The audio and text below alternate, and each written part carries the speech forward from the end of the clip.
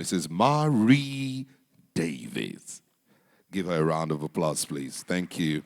Shortly after she's done, we'll take some plenary remark, from the Director General, Presidential Enabling Business Environment Council, and from the Executive Governor of Enugu State. And they are set to go. So Mari takes the stage. Good morning, Mari. Thank you, Dr. Ojeme, and good morning, distinguished ladies and gentlemen, all protocols observed.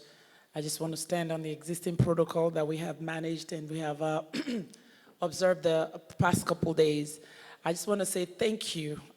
Really, I want to stop to say thank you on behalf of the NDSI, the Nigeria Diaspora Summit Initiative team, and on behalf of everyone that has been a part of this. Just your resilience in terms of all the movements and all the schedule changes that we've had to deal with. We appreciate you guys for coming back.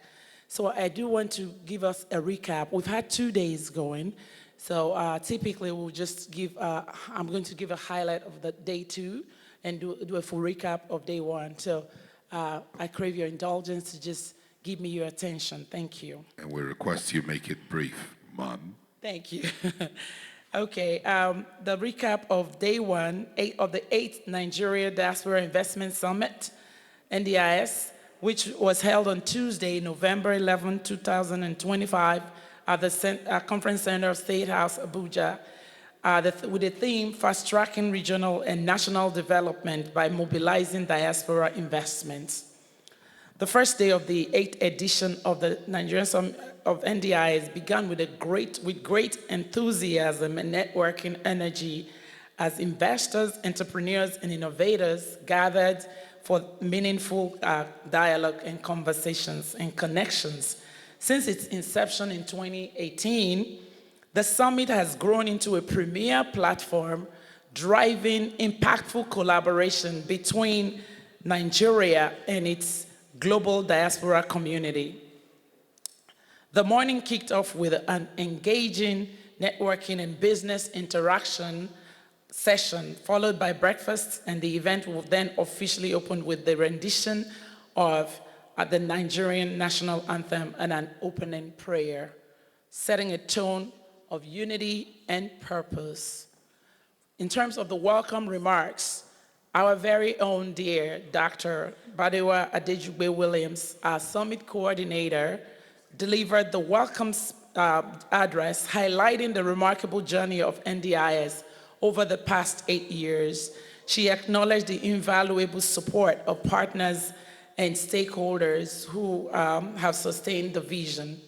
Dr. Badewa emphasized that the 2025 theme reflects a renewed call for collective action and strategic collaboration to drive sustainable national development, and she urged the diaspora community to invest boldly in Nigerian enterprises while encouraging local entrepreneurs to remain innovative and resilient. As a matter of fact, she did that very proudly and noted that deals worth millions of dollars have already been closed through NDIS over the years, and even as we speak, deals are being closed during the summit, a testament to the summit's tangible impact. Remarks from so we had the representation of the Nigerian Governors Forum. Representing the forum with Mr. Elosa Omoigui, delivered remarks on behalf of the Director General. He affirmed the forum's commitment to promoting national development, good governance, and economic transformation. Mr. Omoigui introduced Investorpedia, a cutting-edge digital platform developed by the Governors Forum as a one-stop investment stop portal for all 36 states. The platform aims to bridge Nigeria's vast potential with global capital, offering investors easy access to state-specific opportunities. His session concluded with a compelling video presentation showcasing the Investorpedia initiative and its vision to attract international investors. And then we had goodwill messages from our sponsors. Sponsors and partners took turns to deliver goodwill messages, commending the NDIS team for its consistency and growing impact. They reaffirmed their commitment to supporting diaspora-led development in Nigeria. Now, we had a panel discussion. It was the crowdfunding for NDIS. That panel was, it was a thought-provoking panel which explored the theme of crowdfunding as a vehicle for growth. Speakers highlighted the importance of creating accessible funding channels for Nigerian startups, especially as the country projects to nurture over 15 million formal businesses in the coming years. The panel stressed that this transformation cannot be driven by government alone. There's got to be private entities and individuals. Everybody must play a key role. And Dr. Kazim, who led the panel, he was the main panelist, predicted a youth-driven economic boom over the next 10 to 20 years, emphasizing the need to mobilize global capital effectively. He revealed that over 2 trillion in portfolio investments worldwide could be redirected into Nigeria's SME ecosystem through structured crowdfunding mechanisms. Dr. Kazim also broke down the various forms and models of crowdfunding, and this was showing how they can be leveraged to support innovation and entrepreneurship. And then we had a really good NDIS impact success story. Building on the discussion, Dr. Kazim shared a compelling story of a previous NDIS handshake between investors and startup Abali, a company that has since developed a globally recognized tech application. And he noted that within 5 years, Abali is projected to inject over $20 million into Nigeria's economy. He expressed optimism about discovering the next big success story from this year's summit. And then we went into the pitching sessions. Pitching session 1 was moderated by Professor Onyishi Ike. Professor Ike opened the first pitching session with an insightful call to action for investments in education, emphasizing the sector's vast potential for impact and innovation. 8 entrepreneurs presented their pitches to an engaged audience of investors and development partners. The session generated vibrant discussions, interactions, and participants asked probing questions, offered feedback, and expressed interest. And then that session was concluded by Dr. Ike. He was just applauding pitchers for their creativity and resilience. Now we had pitching session number 2, was moderated by Dr. Evelyn Dan Ekpele, Managing Director, Institute of Governance and Economic Transformation. The session featured 11 compelling pitches, 1 more than scheduled, delivered both in person and virtually. Each presentation sparked lively discussions with participants offering insights and potential collaboration opportunities. A highlight moment came when a participant offered to connect one of the startups with a funding institution. Additionally, Dr. Abdul, joining virtually, invited Mr. Abdul Rashid Ihima of Ekoja, Nigeria, to connect for a follow-up conversation. So even from day 1, we were already getting promising leads for future investments. And the day closed by, with a sense of excitement and participation for opportunities ahead. Organizers announced that yesterday was meant to start at 2 p.m. And the energy in the room just literally reflected a shared optimism, a collective brief that diaspora investment is not just an option, but a driving force of Nigeria's transformation. And day 2, I'm just going to do a few highlights because day 2 was essentially the opening ceremony. Day 2 opened with great energy as participants reconvened for the second plenary session, beginning with the national anthem prayers and a moving rendition of the diaspora anthem led by 15-year-old David Obama. He goes by Obama. Yeah. Dr. Badewa started the day's event by a welcome address, which welcomed the delegates back to the 8th NDIS, celebrating the summit's growth and early wins, including the multi-million naira deals already secured on day 1. And she urged Nigerian diaspora to invest boldly and encouraged entrepreneurs to innovate and emphasize collaboration. And then our own very dear, our chief host, Honorable Dr. Abike Dabiri Erewa, underscored the immense power of the 17 million Nigerians in the diaspora, whose combined GDP exceeds $1 trillion, positioning them as a transformative economic force. Key points: challenges, regulatory bottlenecks, infrastructure gaps, scrutiny concerns, and limited financing. And the solutions she proffered for that were stronger institutions, investor protection, improved business climate, and she called the government a deeper relationship between the government and the private sector, and then she applauded the young composer. And then we had a goodwill message. I'll just go down to the keynote. So we had the presidential address, which was delivered by Ambassador Dunoma Ahmed, who was representing the Vice President Kashim Shettima.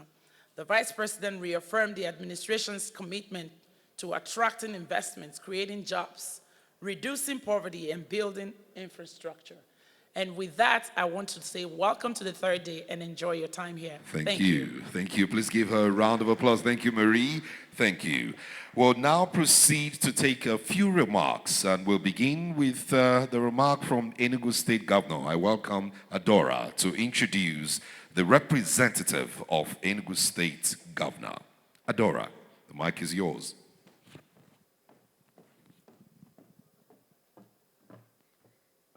Good morning, distinguished ladies and gentlemen. Welcome to day 3 of the NDIS event today. So I'd like to introduce and welcome, to give his plenary remark, the Executive Governor of Enugu State, His Excellency Dr. Peter Mba, ably represented by the Commissioner in the Ministry of Trade, Investment and Industry, Dr. Sam Obu Nwobodo. Please, a round of applause for him. Thank you. Try. Good morning, all. The chairperson of the Nigerian Diaspora Commission, Right Honorable Dr. Abike Dabiri, distinguished ladies and gentlemen, I crave your indulgence to rest on what I consider a well-established protocol yesterday.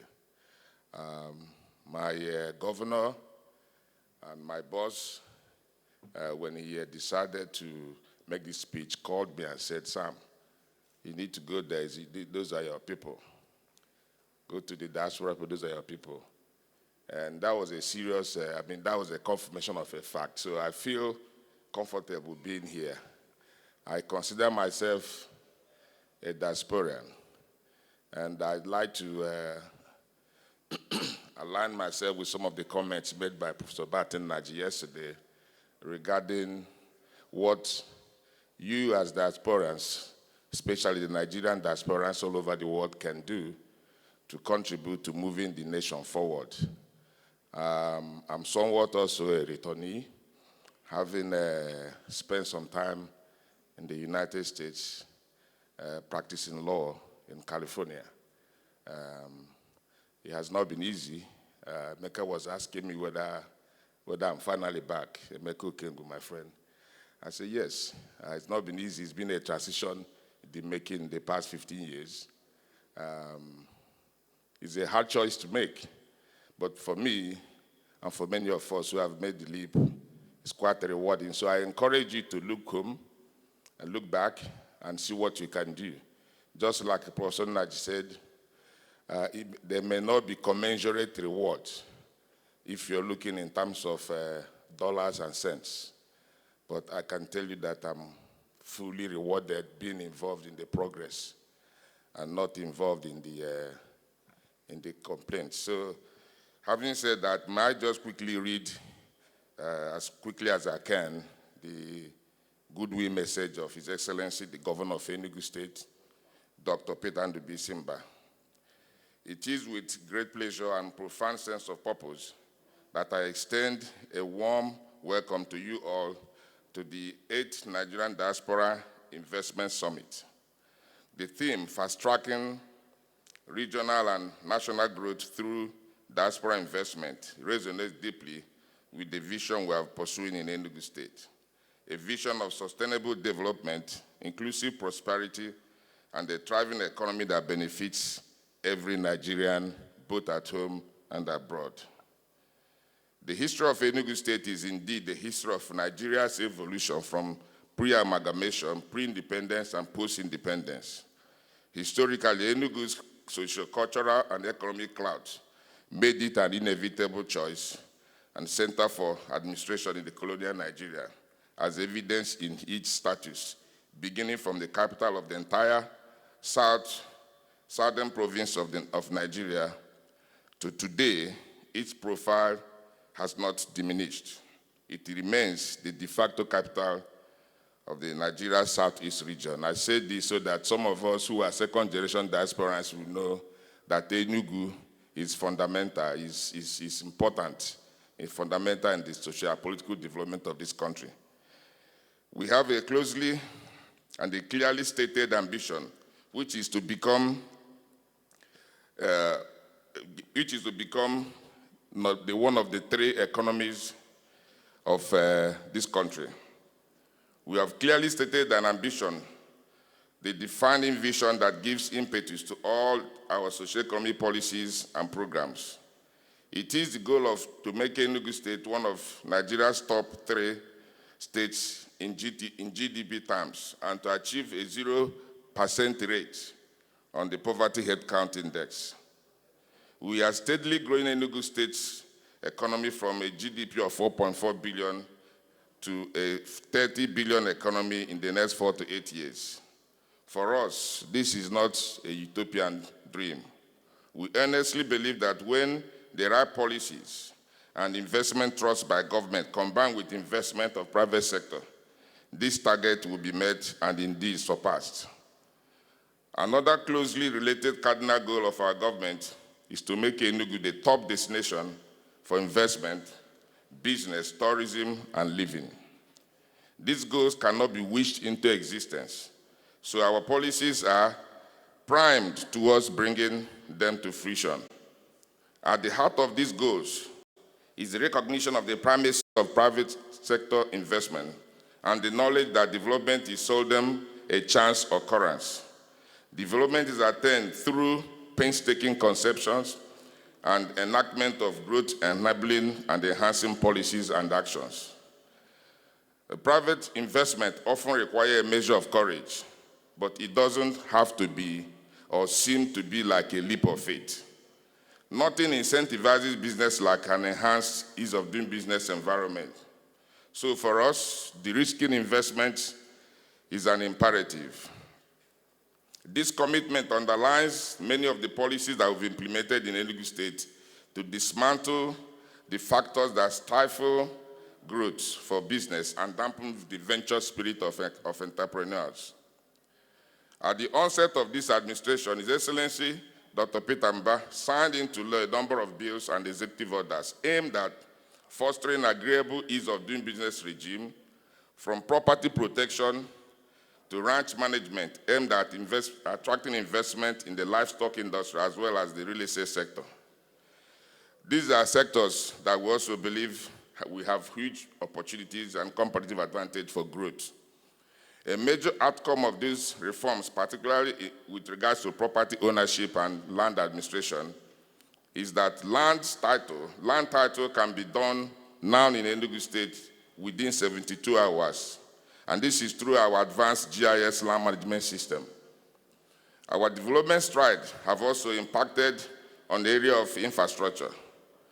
A sense of the scale of this accomplishment could be gleaned from going from 2 million liters of water produced daily that we inherited to 120 million liters of water that is supplied daily. Few things also pose as much stress to the spirit of enterprise, and indeed it drains life out of businesses and individuals as criminality.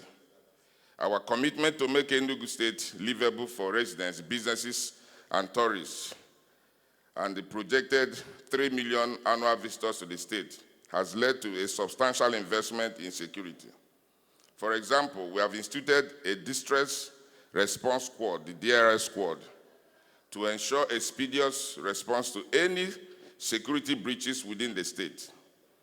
In addition, we have commissioned our statewide CCTV network and security command and control system enabled by the AI-enabled surveillance system. From the onset, in addition, education has been at the top of our priority. Because for us, education is the shortest way to reducing the poverty head count in the state and moving us to achieve the 0% rate in poverty head count index. Indeed, with education, we grow our economy to unprecedented heights. Education, therefore, remains the fastest and surest way towards achieving prosperity and sustainable development. Our government's commitment to quality public education is underscored by the fact that the state's education budget is the highest per capita in the country. It is at 33% of our total annual budget. This is shown in our Smart Green System project, our Smart Green School project. Our Smart Green School project stands as a glowing testament to the audacity of the bold vision to transform Enugu State. These schools reflect a commitment of bequeathing to our children an experiential education that can help them navigate our knowledge-driven world. In the area of power supply, we have created a conducive environment for private sector investment by signing into law the Enugu State Electricity Bill and establishing a fully operationalized Enugu State Regulatory Commission. It is noteworthy, therefore, that Enugu State was the first subnational to which the regulatory oversight of local electricity market was ceded. In the area of transportation infrastructure, we have launched a massive transport infrastructure project, which has entailed the development of the state-of-the-art transport interchanges and bus terminals at 5 strategic locations in Enugu State. We have also completed 400 urban and interurban roads, and we are still counting. Our vision in this project is clear: to create a modern, integrated transport system that will spur economic growth, create jobs, and improve the overall standard of living of our people. In pursuing the path to development, it has always been clear to us that any world-class capital requires world-class environment for residents, work, and recreation. And that's why we're embarking on the massive new Enugu Smart City project. It's envisioned to be our new state capital, just like what was done in Abuja here. I know the moderator is looking at me now. This project is a vision to stand as the premier investment destination in Nigeria. Enugu New Smart City sits at a strategic corridor that connects the southeast, the south-south, and the north-central regions. It is also a mere 15 minutes drive from Akano Ibem International Airport. Spanning over 9,000 hectares, Enugu New City stands as one of Nigeria's largest single development. With a focus on sustainability, the city is carefully designed to embrace green and smart concepts. To actualize this new city, we are working with proven partners like the China Communication Construction Company Limited, CCC, one of Chinese best engineering construction firm.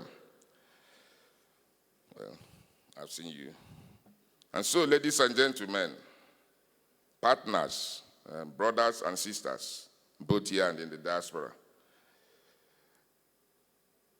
you must see yourself as the bridge between opportunity and realization.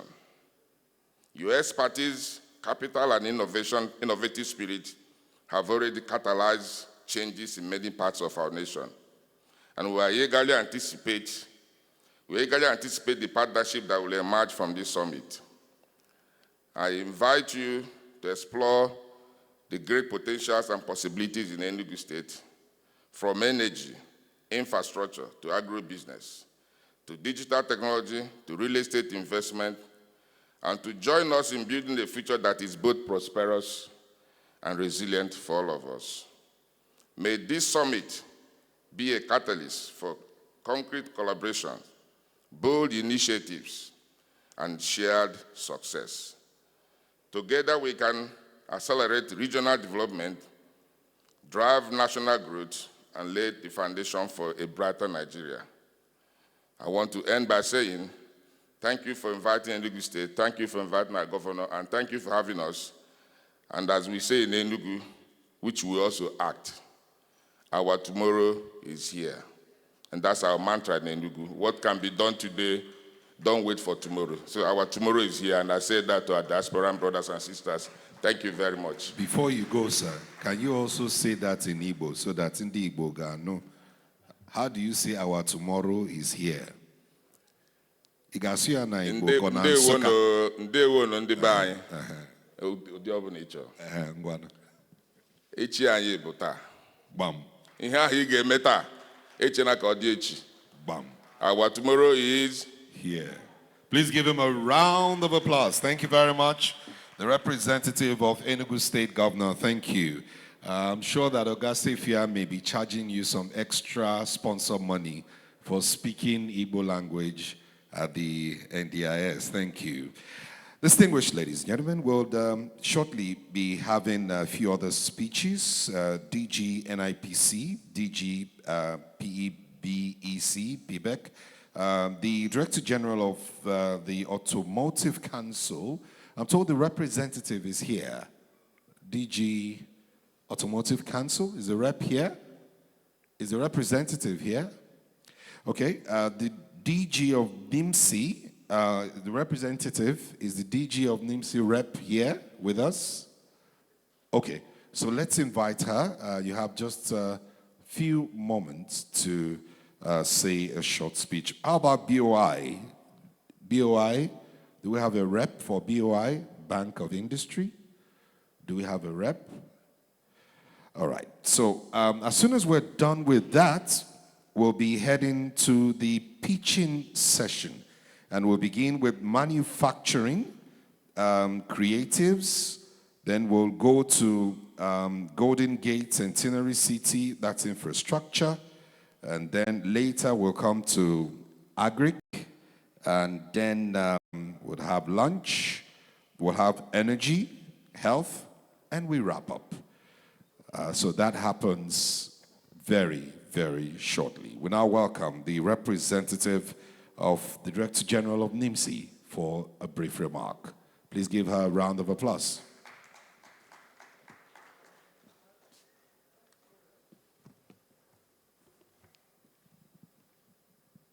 Madam, your time is already counting.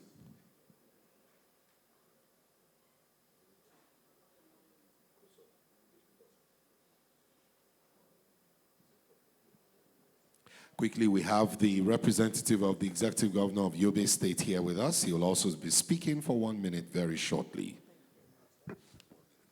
1 minute. Good morning, everyone. My name is Florence Olorunchade. I'm representing my DG, Engineer Abisoye Koka-Udusote, who is unable to make it, but she does send her regards. I'll stand on existing protocol. On behalf of the National Identity Management Commission, I am delighted to be part of this important dialogue on how we can mobilize diaspora investment to accelerate Nigerians' regional and national development. At NIMSI, our mandate is clear: to provide every Nigerian, both home and abroad, with a trusted and verifiable digital identity through the National Identification Number. This digital identity is more than a number. It is the key that opens access to financial inclusion, government services, secure participation in our growing digital economy. For diaspora investment to thrive, trust is essential. Investors must be confident that their business partners, their transactions, and assets are legitimate and secure. Through the NIN system, NIMSI provides that foundation of trust, ensuring that every identity, whether individual or corporate, can be verified quickly and accurately. This promotes transparency, reduces fraud, and strengthens the ease of doing business in Nigeria. I'll just go to my conclusion so that a collaboration with other institutions such as the Nigeria Diaspora Commission, Nigeria Investment Promotion, the financial regulators, ensures that identity verification is integrated across platforms. This means that diaspora investors can complete know your customer processes faster, register companies online, and confidently engage in property and capital investments. As we work to fast-track Nigeria's regional and national development, digital identity will remain the backbone of trust, transparency, and inclusion. NIMSI, the National Identity Management Commission, is fully committed to partnering with you, the Nigerian diaspora, to make investing in Nigeria safer and more rewarding. Together, we can build a future where every Nigerian, everywhere, is connected by one trusted identity and united in one national vision. Thank you very much. Thank you very much. Thank you. We now welcome the Executive Governor of Yobe State. His representative, Honorable Commissioner, will be speaking. Please welcome the Honorable Commissioner with a round of applause. You're welcome, Honorable Commissioner, sir. You have 1 minute.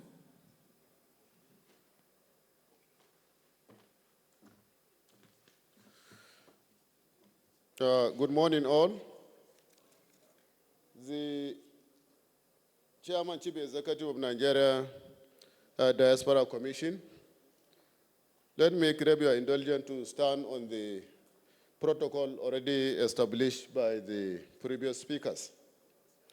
I'm delighted to, on behalf of His Excellency, the Executive Governor of Yobe State, Honorable Mai Malabuni, bring warm greetings from the government and good people of Yobe State to you all attending the 2025 Nigerian Diaspora Investment Summit. His Excellency would have loved to be here in person, but for the fact that he is preoccupied with other important official engagements. Permit me to congratulate the convener, Dr. Honorable Abike Dabiri Irewa, OON Chairman Chief Executive, Nigerian Diaspora Commission, the Summit Coordinator, Chair, Dr. Badewa, and the entire Summit Planning Committee for putting together this wonderful event. At this point, it is my honor and privilege to inform our distinguished investors and the esteemed invited guests that Yobe State is open for business. As you may be aware, we are endowed with both potentials and solid minerals, such as gypsum, kaolin, trona, diatomite, gold, among others. Agriculture and tourism. This is needless to add that Yobe State is the highest producer of livestock in the country. Similarly, under His Excellency the Governor Buni's leadership, Yobe State has achieved giant strides in terms of infrastructural and institutional development, supported by lasting peace. All of these are necessary in creating the enabling environment for investment to thrive. It is also important to add that Yobe State government under the Governor Buni has put in place relevant agencies backed by enabling laws to ensure ease of doing business to enable investors operate seamlessly. This is in addition to the establishment of the full-fledged Diaspora Focal Point Office, which is already mobilizing and engaging with our numerous indigenes in diaspora, many of whom have been captured in our database. To this end, His Excellency, the Governor Buni has mandated me to inform you that his administration is committed to providing tangible support to investors who are genuinely willing and ready to invest in Yobe State. Such support include tax incentives, land for establishing viable businesses, and effective measures to secure and safeguard your investment. In view of this, you are invited to collaborate with us so that together we can unlock the immense opportunities abounding in Yobe State for mutual prosperity and the overall development of Nigeria. Thank you, and may God bless us all. Thank you very much. Thank you, Honorable Commissioner. Thank you. We appreciate you. Next, we invite the Managing Director of Providence Bank, represented by Madam Toyin Adepoju. Please welcome Toyin Adepoju, speaking on behalf of Providence Bank. A round of applause is appropriate. Toyin will speak to us in 1 minute.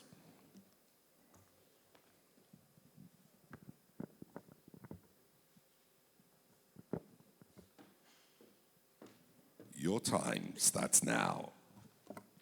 Good morning, all. Permit me to stand on all existing protocols. My name is Toyin Adepoju, and I head Diaspora Banking at Providence Bank. On behalf of my Managing Director, Mr. Walter Akpani, and my entire management team, I bid you a good morning. I'm honored to extend warm greetings to all participants at the Nigerian Diaspora Investment Summit, a summit which serves a pivotal role in strengthening the bridge between Nigerians at home and Nigerians in diaspora, driving investment, innovation, sustainable development, and growth. At Providence, we recognize the extraordinary contributions of the diasporan community to Nigerian growth story. Thus, we have created the Diaspora Banking team. To help you drive your investments home, we have curated products such as our lifestyle. So what this product does is it gives you the exact lifestyle you experience in the diaspora back home. With a card known as the Platinum MasterCard, you're able to get discounted offerings at hotels, restaurants, spas, and lifestyle hotspots when you visit Nigeria. We also have the Diaspora Mortgage, which we have partnered with a lot of real estate developers, whereby you're able to purchase a property from the comfort of your homes. We also have the healthcare scheme, which gives you the same exact healthcare services which you get in the diaspora. We know that lots of trained doctors, which we do have in the diaspora, were trained back home. So a lot of them have literally come back, they've built hospitals. So we've partnered with a lot of them to be able to give you these services. We know this is one gap in the market, hence we've been able to curate this product to bridge that gap. We also have investment options as well as advisory services. We have a booth outside, and we're looking forward to visiting and speaking to you personally. We thank our diaspora mommy, Honorable Abike Dabiri, and the entire team of NDSI who's put this together. We also thank all protocols observed who constantly been our driving force, and bid you a beautiful morning. Thank you. Thank you very much. A round of applause. Thank you, Toyin. Thank you. Thank you very much. So we'll now move on to the pitch, and we're starting with the manufacturing. So if you're pitching under the manufacturing sector, please come to this side of the hall, sit there, and then we'll take it from there. After manufacturing, we have creatives, and we'll also be taking some people. So I think it's important that those for creatives should also move to that side of the hall, so it makes it easy for you to come up. For manufacturing, we have moderator Dr. Emeka Fleming Okengwo, public speaker and TV commentator. Is one of my bosses. Please welcome him to the podium. A round of applause for him. You're welcome, sir. Good to see you again. He's supposed to have a seat here. Okay, fine. Thank you, Jermaine. Wish I could borrow your voice. I didn't know I had been given another rank, public speaker. That's a good one. Well, fine. How many minutes do I have? 3 minutes, 2 minutes, a minute? Okay, so let's start with human capital development. If you've been in this hall for the past 2 days, you won't be in any doubt that we're ready for the world. For what it is, I've heard these young people say, I think we're ready. But I think that also presents the challenge of manufacturing. Because I think the primary thing that we require to be able to build a manufacturing subsector in Nigeria is human capital. Bearing all the other factors, IT, robotics, Internet of Things, infrastructure, that are required. The governments that have come in here have come to show what promises they hold, what opportunities exist. Enugu State is on the rise. Yobe State is endowed. And I dare to say that Yobe State is arguably one of the richest states when it comes to endowments in Nigeria. Because what holds the mineral or the oil and gas sector, to run as well as it should run is actually found in Yobe State. So what point am I trying to make? I'm just going to be highlighting the things I was supposed to be discussing because of my 2 minutes. Now, what are our industry trends and challenges? These are the kind of things that the diaspora will be interested. What are the most significant trends shaping the manufacturing industry today? How do we see the industry evolving in the next 5 to 10 years? What are the biggest challenges facing manufacturers today, and how can they be addressed? Now, this has to do with the first component, which is very critical if we're going to be talking about any sustainable, manufacturing sector growth. Added again, gentlemen, ladies, to the human capital angle. Then, digital transformation. How is digital transformation impacting on the manufacturing industry today? What role do technologies like AI, I mentioned it, Internet of Things, IoT, and robotics play in modern manufacturing? How can manufacturers leverage on data analytics to be able to drive business decisions? Sustainability and quality, innovation and workforce development.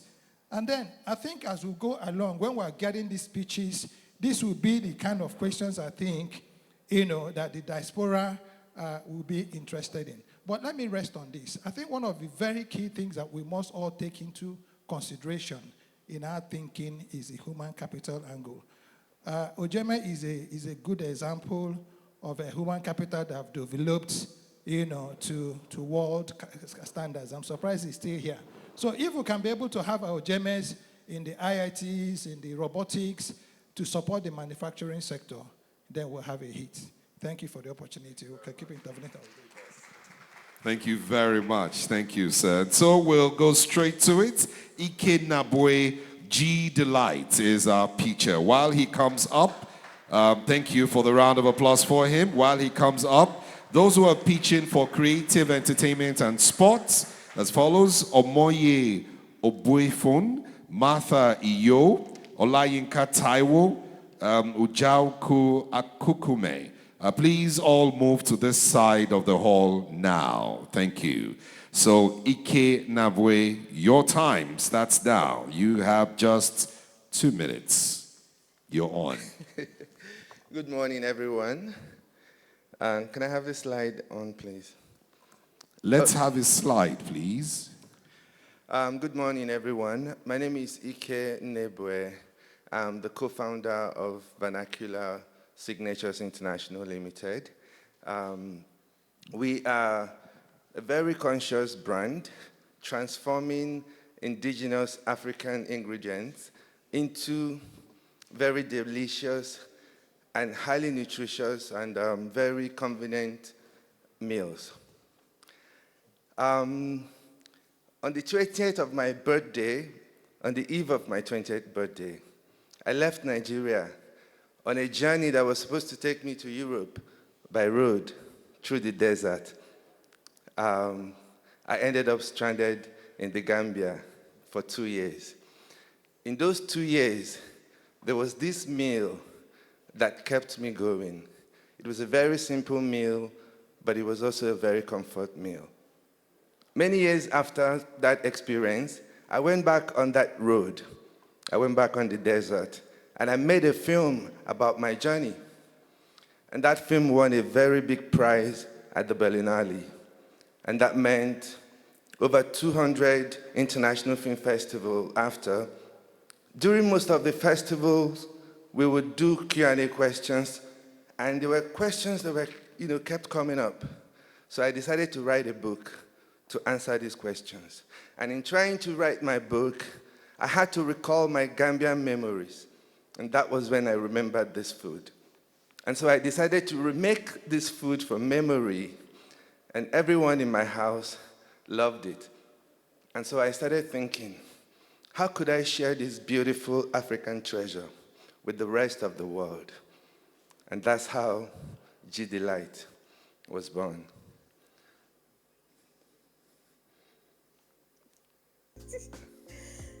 Zero stress, full flavor, and even fuller belly. I love it. I love innovations like this. I love when people make life easy for us. So with this, you can just drink curry on the go. First off, I love the packaging. It's so pretty. And I love the fact that it comes in a sturdy bowl. I was not ready for the taste. Jesus. No sugar. Can you believe that? This is my new morning best friend. So we launched 5 months ago, and in 5 months we've grown our retail into 7 farm flavor stores across iFitness centers in Lagos. And thank you. Thank you. And now we have about 30 So Fresh NG stores across Nigeria coming on board by Q1 2026. Our ask is 450 million naira for 20% equity in our company. I'll pause here and welcome questions. Thank you very much. Okay. Ike, thank you. Beautiful one. Can I dare to put an A-R-R-I behind your G? Is that Gary who are looking at that? Yes, that's Gary. That's Gary. Now that brings to the fore. Sorry, sir, if you can speak into the microphone. Thank you. So that brings to the fore. If you look at what he's presented, I think the attraction is your packaging. Thank you, sir. The attraction is the packaging. That packaging, that is where your capacity. And this is where your personnel come. The other attraction will have your equipment. Okay. Making certain that it meets international health standards and food standards. That's again the second part. So what I think this young man has been able to do is to transform something that we see as ordinary into a global market.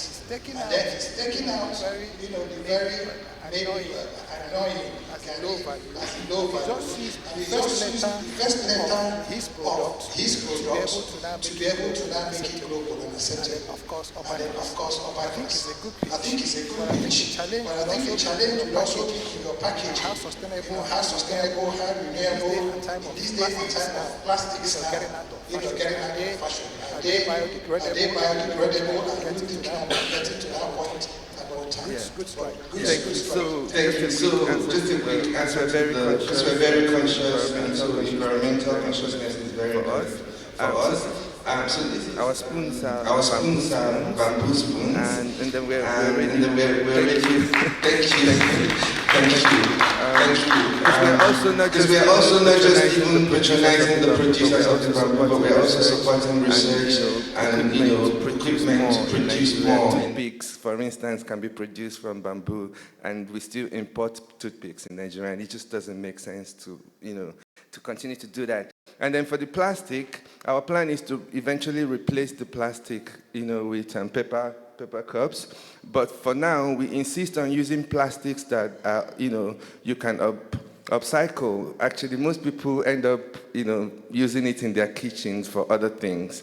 It's also it's microwavable, so it's not like one use and throw away. You buy the product, you use it, and then you can keep it and continue to use it in your home. Great. Good luck. Thank you. Do you have any more questions for him? Yes, please. Yes, this way, sir. Sorry. Where are the mics? Okay, sorry, sir. Just a minute. Someone is already started. Sorry, sir. Please go ahead, sir. Thank you very much.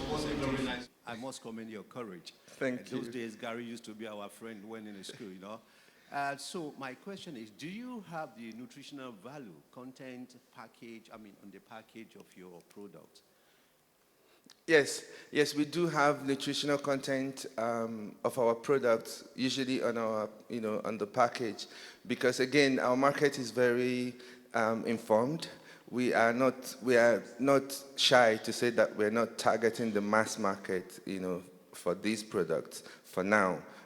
What is important for us is the quality of the products. And what we found is that people who love our products are people who are health conscious. And so they want to know, they understand the importance of knowing what goes into your body. And so that's why we make sure that all of the information and everything is well clearly stated. Is this done through a certified lab?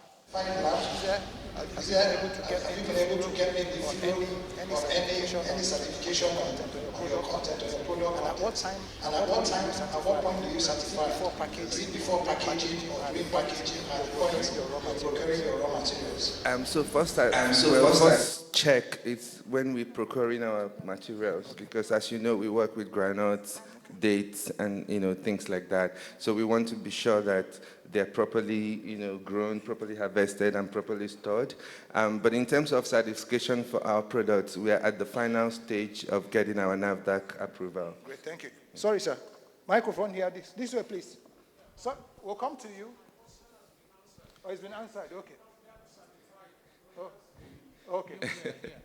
Somebody at the beginning here was any other? Okay. Mike, that way, please. Okay, go ahead. Please tell us your name, sir. Please tell us your name, sir. For the record. Good morning, everybody. My name is Solomon Obodi. Answer my first question. I wanted to know if the product has... Please, can you be a little louder so if that... the product is NAFDAC certified, then 2, what is the cost per unit? And what is the sales cost of the product? And 3, what's the shelf life of the product that you have? Did you get that? Yeah, the first was about NAFDAC certification again, and then the cost per product and shelf value. Okay. Shelf life. Okay, yes. So we actually launched with about 4 products. This is just one of the products that is quite handy, so that's why I came up with it. This one goes for 2,800 for the cost. We also do have what we call the fun pack, because the way that we've formulated the product is that all you need to do is just add water, right? And you just have your meal complete, and it comes with the bamboo spoon. But we also have what we call the fun pack, which has a 33 cl, bottled water in a fun pack that you can just grab and go. So that one is 3,000 naira. Okay, thank you. So what's the pitch again? What's your pitch? How much are you? We're looking for 450 million naira in exchange for 20%. And what we want to do with this money is to expand our market and then build our new factory. Thank you very much. And there's a question. Okay. All right, because of time, Sorry. Let's take my dad. Sorry, moderator, in order to be able to deal with the time. I think I said 3. Let all 3 ask the question. Okay, great. So let's take the at the same time, and then Good morning. I think your story was rather inspiring. However, I'm still struggling to see the gap between, your journey and the meal. However, my question is this. So we have a lot of Gary on the go in the market, right? There's a whole lot of, today you have Gary with coconut, you have Gary. There are like lots of brands selling this same thing that you're selling. So I'm wondering what differentiates your product from those products, and how do you justify your ask to your competition in the market currently? Thank you. Thank you very much. Okay, please. Next question. Second question.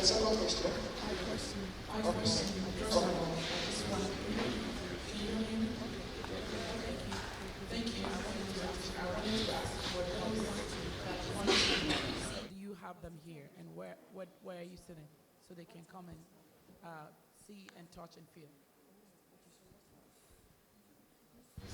Did you get the question? Yes. I do have a third question. What's the third one? Okay, please go ahead. Okay, so let me just quickly answer the last question. Where to touch and feel our product. We are available at the exhibition area, at the Heritage Kids stand. They've been so kind to allow us to attach with them. So you can come through the exhibition area, and we would be there. We have copies of this. You can actually just pick one and just add water. Okay, So what is our competitive edge? Like I said, we cater for a very specific niche of the market, which is basically people who are interested in eating right. And so we know that there's a lot of Gary mixes in the market, but one thing that is common with all of them is they all use refined sugar. And we do not use refined sugar in any of our products. We sweeten our products with dates. It is a bit more expensive, to do that. But for us, it's not just about the profit. It's about the health consciousness of our customers, because what really has inspired most of our products are things that I would love to see on the shelves. To be frank, when I go to shop these days, I don't really get to buy a lot of things because, these things where you know the importance of the food that you eat, you would be very, very careful what you put in your body. So what we're creating is alternatives to those sugar-laden Thank you very much. Thank you very much. Thank you very much. Thank you so much. Thank you, everyone. Okay. Yes.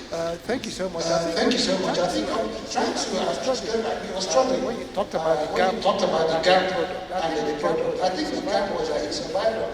When you were trying to work from Nigeria to Europe, and then it started to make it an upper level product. Haven't seen that is something that I think is not as bad as everybody. So it's made it a little as a reminder of the struggles.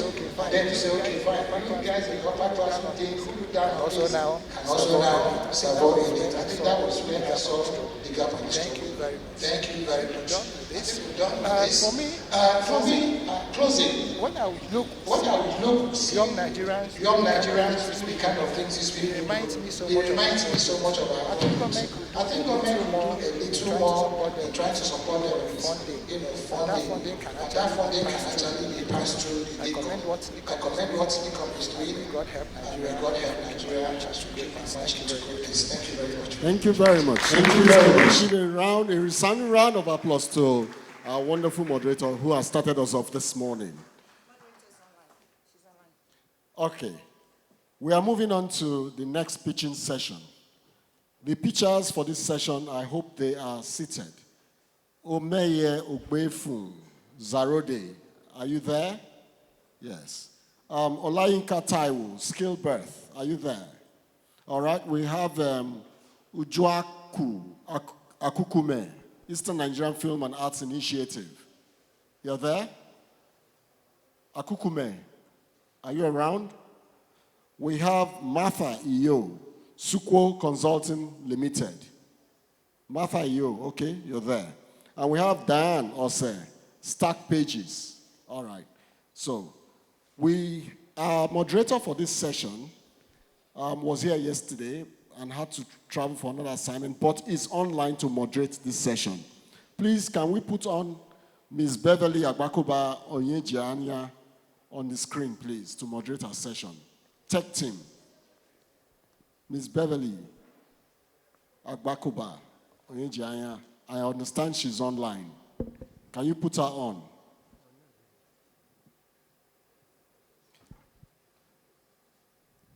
Volume, can we hear her?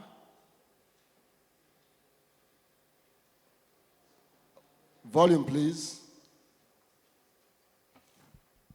In the meantime, I would like to call up someone who will be assisting her, one of our interventionists, Alhaji Ali Nuhu, Managing Director, Chief Executive Officer, Nigerian Film Corporation, who is represented by the Film Director, Festival Director, Zuma International Film Festival, and Head, Abuja Zonal Office for the Nigerian Film Corporation, Halima Oyelade.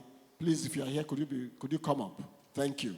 Because in this day of our technology, in case there's a break in transmission, she's holding forth. Please, a round of applause for her as she comes up.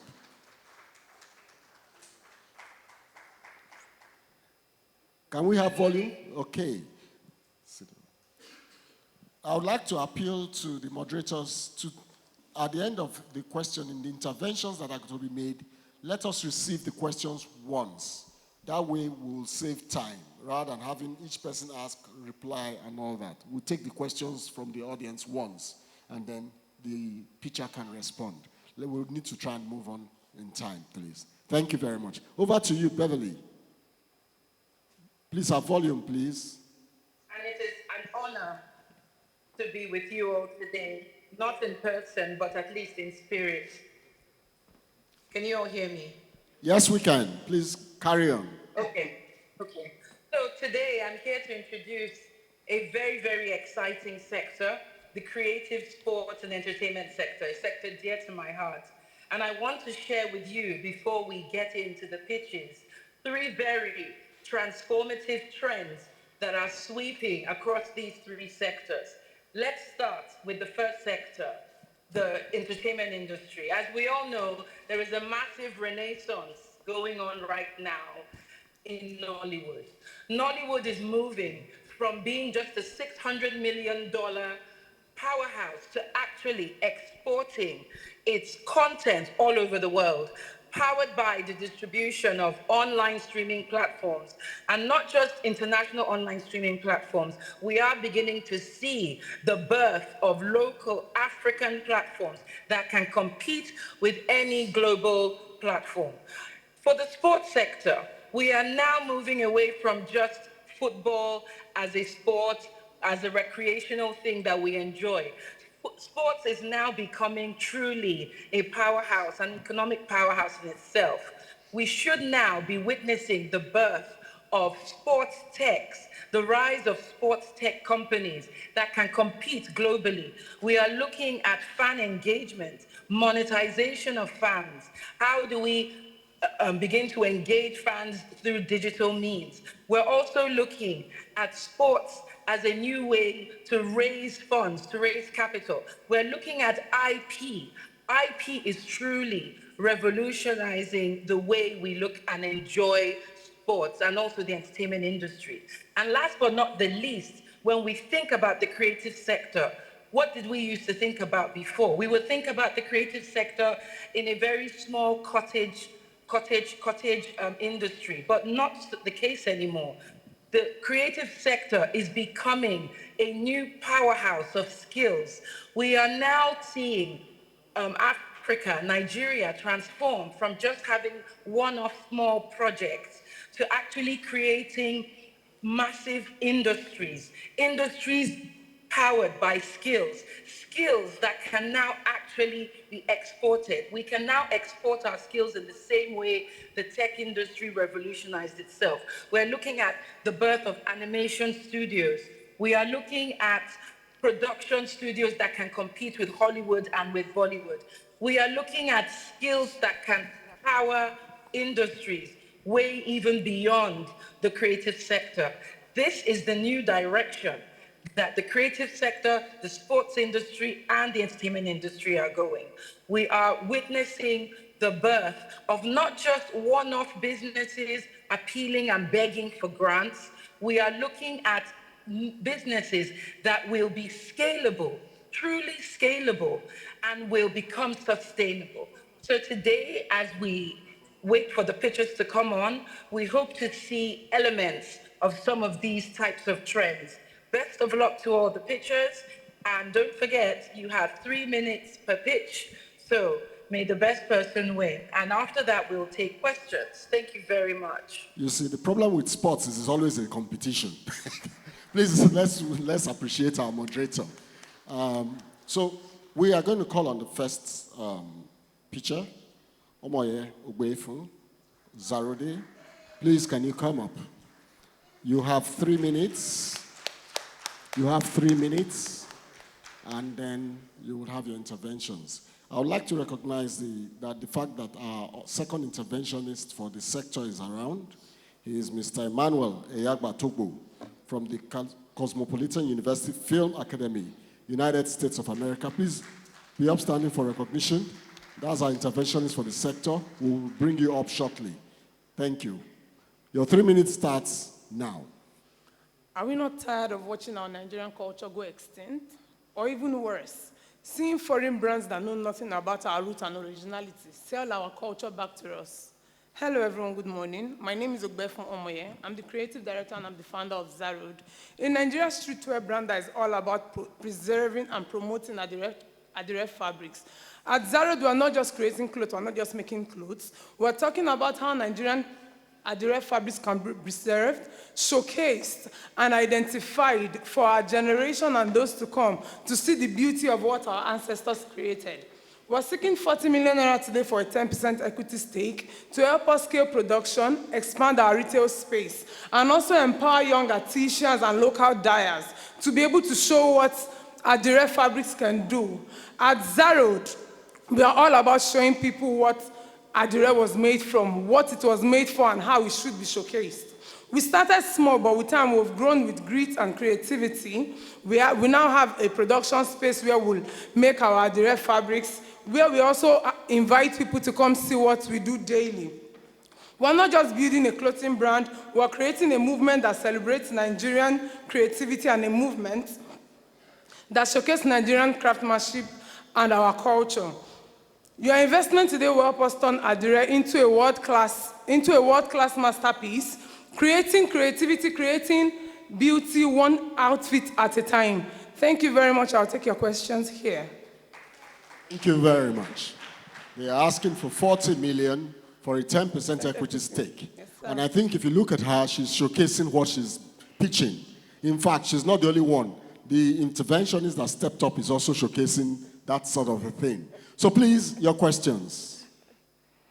Any question? We are trying to promote our own products, trying to promote our own culture, and trying to promote our own stuff.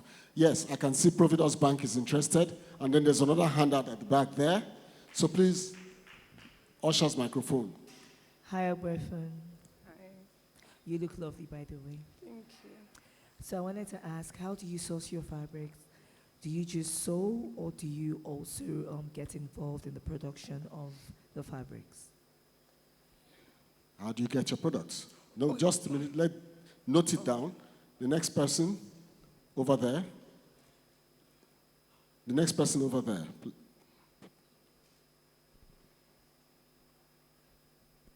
Hi. How long have Sorry, you been your name and the organization, please. My name is Jamit Singh. I'm from UK. How long have you been going? And if you can share some sales data and future sales forecast.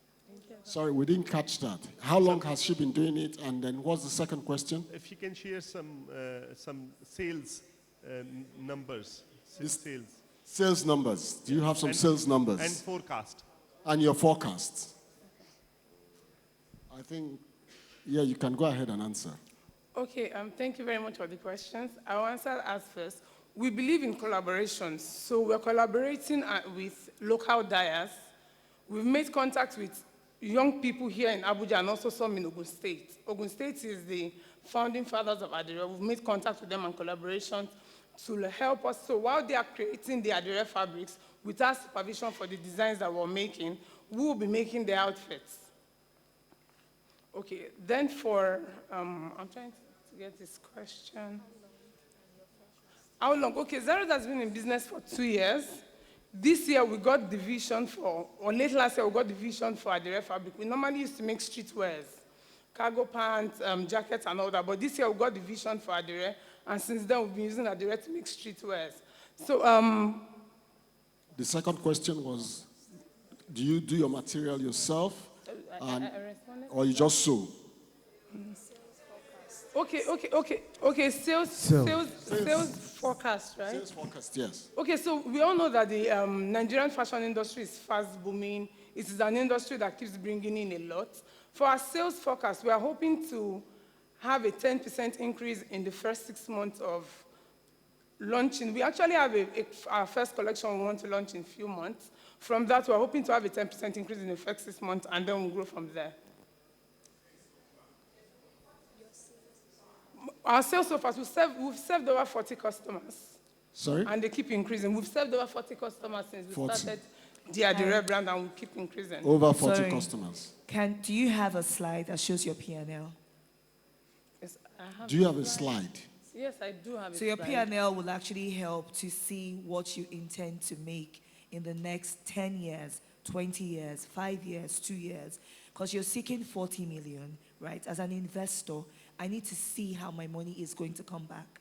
right? You making your profit, definitely there's always going to be loss, right? There's always going to be losses. So let's see what you're currently making, then your forecast into how you're going to grow that business, right? To turn it into a key business that will generate the 40 million, which and then how you intend to pay back.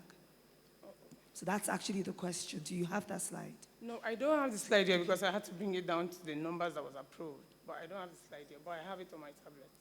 Okay, so she will be available to provide some more information. Yes, please, I'm available to provide more information. Thank you so much, ma'am. Moderator? Moderator online, are you still there? Okay. So, Zarot, I heard what you had to say, and yes, I do agree with you that our culture is now fully exportable. And one thing I do like about what you're doing is you are trying to scale Adire. However, I will say this. It's important that people know how you source fabrics. Sustainability is a big part of fashion. And that sustainable angle is something we refer to as ESG, environmental, social, and governance. And these sorts of principles definitely come to bear, even in the fashion industry. And I understand that you were asked about your P&L. Those kind of figures need to be at the tip of your fingers. But it was a good presentation, and we look forward to seeing the next picture.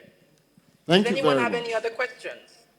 We'll be moving on. There are no other questions. But please note that every picture is available for bilateral discussion as the summit goes on. We'll now, thank you very much. Please, a round of applause for her. As we call on Olayinka Taiwo, Skill Birth. Olayinka Taiwo, Skill Birth. Could you please come up? You have 3 minutes. And in the spirit of what we do, your 3 minutes starts now. Hello, everyone. Good afternoon. My name is Olayinka Taiwo. I'm the founder and CEO at Skillbirth. Skillbirth is a youthful cost empowerment venture that leverages 4 pillars: academics, creativity, games, and craft, to transform raw potentials into employable skills, to curb negative behaviors like gambling addictions, and foster a new generation of innovators and creators. So I'll try to explain what we do at Skillbirth in a minute. So I'm sure we all know the menace the gambling industry is contributing right now. So almost everybody, every young person I know somehow find the gamble apps on their phone. So they're trying to make quick bucks, and there's nothing wrong with that, right? But you know that if you're doing that, you're betting against your luck. So the gambling industry is asking our young folks and everybody to bet on their luck. But what we are doing at Skillbirth is we are creating platforms and opportunity for young folks to birth now, B-I-R-T-H, on their skills and talents.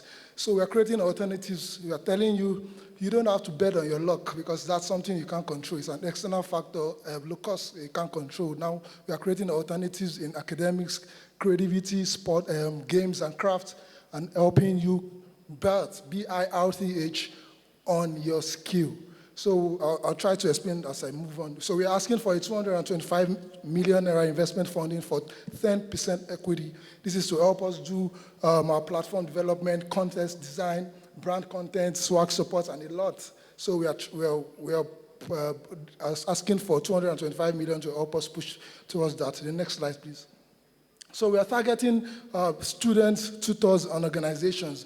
In our wireframing, we're ensuring that everybody who's partnered with us gets some value, a lot of value actually. So for students, students are going to be our active users. They are the ones we are targeting to use it mostly. You agree with me that everyone has a talent. It's just maybe if you have found it and you've developed it to an extent. And then we're targeting tutors.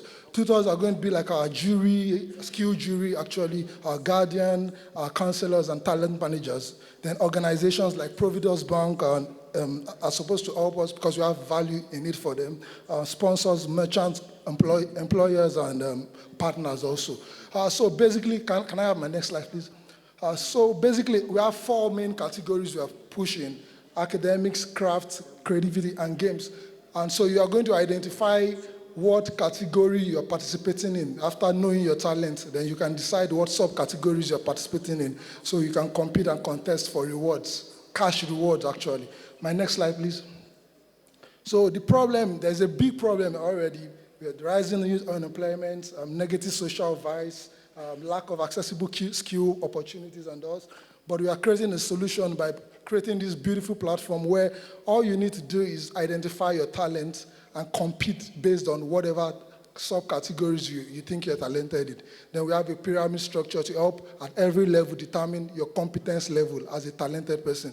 So we, instead of making our young folks find a way to bet on their luck every day and doing Chelsea as Arsenal, we are creating an opportunity for you to bet on your skill. Maybe you can play the guitar, maybe you can play the drums, maybe you are good in academics or whatever other skills. Could be bottle flipping. We are making sure we are focusing on your talents. And once we discover that you are very, very much talented in this thing, then we hand you over to our talent managers to help you refine them.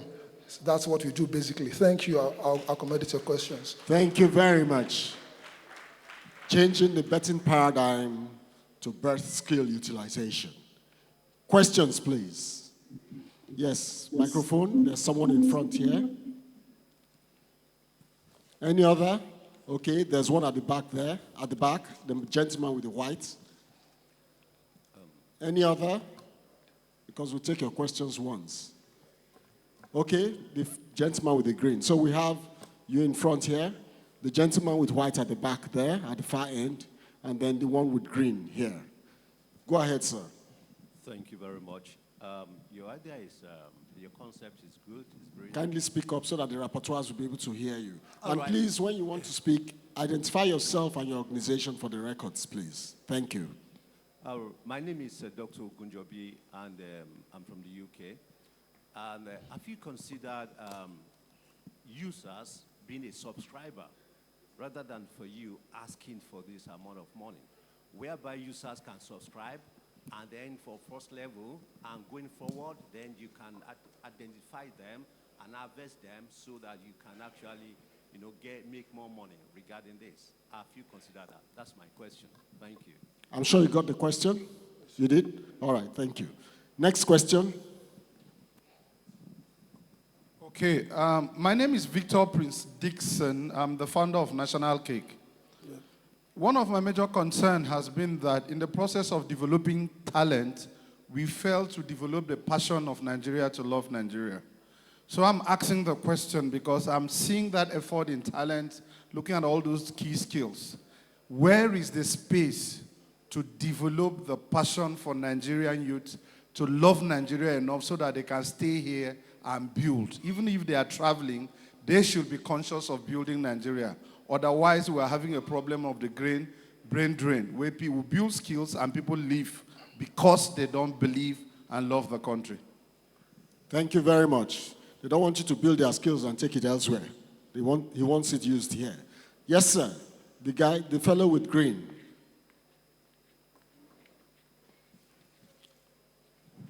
Thank you very much. My name is Tunde Balogun. I love what you said. But my comment is going to be bilateral and symmetrical. In the context of when you mention creativity and sports, is it bilateral that inclusive with tourism? Because there's no way we could measure creativity and sports without making a dimension to tourism perspective. Thank you. Thank you. I think those are the three questions we have. So over to you, please. Okay, so thank you for these questions. I would like to start with the talents and making sure they are homegrown and staying at home after developing the talents. So one of the things we have put into our wireframing is ensuring that once we discover a talent and we hand them over to our talent managers, we insist that they become skill jury after a while. So you don't just become a talent, you don't just know how to do whatever it is you do. We begin to tell you that you can become a skill jury. So you are identified to be a professional in this field. So we are asking you to become a jury so you can judge for the next set of people who are talents you are building. So we are not just building talents and letting them go. We are creating opportunities for them to become judges. Like you become you are now talented in what you do, everybody knows what you do, then you can help us facilitate other people grow into such. So we are not allowing you go. I'll answer his questions as regards subscription. That's one of our revenue models. But unfortunately, right now in Africa, the subscription model doesn't really work as it should, like other countries. People don't really like to subscribe to things, but we have it in our wireframe also. So we are considering it. So we'll test it a bit, but we are very, very open-minded to whatever it is that works. So that's one of the things we've done. I don't really understand the third question, but I think it relates to creativity and sports. No, creativity and sports in this regard are different categories. They are not same categories. We have 4 main categories: academics, craft, creativity, and sports. So one of the reasons why I had to include academics, for instance, is because some of our parents or some of the millennials do not like their kids competing in other categories like games and all that. They look at them as non-serious activities.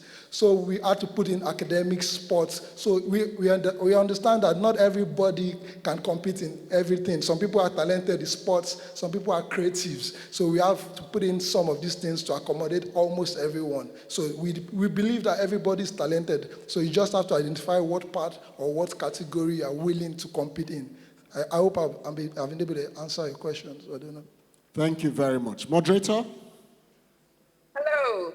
Now, speaking to this particular picture, he is basically demonstrating what I spoke of in my introduction, which is skills, mass skills, moving away from cottage skills to mass training of large amounts of people that can use those skills to have better lives, that can use those skills. I heard somebody in the audience say we need to stop the brain drain, but the reality is we actually want people to be ambassadors for our country, but still retain that country pride.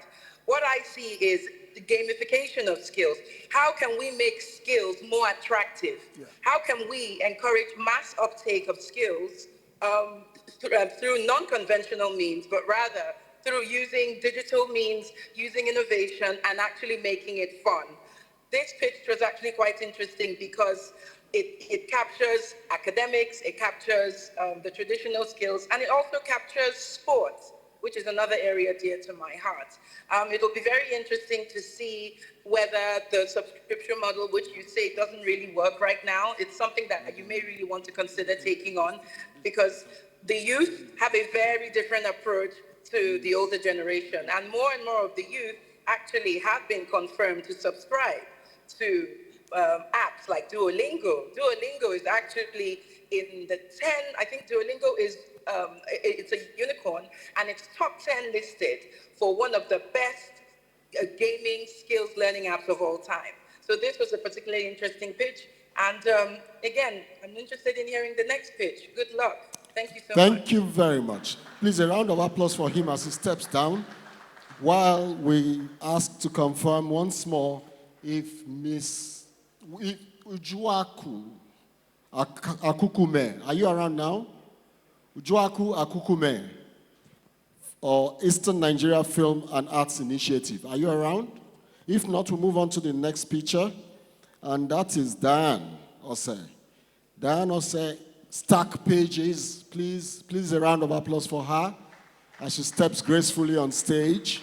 And you have 3 minutes, and the 3 minutes starts now. Good morning, everyone.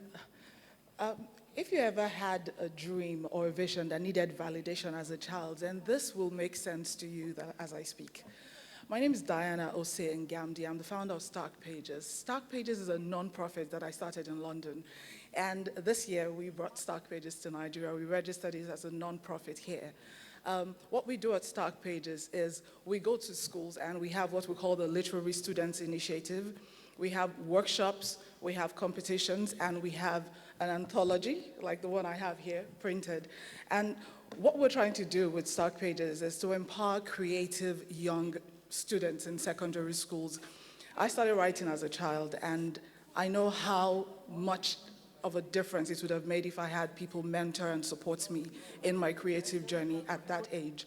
So we're asking for 60 million naira. What do we need 60 million naira for? It's to plow into the nonprofit, to sustain the creative journey, to sustain our workshop, our competitions, and more publications of the anthology for the first 2 years. And after 2 years, it begins to sustain itself. How we know that is because we have a model that has been created, and the model, the whole plan with the model is to have these workshops continue and to have people that we mentor and coach, and they get to pay for it. So we are working on a model that encompasses the paid subscription that was just talked about a few minutes ago. And if the vision is to get more people to contribute into the creative economy in the future. Children who are writers, a lot of them, their parents are not even aware they write. So when we do these competitions, when we do the workshops, it's an opportunity for them to amplify their creative voices and tell our Nigerian stories told by Nigerian authors, told by Nigerian poets. We've had greats talked about for so long, and we want to create the next greats coming in the future. So we do this and we print this anthology. The anthology is free to the students. The workshops are free to the students. The competition, these things cost a lot of money to put into play. And it's a non-profit. So I would love to say you have a return on investment, but the return on investment is a warm, fuzzy feeling you get in your heart. So it's a social impact project. Nobody's making money out of it. It's that great feeling you have knowing that you are making impact. So we're asking for partnerships. We're asking for funds and donations and grants. We're asking for support to create the next great writers, I told my son something. I said, you don't just play Roblox, you write the stories that make Roblox. So we want people who are creative to be creative and get the supports they need in coaching, in mentorship, in publications that validates them, that actually tells them that what you write matters, your stories matter, how you tell it matters. Thank you for your time. Thank you to NDIS for giving us this opportunity. I will take your questions. Thank you very much. I guess we heard her story, and she wants more stories amplified. 60 million in partnerships, grants, and donations. Please, any questions? Audience, any questions? If there are no questions, in the meantime, we recognize the arrival of the Chief Executive Officer, Chairman of the Nigerians in Diaspora Commission, Honorable Dr. Abike Dabiri Erewa. You're welcome, ma'am.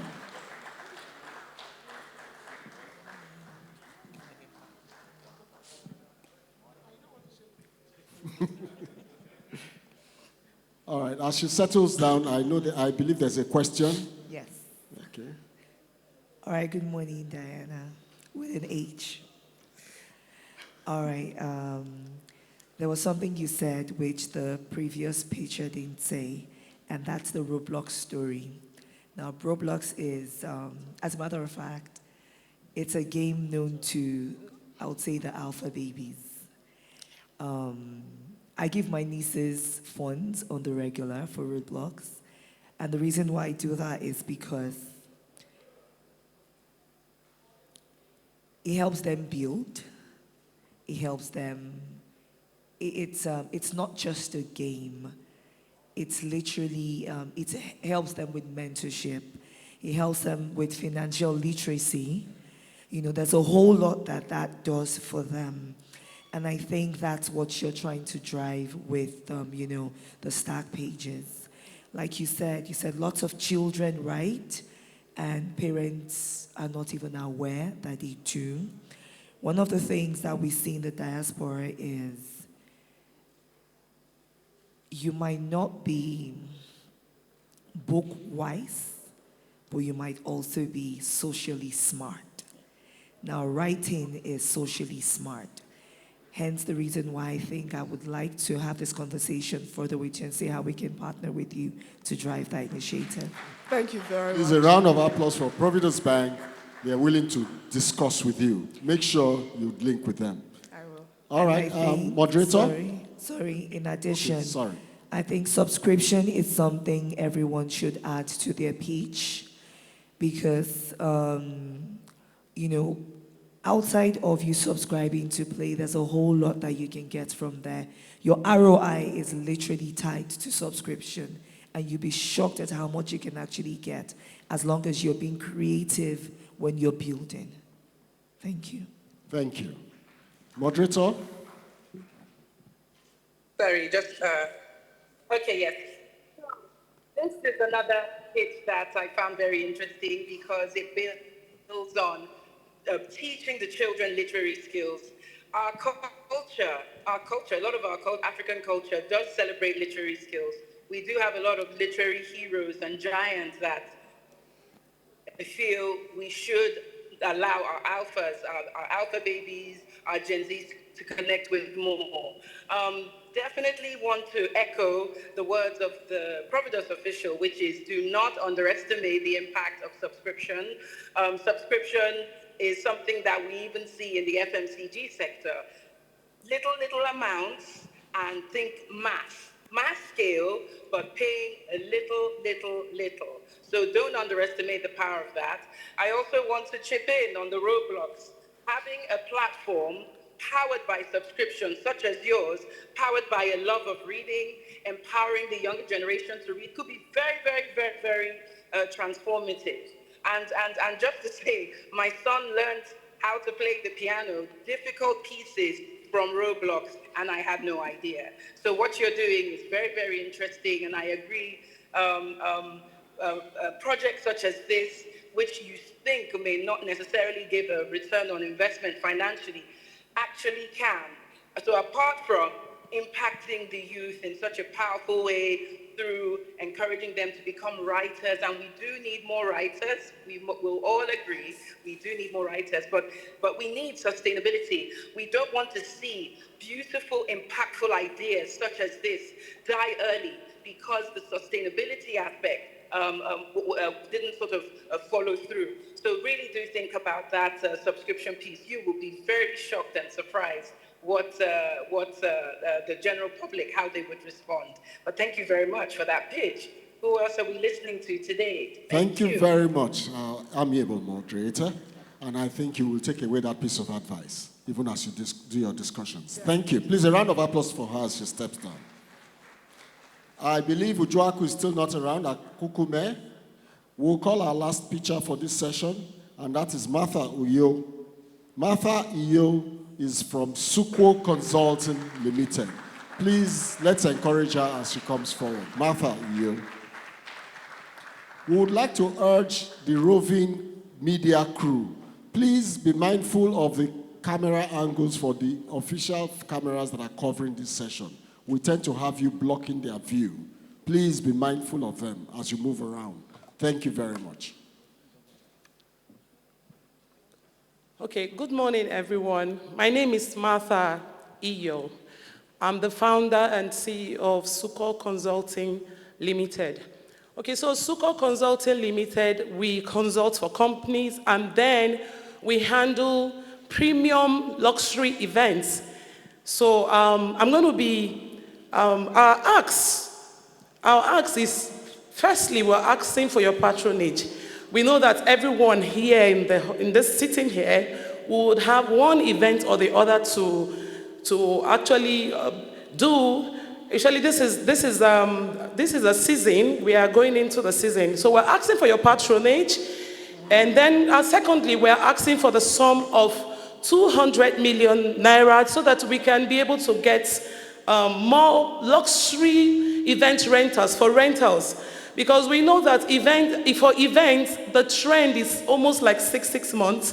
For every 6 months, there's a new trend of events, materials, equipment, and all.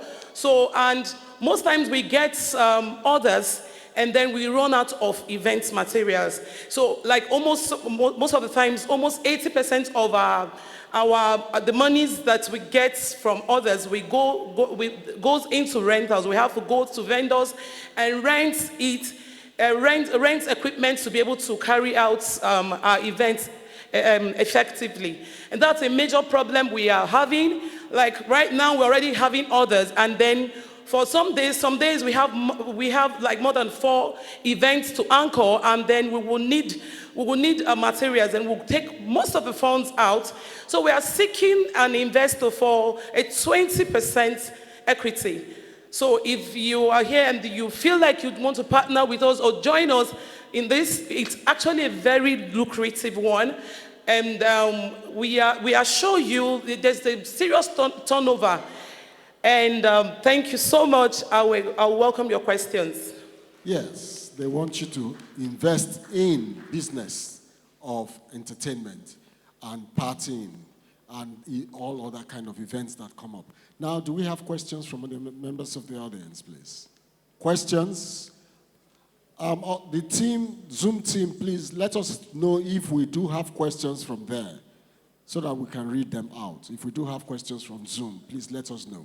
Any questions? Yes, please. First Bank has a question. This way. Hi, can you hear me? Yes, ma'am. Okay. Hi, good morning. My name is Abim for First Bank.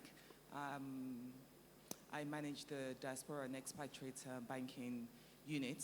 So we would be interested in talking to you, not least because we do a lot of events. Thank you, ma'am. So I can introduce you to the team. A round of applause, please, for that.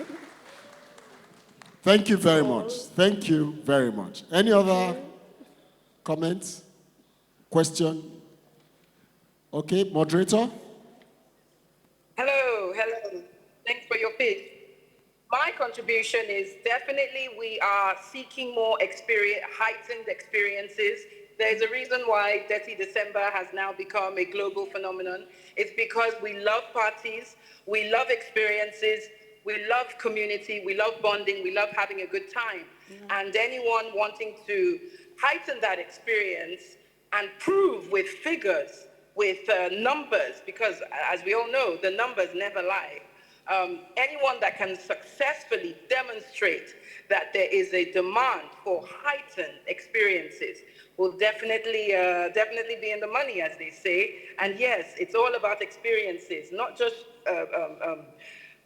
shabby and cheap experiences. People are seeking richer, more cultured, more well-curated experiences. So all the best. I wish you all the best.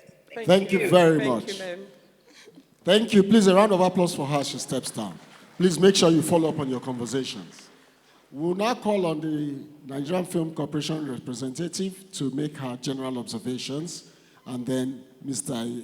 Eyaba to make his own, and we'll have the moderator round up the session. All right, thank you very much, and good morning, everyone. First of all, let me say congratulations to all the young people that came up to pitch their products or their services. It takes a lot to be very intentional about what you're doing and to understand the fact that you need support at some point to scale it and get it growing and impacting more people. So I think they all did very well, excellently well. I'll say this about the creative industry. I think it's one of the, like we would say in the film sector, that content is king, content is the new crude, simply because of the fact that when you look at the creative industry, it's one of those industries that is very visible. It's out there. You can easily see what these people are doing. It's not something that is hidden. You don't need to search too far to find a lot of young people. And then we have the market, of course. Nigeria has the market. There's a lot of global attention for our creativity, for our products, for our content, for our clothes, our fashion, and all of that. So I think it's fantastic what each of them have done.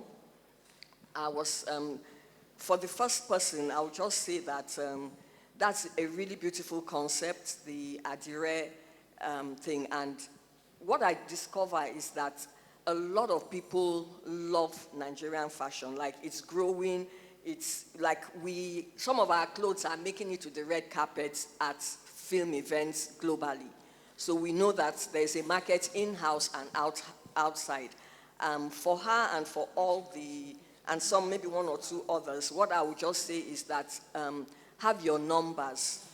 have your numbers. What is the value of what you have? What have you put in? How much have you put in? What are your projections? And then be able to have numbers that you can speak to in very definite terms. I think that would help in going forward. And also for the second person, like I said, all amazing ideas, amazing platforms. I really like what he said about birth on your skills rather than bet on luck, and about building skills. And I think for the investors, building skills is one of the things that we can invest in. Nigeria is a bundle. I always say that the greatest resource that Nigeria has is its human resource. Nigerians are smart. Anywhere you put them, they're smart, they're good. And many people just need to be skilled and then to be funded. And we can multiply the successes that we see cutting across the creative sector can be multiplied tremendously if we build skills, we support infrastructure, and we also help them, give them money to scale. Sorry, if you could please wrap up. All right. We're Maybe I'll just round up on that and just say all the best to everyone and to all the pitchers, and also to encourage the investors that the creative sector, including those, I just feel sad that we didn't have more people from the creative sector here, but definitely that is a place to invest. Thank you very much. Thank you very much. Mr. Emmanuel Eyagbatabo, please. Hi there, good afternoon, everybody. When we were growing up, what everybody wanted was to become a medical doctor, become an engineer, or become a lawyer. But right now, that narrative has changed. The creative sector is actually doing so much in Nigeria. And for those in the diaspora, if you're actually looking for the best place to invest in Nigeria, living abroad and earning in dollars, the best place to do that is actually in the creative sector, especially in Nollywood, where I actually belong to. Now, with the craze of YouTube and social media monetization right now, distributing of films has really been democratized. You actually don't need so many bottlenecks. All you need right now is actually plug into the social media space, and before you know it, you begin to earn so much foreign currency while you're still living in diaspora. But just as we said, it's unfortunate we didn't have so many people from the creative sector come into this program. But all the same, we've actually heard some very beautiful pitches, and I know that the investors out there will look out for those people who can actually take home their message. But the only person I really want to talk about is the lady who pitched about the literary program. I'm also suggesting if you can extend dramatic performances into those books, it can actually go a long way. People like to see these days. People want more of the audiovisual, because there's what we call the death in the reading culture. People find it very difficult to read these days. They say if you want to hide something from an African, just put it inside the book. But when you make it audiovisual, you find out that everybody just wants to see it. So if you can extend a little into dramatic performances or audiovisual productions, I think you're actually going to reach out to more people. And also for Zarod, thank God our mama is wearing exactly what I'm wearing too, so which shows that we are getting hippie. So it's going to make a whole lot of sense when we Africans actually begin to change how we see our fabric. Not every time wearing suit. You can actually play with your fabrics a little. And before I round up, I want to say a special thank you to NDIS for this summit, because I have a testimony. Last year, I was here, not as a pitcher, but as a guest. But during the dinner, I was just sitting down, and I actually activated a conversation with a lady from the UK. From that conversation, at the dinner, the program was almost over. We actually signed a 7-digit contract, just Please, sitting down. a round of applause. Even not coming as a pitcher. We made a film. She wanted to convert her story into a movie, and we just had to conclude. She was really excited. So as you come, sit down, look out for opportunities to tap into, and before you know it, Nigeria can become a better place. And finally, please, the Nollywood and the creative sector can actually change the way people see us or look at us. Nigeria actually has a bad name outside. One of the tools that we can actually use to change the mindset and change the perception of how people see us is through Nollywood and the creative sector. So let us all really see how we can use that tool to change the perception and mindset about Nigeria. Nigeria is a great country and we can make it better. Thank you very much. Thank you very much. Before our moderator rounds up the session, please, we would like to have a word from our chief convener and host, chief host. Please, microphone for her, please. Microphone, please. Where are the microphones? For Honorable Dr. Abike Dabiri-Erewa. You want to come up?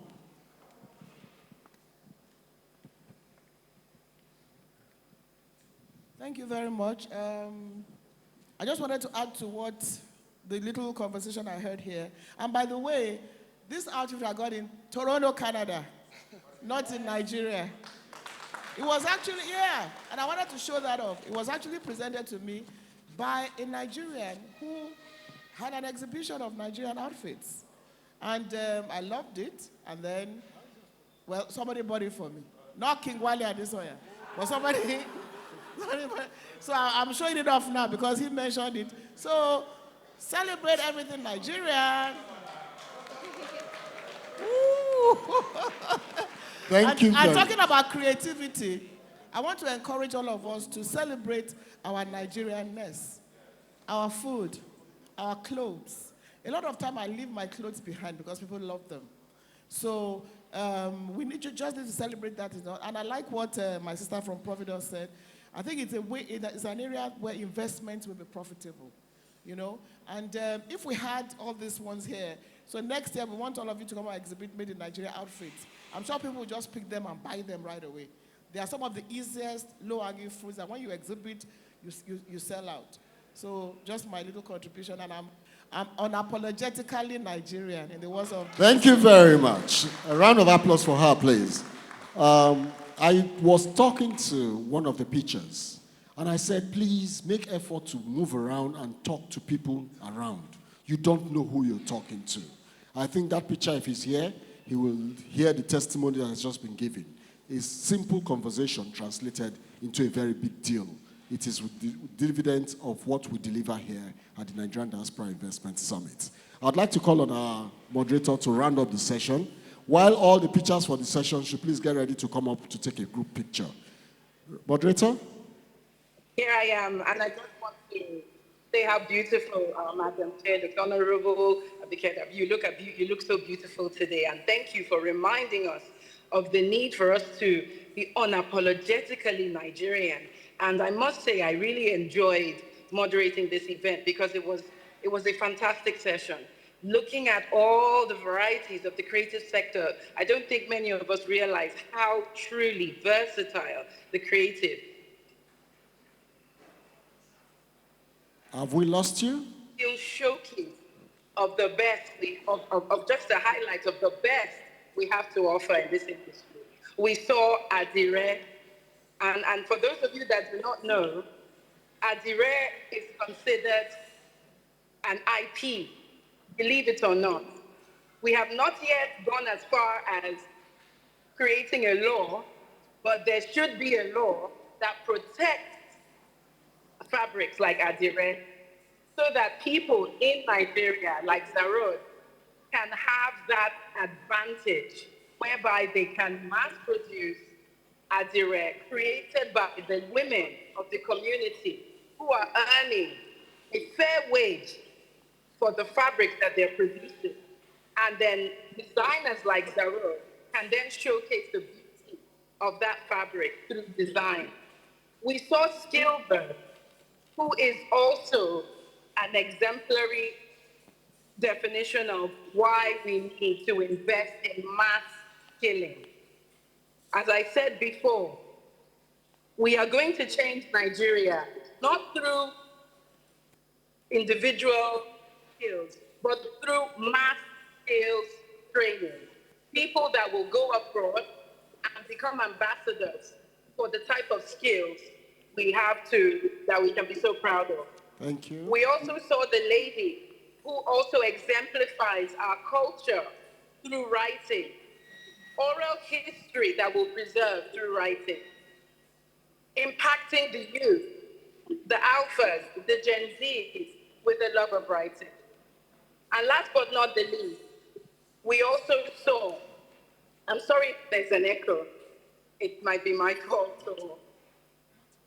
And last but not the least, we also saw another company that exemplifies what it is to be a Nigerian through our love of community, through our love of fiesta, through our love of celebration of life.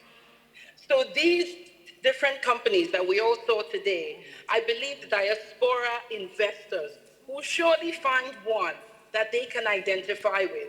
It also tells us that we are beginning to diversify the types of investments that are available. We're moving away and we're moving away from the oil and gas little by little into more exciting and interesting portfolios. If we can So round up, let's all please. remember that our culture, our way of life is something that we can actually invest in. Thank you I hope very you much. really enjoyed this session as much as I did. We did. Thank you so much. Thank you very much. Please, a round of applause for our moderator.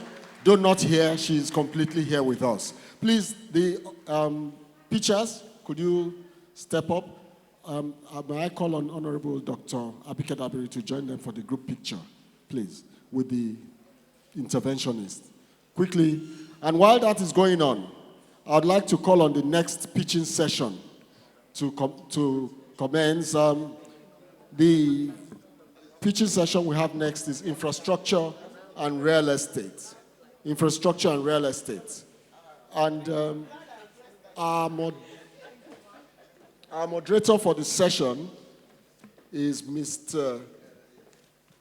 Festus Adebayo. Is Mr. Festus Adebayo here? Mr. Festus Adebayo. Are you in the hall? Dr. Henry Ogujombi. I know he was here earlier. Dr. Henry Ogujobi, I know you are here somewhere. You must, maybe he stepped out, but if we can get him back, please. Dr. Henry Ogujobi. While we do that, I would like to call out the speakers for this session so that they will move to the side. Dr. Henry Ogujobi, please, could you come up? Let us appreciate him as he steps up, please. Okay. We have Abdurrahman Musa, Homelink. Are you there? Move to the side. Emmanuela Obasi, Ada, Property Garage. Please move to the side.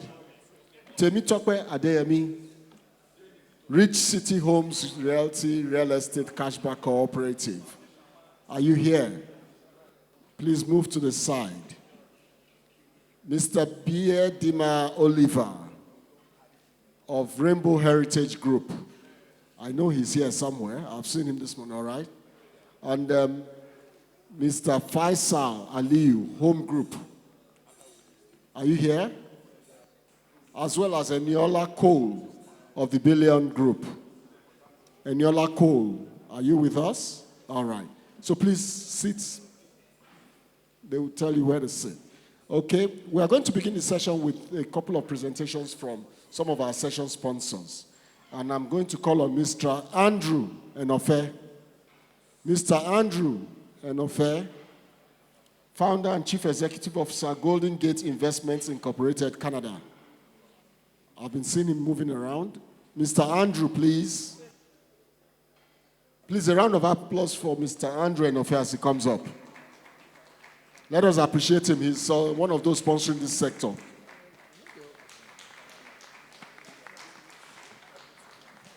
Thank you. Thank you. Good morning, everyone. My name is Andrew Enofe, CEO and founder of the Golden Gate Investment. I'm here with my VP, Elizabeth, and some other teams from Canada. The Golden Gate Investment, Inc. is a Canadian corporation, and we have Golden Gate Partners Limited. What do we do at the Golden Gate Investment, Inc.? We help investors like you invest your funds in stable and secure environment, whereby your investment is guaranteed and whereby you return this investment to Nigeria and improve the economy. So what we do, we help you take your money, we invest it in a stable real estate backed up economic and bring it to Nigeria where you can spend the money and have good returns. Inflation rate in Nigeria is higher compared to inflation rate in Canada. So that's why we said, okay, what's the best way to save investors, to help investors in Nigeria invest their funds in a global market? This is diversification. We're asking you to diversify your funds, not to invest all your funds in one market or one economy. We have a couple of opportunities. Number one, you can invest in a mortgage fund, or number two, we can help you purchase property in Canada, rent it out, or put in a short-term Airbnb and send the funds back to Nigeria that you can use for yourself and your family and invest in whatever you want to invest in. And thirdly, we have what we call investment and permanent resident to Canada. Some of us have kids abroad. We want to send our kids abroad. International students, for example, they go there, you have to keep on buying US dollars, sending abroad every time. Why don't you invest in a Canadian pathway for yourself and your family? You can immigrate to Canada and your kids can actually have, become a local student, a domestic student, and don't pay international student fee. So by so doing, after their graduation, they already are a permanent resident. They don't have to struggle to look for papers or how to stay in the country. So what we do, we help investors in various ways to invest in diversified funds that supports the Nigerian and also supports the Golden Gate investment. I'll be playing a quick video.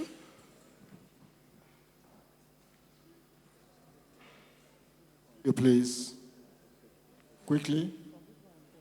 Is a leading Canada and Nigeria-based wealth creation and real estate investment firm dedicated to helping individuals and families build prosperity with security, stability, and long-term vision. We know how to invest your funds because we have our funds invested in it. This is what we do, and this is what we love doing, and this is what we know. With a deep understanding of both the Canadian and Nigerian markets, Golden Gate Investment connects global investors to high-performing, real estate-backed opportunities designed to deliver consistent returns, financial growth, and lasting impact. They are putting your money in an investment that is fully backed by real estate. Give it a look, see what you think, and go along with it. You are in a good hand. I can bet it. Invest and you will not regret.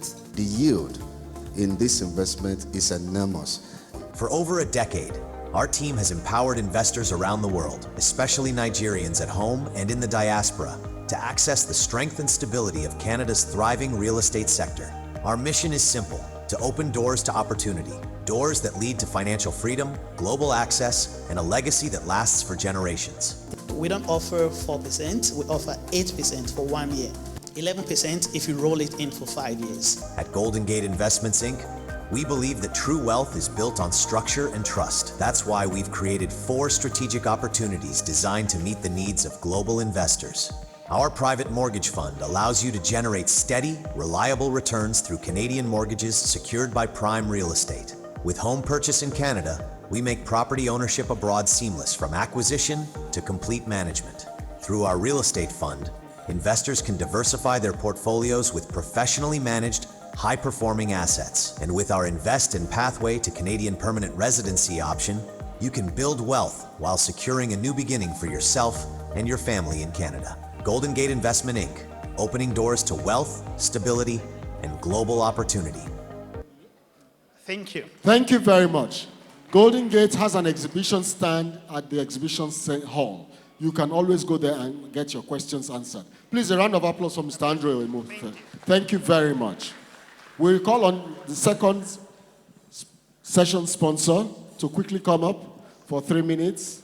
And that is, please let us appreciate and welcome Ms. Joanne Eroto of the Century City FZE. Please, a round of applause for her from the Free Trade Zone. Free Zone, isn't it? Yes, from the Free Zone. Century City, Ms. Joanne Eroto. I hope I got the name right. Thank you. So, good morning, everybody. My name is Joanne Eroto. I'm a representative of the Centenary City Economic Free Zone. Today, or rather, first and foremost, I'd like to appreciate Honorable Abike for this opportunity and for our tireless efforts connecting Nigerians in diaspora with investment opportunities in Nigeria. So I'm here today to unveil something we've actually been working on. It's called the Safari Apartment Residence at the Centenary City. So the Safari Apartment Residence is a resort-style residence that we're working on, and this would provide a secure and modern, meaningful way for people to own homes in Nigeria. Now, this is going to be located within the Centenary City. Some of you may have heard about the Centenary City, probably seen it, or may have visited it. Centenary City is just located along the airport road on your way to the airport, and it's a modern city. It's a business hub where there will be a lot of opportunities provided for different investors.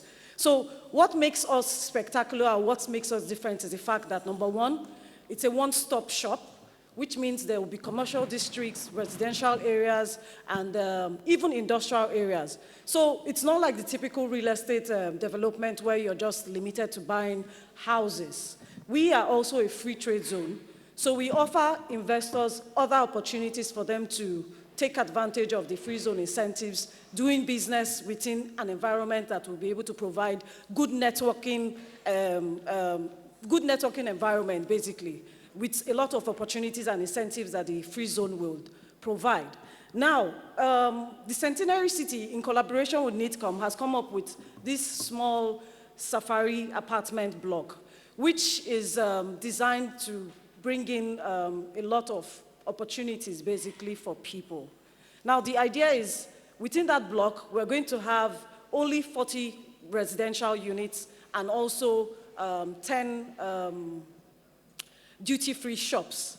Because it's a free trade zone, people will be able to buy shops, and then they'll be able to bring in any items from any part of the world, duty-free, into Centenary City. Now, you have a competitive advantage doing business within the Centenary City. It's not really limited to the residences anyway. And then if you register your business within Centenary City, you get all the tax incentives. If you're living there, you get all the tax incentives. And this apartment is a resort-style apartment. So it provides the typical capital appreciation, in addition to, of course, rental returns. And it's desirable because within that place, we're going to have 200 acres of wildlife sanctuary. So it's also going to be a place that will attract different types of tourists from all over Nigeria, from outside the country. Because of another reason is because of our location. We're just minutes away from the international airport. So it will attract a lot of people to come in. So we only have 50 units for people to subscribe in, and this is a one-time opportunity. However, in addition to that, we've also commenced infrastructure on site. We've appointed Julius Berger to come and start the infrastructure on site. And in addition to that, we also have our titles and all our approvals on point. So if you need more information on this apartment, on how to get started with Centenary City, please let us know. We have a booth outside, and you can get in touch with one of our staffs, and then we'll provide more information on this. One more thing, your investment is going to be backed by bank guarantees. So that's one important thing that we have also added in our collaboration. So you don't have to worry about so you don't have to worry about all the finances, basically, because that provides accountability, transparency, and accountability and transparency. So Tech team, please. Can we have less interruption? Thank you. So it is a bank-guaranteed investment, and also all our approvals and all our papers are intact. We have a C of O, verified C of O, to the entire 1,300 hectares on site. So if you have any questions, let me know. Otherwise, you can visit our booth and get more information. Much. Please, a round of applause for Century City, for Ms. Joan Rotsor. They have a booth at the exhibition pavilion. please, you can go there and get extensive information on what they have to offer. But what they are giving us is something interesting, an investment that we should all be interested in participating in. Thank you. Please, a round of applause for her. I would now want to call on our standing moderator and interventionist for the sector, Dr. Henry Ogujobi, who is the Chief Operating Officer, Synergy 20 Limited from the United Kingdom, to give us the opening remarks for the session, and we'll be calling up the pitchers to come up one after the other. Okay.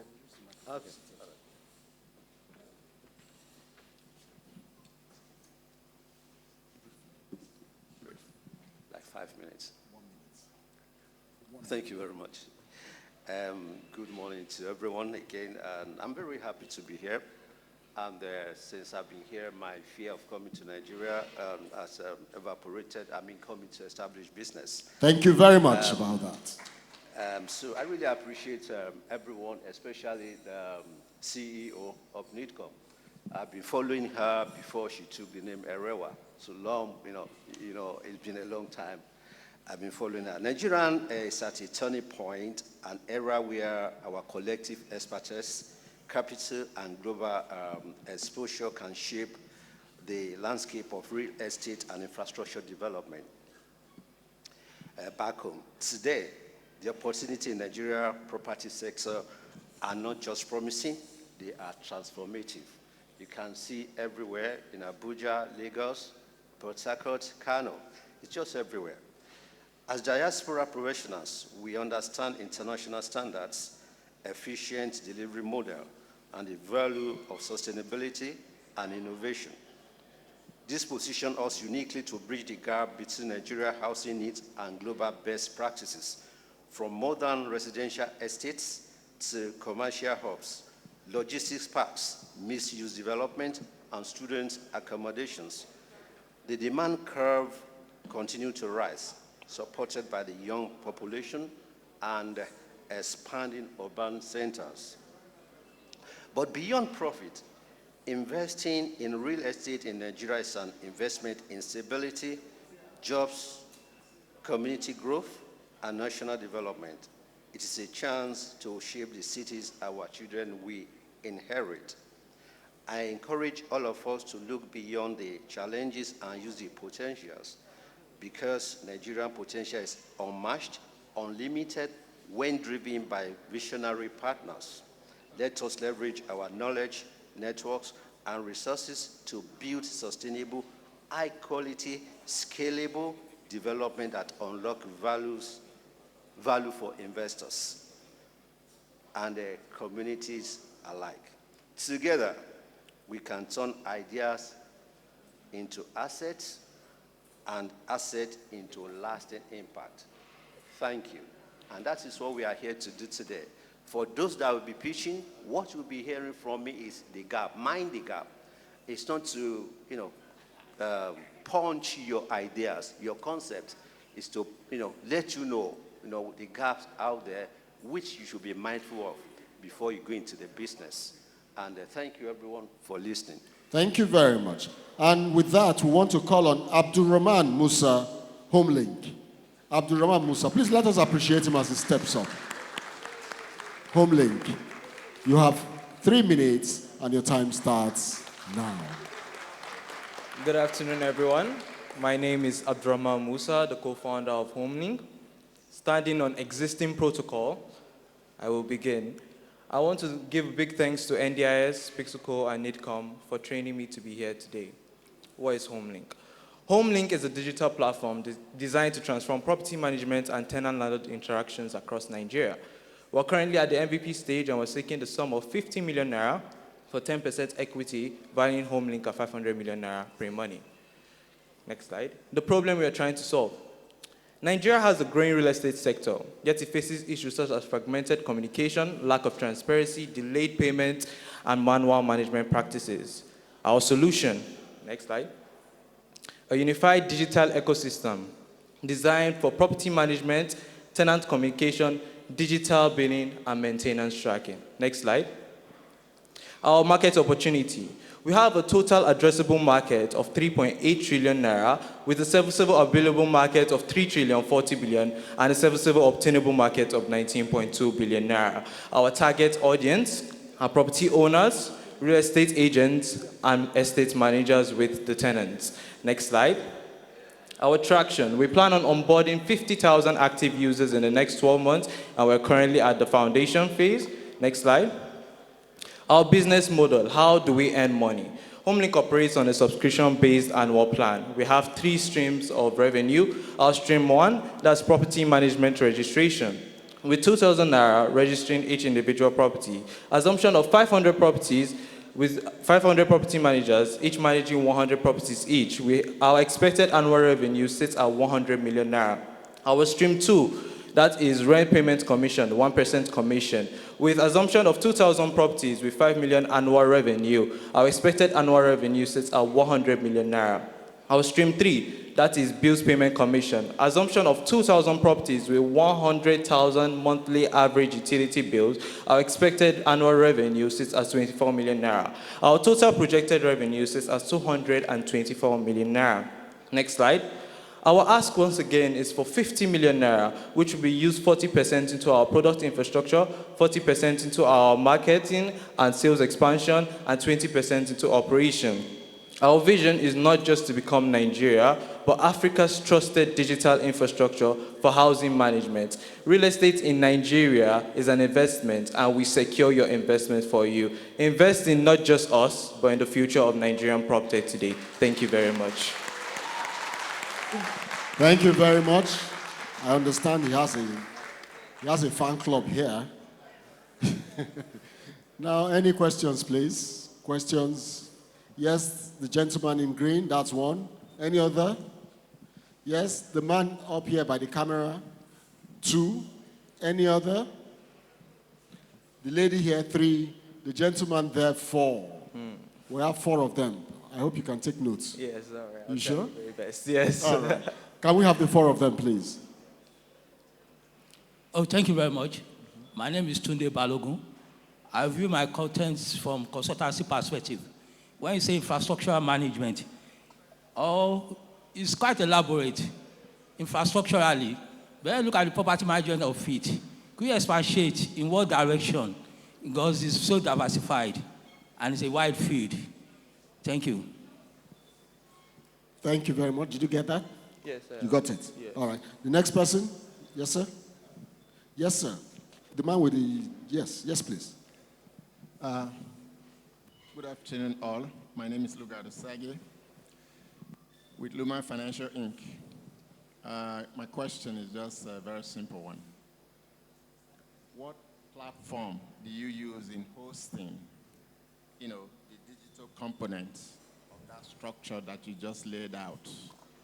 It's quite impressive, and I think we'll see how it goes. Yes, sir. Okay. That is interest being indicated there. Please take note of the interest. Yes. But you'll still answer the question. The lady up here in front. This lady. Ladies first, please. Thank you very much. I'm Reverend Dr. Annie Ono, Executive Secretary, Abia State Diaspora Commission. I just want to encourage you for the pitch that you have this is just a testament of what NITCOM stands for. Also, just like the third speaker said, I want to know the platform you want to use to maintain this, because sometimes for Nigeria, we have so much potentials and things are going for us. But maintenance in property sector, that is what we are lacking. So seeing you and as a youth and exhibiting this, I want to encourage you, and we are so happy and to partner with you. Thank you very much. Abia State wants to partner. The gentleman in a lovely print shirt. Yes, please. My name is Chris Obode from United States. I want to know your active daily user on your platform, 1. And secondly, how do you intend to secure the tenant fee? Is it a one-time fee or a continuous service fee? Then also, what is your current revenue stream and any profit so far? Thank you. I think there's a last question we'll be taking. Are you on board? You have your questions, right? Hello. Okay. Hi, my name is Ezugo Ogwebi. I have a question for you. I think it's a great presentation. Good job. My question is about your revenue model. So I can see both commissions and a subscription. So for the commission, are you going to compete with the property managers? So I just want to understand how that works. Thank you. All right, so over to you. Okay, for the first question, I think that was on infrastructure, right? HomeLink is a unified digital ecosystem. Means we cover for everything within your property. We're trying to automate the whole process. So whether it's listing your platform, helping advertise your platform, or managing it or calculating the revenue across your platform, he offers it. Maintenance tracking, digital billing, it offers everything that has to do with infrastructure. We help in management of existing property. For the second question, I think that was on how do we plan on hosting it. Okay, we are planning on using AWS cloud storage to host the database of HomeLink, and it's very secure and also quite expensive. One of the reasons we do need the funding in the first place. For the third, that was, I think, still regarding the hosting, that is AWS. For the fifth person, I think you questioned, okay, your question was on the revenue. Okay, so let me explain the revenue. The first one, that is the registration fee. That's if you're registering your property, it's an annual registration fee. Once you pay it yearly to register your property and use the available tools within HomeLink. The second one, rent payment, it's a 1% commission. That's if you're taking service charge, so per transaction. So you can actually split your rent payments into, you can split it into 4 payments across the year. So every time you do a transaction, it takes a 1% commission out of the transaction amount you're transacting it. So it's a continuous service charge. Same thing with bills payments. So we are continuously earning funds. For the fourth question, we are currently at the MVP stage. So we have no current users.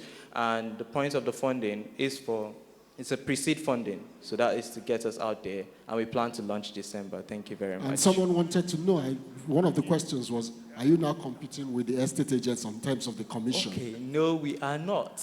So the good part about HomeLink is that our target audience are also property managers. So if you're a property manager managing 1,000 properties, instead of physically going to manage individual properties, using the platform, you can just get your payments through the platform. So it's actually easier for you to manage all the available properties, see which property is available, see which property you want to list to the market. So we are not competing with anybody. We're just making your work easier for you. Thank you very much. Moderator, any comments? Yeah, very brilliant idea, and I really commend your creativity. I'm passionate about this myself.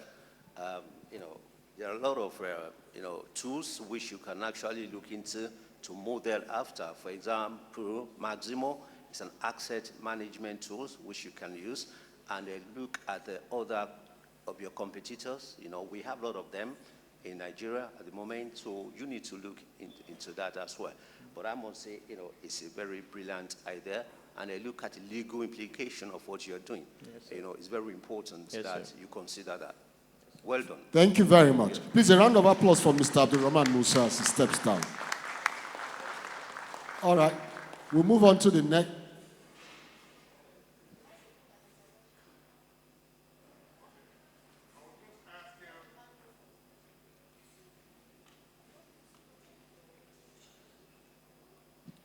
Microphone, please.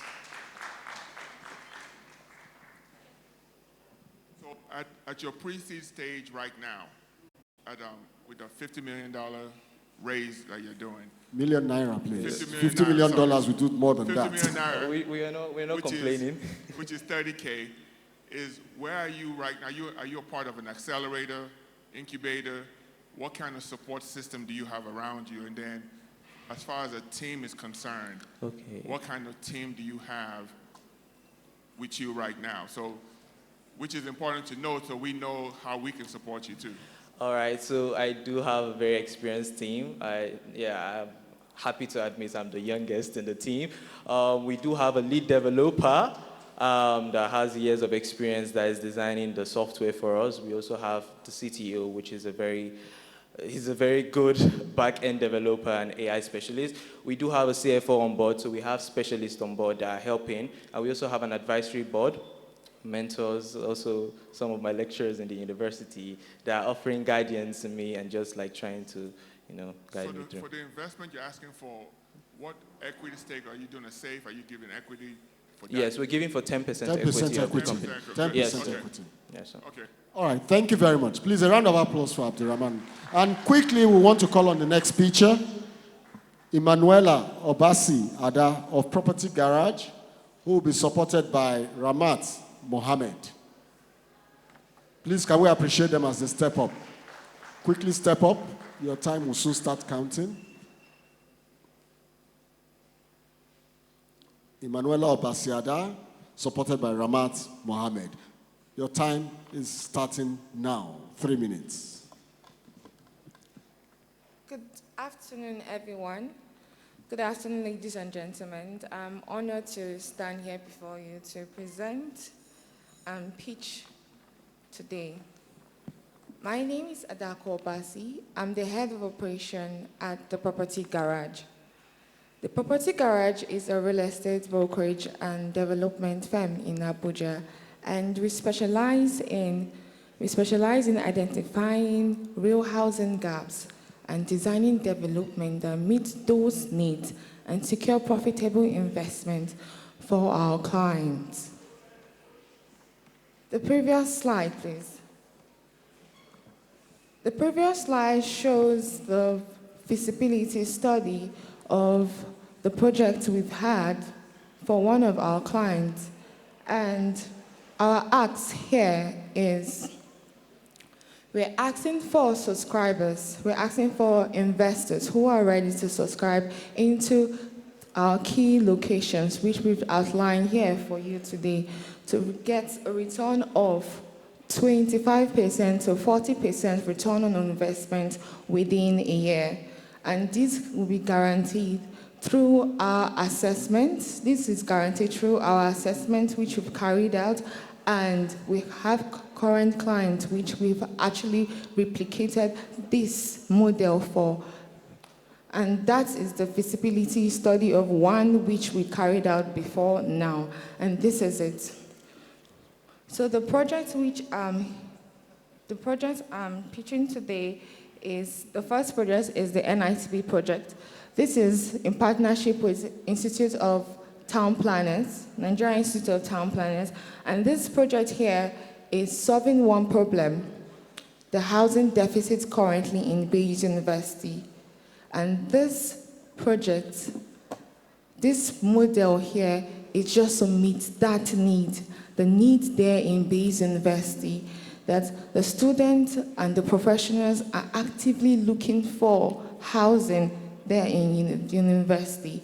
When I was in university, I know how hard it was coming from far, and I know how much our landlord back then made from every single student that was staying in that hostel. So seeing something like this, it's something that speaks to me when I was in university and something that speaks to a whole lot of students. So as an investor coming into this project, you are solving that need of housing deficit currently in Bayes University. And also this project guarantees 25% to 40% return on investment because of the need this project is solving, because of the housing deficit in Bayes University.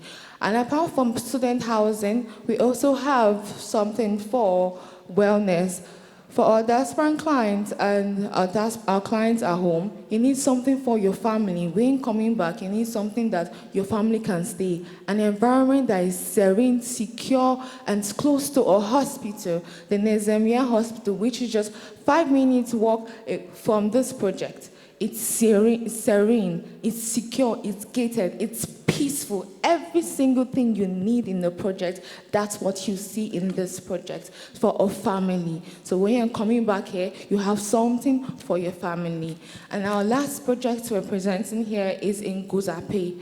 Guzape is for clients who want to replicate the standard of living you have in are outside the country. So the moment you come into the country, you have something that you can actually say, yes, this is a home. This is where I can sit. This is where I can relax.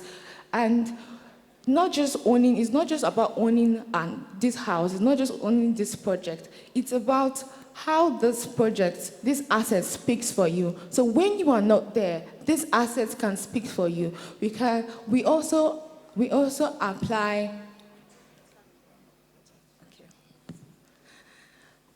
We also manage these properties for you. So the moment you go in, the moment you buy this property, we manage this property for you. We offer advisory service to ensure that you do not go into the market, because that is actually one of the reasons why a lot of diaspora clients and a lot of clients, because they don't know the local market, they go into the market and they just acquire properties. So we help you navigate and mitigate against any form of scam and help you get access to all the necessary information, not just information, that's consultancy, not just information, but also the right project that speaks to you, the right project that speaks to your need and your want. Can you go to your wants? You've outlined your wants, your ask. Our ask is for subscribers into this project. So this is 3 of our key projects. We have other projects, but we outlined these key projects, and these are luxury projects, and these are projects that gives you 25% to 40% return on investment. Thank you very much. Subscribers into their projects with expected returns of 25 to 40% on your ROI annually. Now, any questions, please? Any questions? I don't see any hand up. No questions? Well, they are still available for discussions when they step down. Moderator? Yes, thank you very much. I think personally, you need to consider so many things in your slide. I wasn't too very clear about what you are pitching for, to be honest. But I can see that you're asking people to come and invest. But I think you need to do better than this. Sorry to say this. And that's my view, really. I'm not sure if the audience has the same understanding. I don't really. It wasn't too clear. Having said that, you need to, in terms of numbers, you need to make that very clear, categorical, just for it to be very, very clear. And statistics of 25% to 40% rate of return is a very wide area. It's just wide. That factor needs to be considered as well, so that people who would like to invest will understand what they are going into. Apart from that, I wish you good luck, and I hope people, would key into this. And like I said, mind the gap. I'm not saying what you are doing is not right. It's good, but mind certain gaps that will, become a trap for you in future. So can I answer to that? Of course. So the 25% to 40% return on investment, we're giving this based on our assessment. We've carried out this assessment. We've done it over time. As I showed you earlier, that is the feasibility study of one of the projects which we've already done. So we've carried this out over time, and we can replicate it every time we're given the opportunity. Go ahead, quickly, please. Okay, good afternoon, everyone. Let me use the instance of Guzapetu. When Guzapetu came on board, there was no access road. But when Gilmore began to construct the road, the price skyrocketed because of the value of that terrain. Like early this year, Guzapetu 500 square meter was sold for 9 million naira. And presently now, Guzapetu, I'm telling you for the fact that if you want to acquire a land there now, 500 square meter is not going for less than 30 to 40 million. So by the time you calculate the ROI there, it's over 20% to 40%. That is how we come about the feasibility study of these areas we sell. Thank you. Anyway, thank you. The investors will be willing to discuss with you further. Thank you very much. Please, a round of applause for them.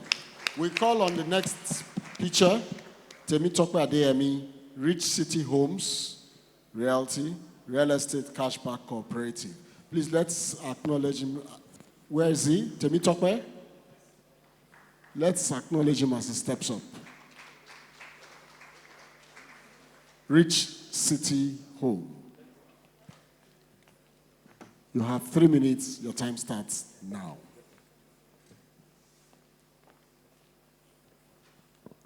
Good afternoon, ladies and gentlemen. Media, I would love the video to go first, please. As long as you stay within 3 minutes. Yes, sir.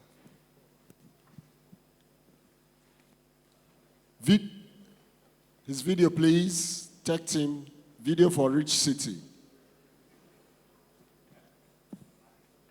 Video. Okay, let me just continue as that is being done. My name is Temitope Adeyemi. I'm a real estate consultant and assets investment and management advisor from Lagos. Okay, so the Real Estate Cashback Cooperative is a cooperative which helps a lot of individuals to maximize their real estate investments, especially in Lagos, Abuja, Port Harcourt, Imo State, Abeokuta, Ibadan, and some other major strategic locations. So with this, we have a project going on right now.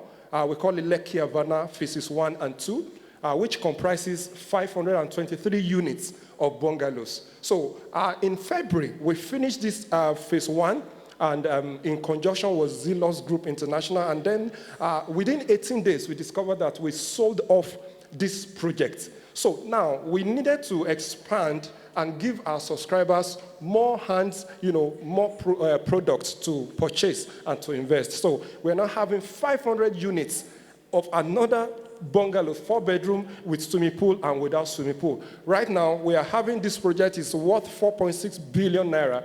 And then here today, we are asking for 800 million to finish this project and deliver them between now and September 2026 with returns on investment for subscribers and investors on 35% returns on their investment, which will be given after 12 months. So some of the security we have for this investment and partnership are post-dated check. We are going to give you post-dated check, receipt, which is signed by the cooperative executives. We are going to give you deed of agreement, and then square meters of land is also attached. Some people will say, why Lagos? Yes, Lagos State has the smallest land mass in Nigeria, and in contrast, Lagos has about 40 million people living here. So which means there is a pressure on the available land. And that is number one. Number two, Lagos State contributes more than 53% to the national GDP, which every one of us know. And statistics let us know that 500 people enters Lagos State within a week, and only 42% of these go out. Where is the 58%? So it means that people need houses in Lagos. And concerning security, please, every product we see from us, every project we see from us, they are directly from the Lagos State government. They are directly from the federal CFO we have on all our products. Please, if you want to buy land, you want to do property management, you want us to give you something that is very nice, please reach out to us. I'm still in the auditorium, and with some of my people, we have flyers here, and then some little gifts for some of our people. Please, if we still have that video, is the video ready, please? Tech team is not ready. I don't know what the arrangement you made with that. Okay, we have questions, please, from the audience. Please, yeah. Any question? Property investment in specified towns in Lagos and in Nigeria. Yes, sir, exactly, sir. Any questions? All right. As he said, he is available to discuss with you interest in his project. Moderator. Thank you very much, Temitope. Very nice presentation. I can resonate with the data you are trying to put out there, the population in Lagos and all stuff like that. Yes, and fundamentally, I mean, you've done well. And I will be talking to you about this after the presentation. But we are interested in your. The video will have done more justice to this. That's all right. So in terms of the land, we know that Lagos land is always contentious, yes, and you have the documents to prove that these lands are genuine, government-backed, and Exactly, sir. So that's the gap. Let him finish, please. Okay, yeah, that's the gap you need to mine, okay, so that investors will have that confidence and the psychological, safety, to invest in your product. All right, sir. Yeah. Thank you very much. So just to add to that, everybody knows that Lagos has a lot of pressure, and we are trying to make it easy for people to invest. In Lagos State, if you want to do anything, ensure you do your due diligence. And we have 3 major categories of due diligence. We have legal due diligence, we have corporate due diligence, and we have physical due diligence. And in real estate, okay, so I think the video is there. Okay, so this is the project. Yeah, thank you very much. Phase 1, an estate which comprises 223 units of 3-bedroom bungalows. As you can see, Lekki Havana Phase 1 project is 90% complete and will be delivered in the next few months. But I have something more interesting for you at Lekki Havana Phase 2. Let's go. Yes, you're welcome to Lekki Havana Phase 2, an estate where we have 500 units of 3-bedroom and 4-bedroom fully detached bungalows. Now, the biggest news in Lagos today is that the Real Estate Cashback Housing Cooperative has given the opportunity for private investors, corporate organizations, and cooperative societies to partner with us at this estate and earn returns on their investment in 12 months on 35% returns. How it works: you can become a member and partner with us with as little as 5 million naira and above as an individual, or corporate organizations and cooperative societies from 10 million naira upward. What guarantees your investment and partnership with us? We have posited check, we are giving you deed of agreement, we are giving you a receipt of your partnership, and then square meters of land and units of bungalows here is used to collateralize your partnership with us. So, to become a member of the Real Estate Cashback Housing Cooperative and enjoy lucrative returns on your investment, or benefit from some of our promo on our estates, you can call the number or send a WhatsApp message to the number displaying on your screen right now. Today, become a member. Thank you very much. Thank you very much. Please, a round of applause for him as he steps down. We'd like to call on the next speaker, Biedima Oliver from Rainbow Heritage Group. Please, a round of applause for him, and he happens to be one of our major sponsors as well. Please, let us appreciate him. He's one of those who's made it possible. 3 minutes, and your time starts now. 3 minutes. Good afternoon, everyone, and kindly permit me to exist on existing protocols, sorry. Our organization, I will start about us. Rainbow Heritage Group is a real estate and urban development company incorporated in 2009. We are actively engaged in construction, facility management, project management. We aim to be the preferred urban and real estate development group, providing customized solutions driven by technology and innovation. We currently have about 9,200 homes under development across 3 states. We have a staff strength of 136 active people and 276 on contract. We plan over the next 10 years to build 50,000 homes, sustainable homes across Nigeria. Where we intend to hinge, like I said, for those who were around yesterday, all our projects are hinged around partnerships and collaborations. And that's why we find this event very impactful.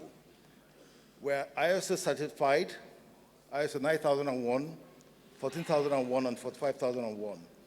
We currently have 7 projects. 2 are in partnership with Rivers State Government, 2 in partnership with Anambra State Government, and 1 in partnership with Abia State Government. In a world. For here today, we want to talk about the Newport City.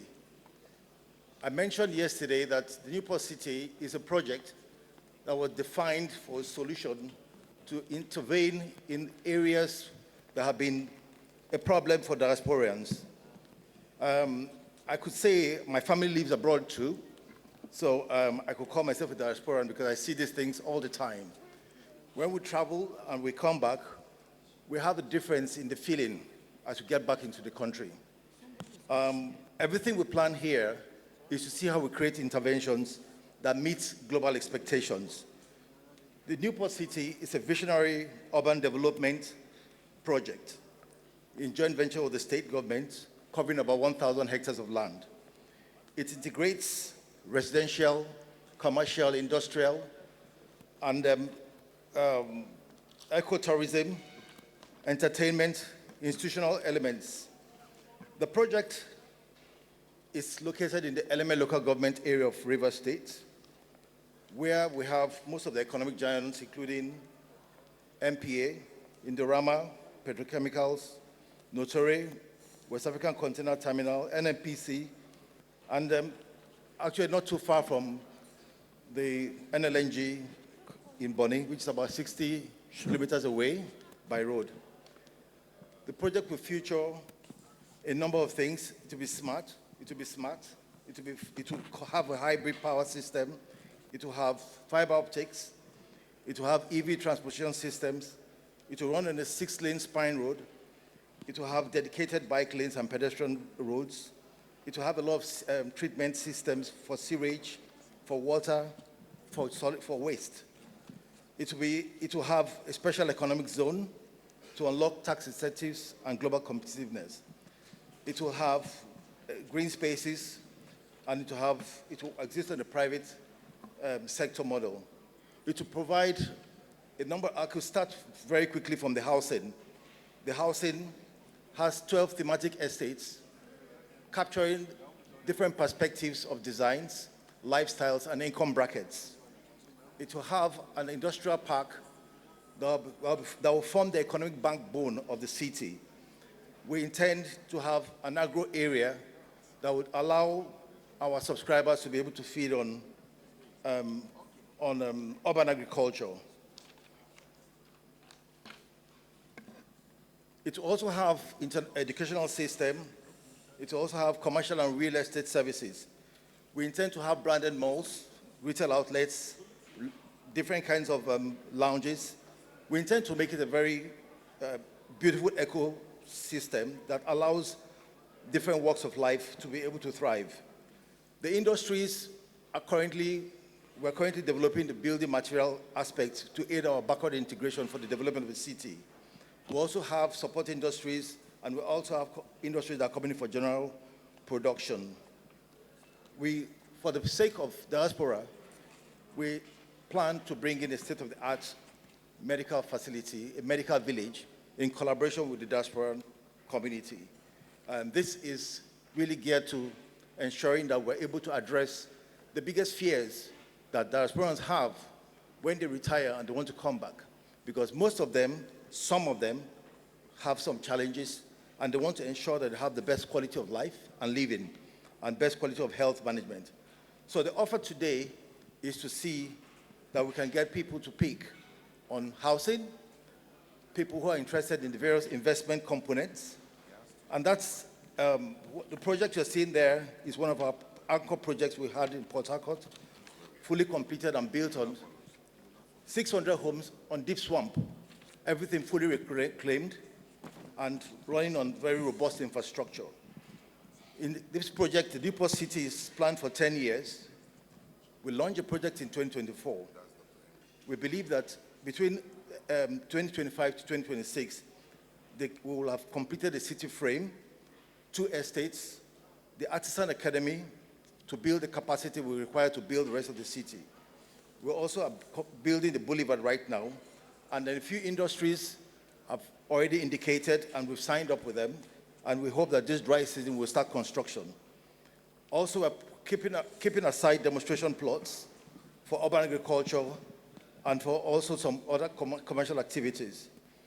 Additional 2 estates will be done for the following years, 2027, with International Hotel, 4 to 5-star hotel, the medical village, a transport terminal, and we expect that in 2027, we'll have moved into the first two living estates. The eco reserve will be fully activated. We believe that between 2028 and 2030, we'll have completed 4 to 5 estates, and most of the primary infrastructure will have been fully set up. All the services and the institutional elements needed to drive the city will have been in place. We believe that currently, let me add this, that we currently have institutional investors, Renaissance Shell, taking up an estate, NLNG, Chevron, and some of the other private individuals. So our ask is simple. We have a broad spectrum of different offers, 8 different types of investment pathways, starting from residential to industry, to agro-industry, to hospitality, entertainment, education, sporting. It comes with the whole 9 yards. We also intend to try something this December to be able to see how we can create a buzz. And we believe that that will also happen from the 29th of this month. I'm expecting that we'll have diaspora collaborations, because this is a project designed for them. It's a project that is aimed to address most of the challenges that diasporans have, coming back home. It will provide a safety net for them to be sure that they can come in, live, work, and play. Their children will live in a safe space. And we call the place a city that everything works, a center of excellence. Rainbow City. Thank you very much. Thank you very much. Thank you. That's one of our gold sponsors, Rainbow, so we can have intervention. If you have, that will be number 1. Any other? Number 1. Okay, microphone, please. Microphone, please. Just behind you, sir. Please remember to say your name and the organization you represent, and then your intervention. My name is Professor John Osoma, a well-known diaspora leader. That's my designation. Thank you. I have 2 issues. You mentioned that you have built some other estates. Those estates, are they occupied now? And what has been the experience? Then, what are you doing with the issue of power? How are you addressing the power challenge we have? Because for a lot of us diasporans, that's an issue. A lot of us want consistent power to preserve what we have and enjoy the life we deserve. So how are you addressing those issues? Thank you so much, sir. Over to you, sir. Okay, all right. Thank you very much, Prof. Our first, our major flagship project is, I actually live in the estate. It's called the Rafe Courts Estate. It was an average of about between 500, it's still under development, phase 1, phase 2, phase 3 built. That's about close to 400 houses.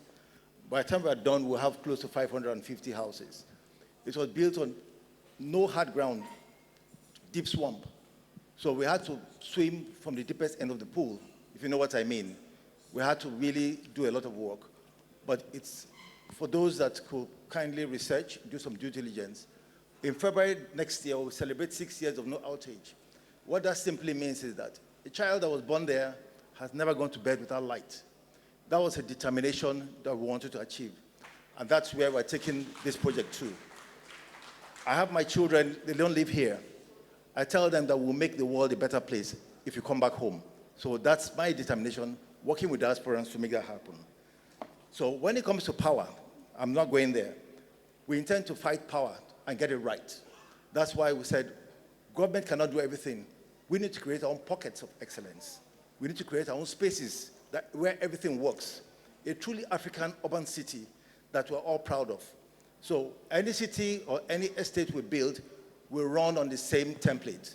We will make sure that we maintain hybrid power, do everything we need to do, make it sustainable, but we must have cities and estates that work. And we take this as a reference point to also challenge other real estate developments. That look, challenge us, beat us to it. The more the merrier is for the good of the country. Thank you very much. Dr. Henry Ogujobi, sir. You want to round up this? Yes. Thank you very much for your presentation. Very nice. Oh, sorry, sir. There's one more hand. I asked earlier. I saw only one. So we can take that one quickly. The King, you want to speak too? All right, thank you. Okay. My name is Chike Amadichi.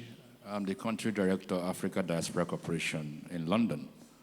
I want to ask your property, do you have a structured payment plan for diasporans? Structured payment plan? Yes, we do. We have different pathways. Right. And I'm glad you mentioned, I don't know whether you attended the Lancaster Gate Investment Summit. No, not at all. Okay. Those are part of the surveys we do. That's in the UK. That was this year. Part of the surveys we do to actually identify the most pressing problems, things that really bother us, here, and the reasons why most Nigerians, even when they retire, they struggle to think about coming home. It's like a roadblock. We need to unlock it. We need to sort it out, and we require cooperation. We cannot do that from here. We must get to diasporans, not just for investment, but input in making it work, bringing their professionals and the professionalism that they have to bring it back home to make this work. Thank you. All right, the King. Thank you. King Wale Adesina of Nigerian and Canadian Business Network. I just want to point out, ask you about the finishing touches to your building, because skills, is one of the key things that, the diaspora will like to, to pay attention to. Everybody can build a house, but the question is, what's the quality of the finishing touches? So attention to detail. Yes. Okay, thank you very much. The reason why we call ourselves solution-based is because we address everything from the bottom. We need to get it right. We have, in the reef courts, when we started, most of the artisans we brought in at that stage were imported. In fact, we practically exported our jobs to Benin, to Togo. I'm sure you know, for those that build, to breed the best, you have to get the jobs from outside. But what we did was develop an internal academy, and we had this 50 male, 50 female. So if you come to our site, you will see female painters, female masons, and the reason we build the capacity and we twin them with very strong hands. So for every project we go, that's what we're doing. But for Newport City, we intend to build a full academy and train them in the Workmanship and Technical Training Center, which was set up by Hybrid College, which gives the City and Guilds certification. That's an area that we intend to keep strong so that we can actually have internal homegrown artisans that can provide service around the country. All right. Thank you very much, Dr. Kujobi, sir. Thank you very much. Well, again, nice presentation. And I love what you're doing, especially in addressing the housing deficit, in Nigeria. And, I really love the ISO certification you mentioned, quality control, and the rest of them, which actually address the question a gentleman over there asked earlier. And the skill acquisition program, very nice. But you mentioned tax incentives. You are a private individual. How would you, manage that? How do you manage tax incentive? Can I? Yes. Yeah. Okay. We actually have applied for the free trade zone status, and we believe that comes with it, yes. Okay. All right. It's just for us to and know. let me add to quality control. As part of our determination to make quality, the quality our number one, we partnered with the State University, the River State University, and funded the establishment of a control lab right in sight, just to make sure that we don't get it wrong at any point. So everything that is mixed or anything that comes in is tested.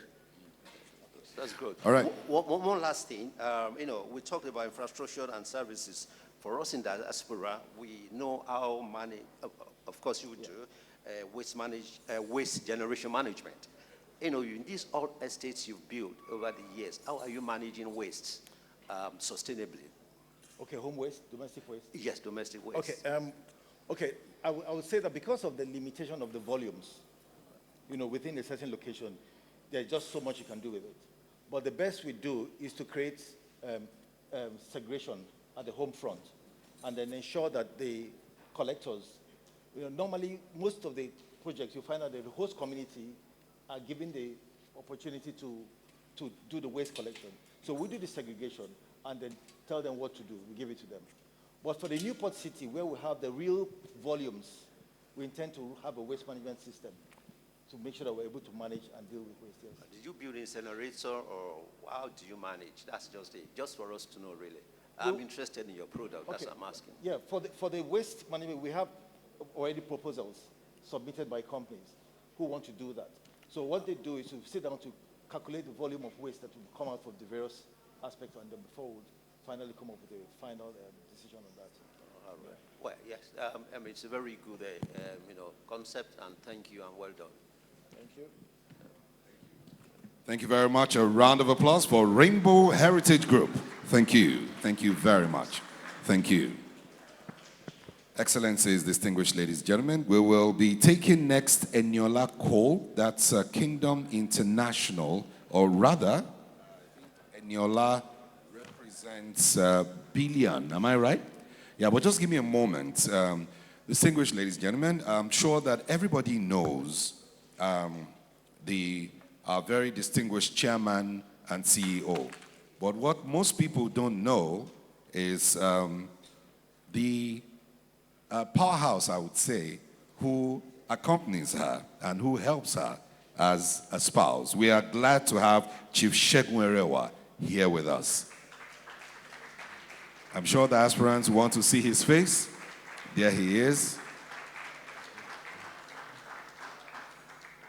Thank you very much for being here, sir, and thank you for allowing your wonderful wife do the great job that she's doing for Nigeria. Please give him another round of applause.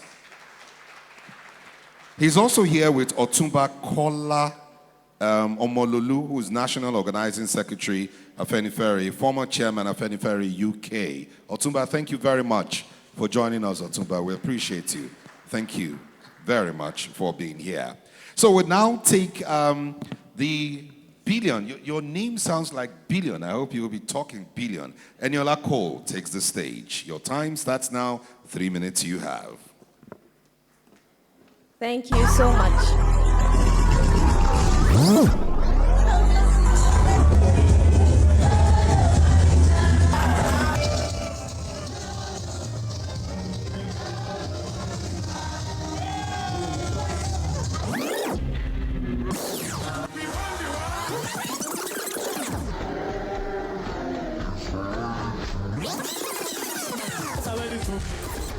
There are opportunities for you to go into leadership, whether it's in civil society. We have established mentors on our platform as well in different areas who will take you on one-on-one for mentorship.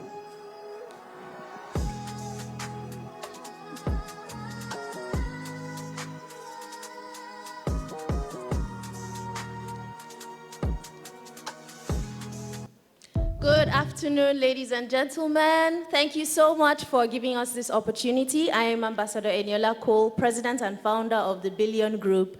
Last year, we were here to pitch, and we pitched one book that, after our pitch, received recommendation and approval to be a book approved for schools. And this year, we've come back as a conglomerate with 7 companies registered under us. And I have to say a huge thank you to Honorable Dr. Abike Dabiri Erewa, Chairman of NIDCOM, and to Dr. Badewa and both their formidable teams here at NIDCOM and NDIS. This has been an exceptional platform, and we are truly grateful for this experience. I'm going to cut to the chase. Can I have my slides, please? Thank you so much. So the Billion Group, we are a conglomerate that supports democracy and governance, farming, exportation, rural community development, and today we are talking about our School for Africa project.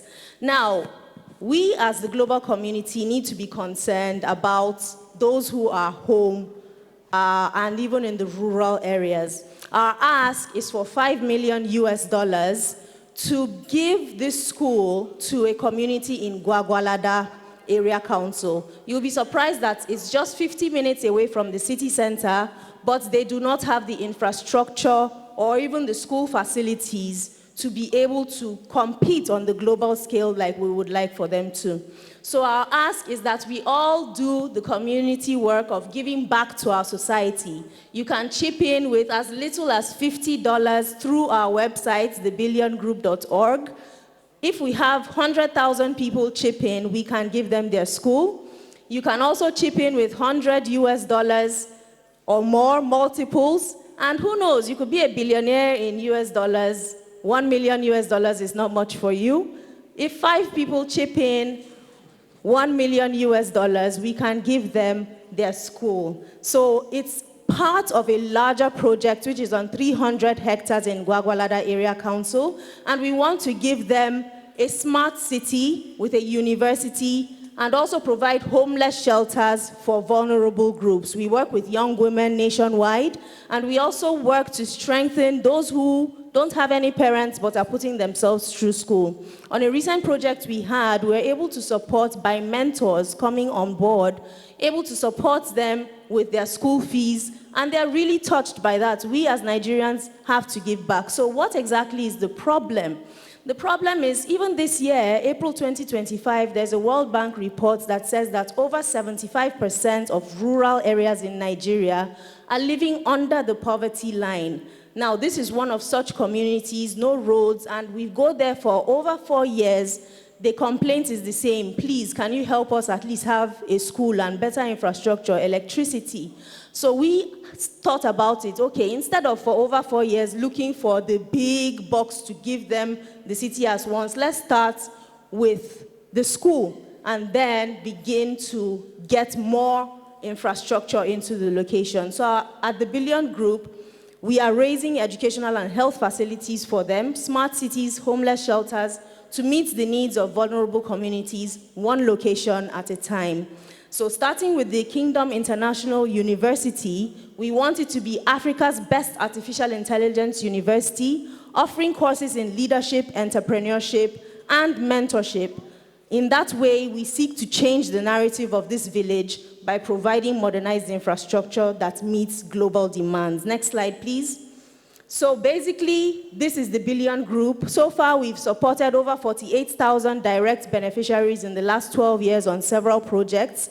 We have rising women leaders from recent projects that we had in Lagos, over 500 of them, and over 160 of them are being financed by mentors. That's just this year. Our target goal is 12 million people supported, and we look at leadership, entrepreneurship, and mentorship as one.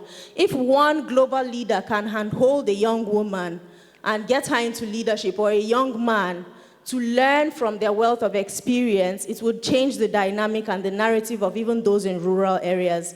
And those who have risen to leadership have their stories on our platform on YouTube at Unlimited TV 247, where we tell global leaders' stories. Can we have the next slide, please? So, like I said, to participate, you could visit the foundation website, chip in $50, 100,000 people doing that today in this room, listening to me right now. We can give them their school, the best artificial intelligence university in Africa. That's what we want to build and ensure that we get infrastructure there. Next slide, please. You can also do $100, or, like I said, our Stripe account. This is connected to our Stripe account because we have our registration in the UK, and we are seeking how we can bring foreign direct investment into Nigeria. So through Stripe, Stripe doesn't take up to $1 million, but the account can take 999,999. We'll factor you in as one of our millionaire contributors, and we'll name a building after you. How does that sound? We can start doing it right now. www.thebilliongroup.org. Next slide, please. The Billion Group. We're crowdfunding. So you can also participate by taking a professional course. The school is already online. We offer online courses, and it's accredited by Skill Development Council in Canada. So if you take any of the courses on thekingdominternational.org, you will get 2 certificates, one from the Kingdom International School and another from the Skill Development Council in Canada. So maybe you've been wondering how to advance your future endeavors, you want to travel, you want to work somewhere that says you are skilled in artificial intelligence in real estate, for example. One of the courses offered there. You can basically go there, take a course, get certified, accredited, and move on to your next echelon of success. Or you can get our book bundle. Our stand is right outside. Book bundle, approved textbooks for schools. There are 8 of them for $100. If 50,000 people do that, we have raised $5 million USD to give this community their school. other books. Okay, next slide, please. Almost done. Now, the Billion Bank is the portal that we are developing, and it's going to do two things. One, multi-currency exchanging, and two, you can get to pick from the best of those we have mentored who have great business ideas and who need maybe soft loans. You can give a loan to a student who has a great business idea that you meet on the platform. We've been doing this one-on-one mentorship and interactions, and we are building this bank. And another success story, just by being at the exhibition booth here on day one, we got in touch with a white label company that's willing to help us to complete the setup that we've already begun, just by being here at NDIS 2025. So we are already happy. That would have cost us $10,000, but it's getting to us for free and at a percentage. So we're working out that deal right now. Thank you, Honorable Dabiri. Thank you to everyone who has been a part of what we are doing. We're the Billion Group. Let's support our own. Thank you so much. Thank you, the Billion Group. Thank you. So we'll take first intervention here. Any other? Any other intervention? That will be number 2, focal person FCT. Any other? Number 3. So let's take number 1. Yes, Ms. Eniola, it's quite clear that you are a successful entrepreneur. Congratulations. Thank you, sir. The component of what you have is very interesting. And I'm glad that you are here. And the rest of us can see the testimony of what NDS have brought to the table. Now, but I'm trying to figure out why you painted a very good narrative of the community. And you said you go back there often and then they beg for things that's little as you can imagine. And I'm trying to find out, why are you starting with a university? Why not a primary school project, a secondary school? That's where they need. And some other community center, educational center. I mean, if you want to build a university there, you probably want to choose that community because you have a land opportunity there. You want to build it there. Fine, but if it is to benefit the community directly, I will think that starting from those lower tertiary educational systems, then you spoke about $5 million. It's achievable for the kind of project you have, but I want you to consider is what we started this conference about crowdfunding. If you want $50, those are crowdfunding opportunities. And there are tons of them that are focused on community development housing. In fact, a lot of them I have a crowdfunding fund that built similar projects in Kenya and in Uganda. And if you go there, but they won't accept this kind of pitch because it speaks to the affluent. They want to see the really trodden, poor community that you are trying to support. And that's why I'm thinking maybe starting from the lower cadre of the education, it might be attractive to them. After this time, I will introduce you to that platform.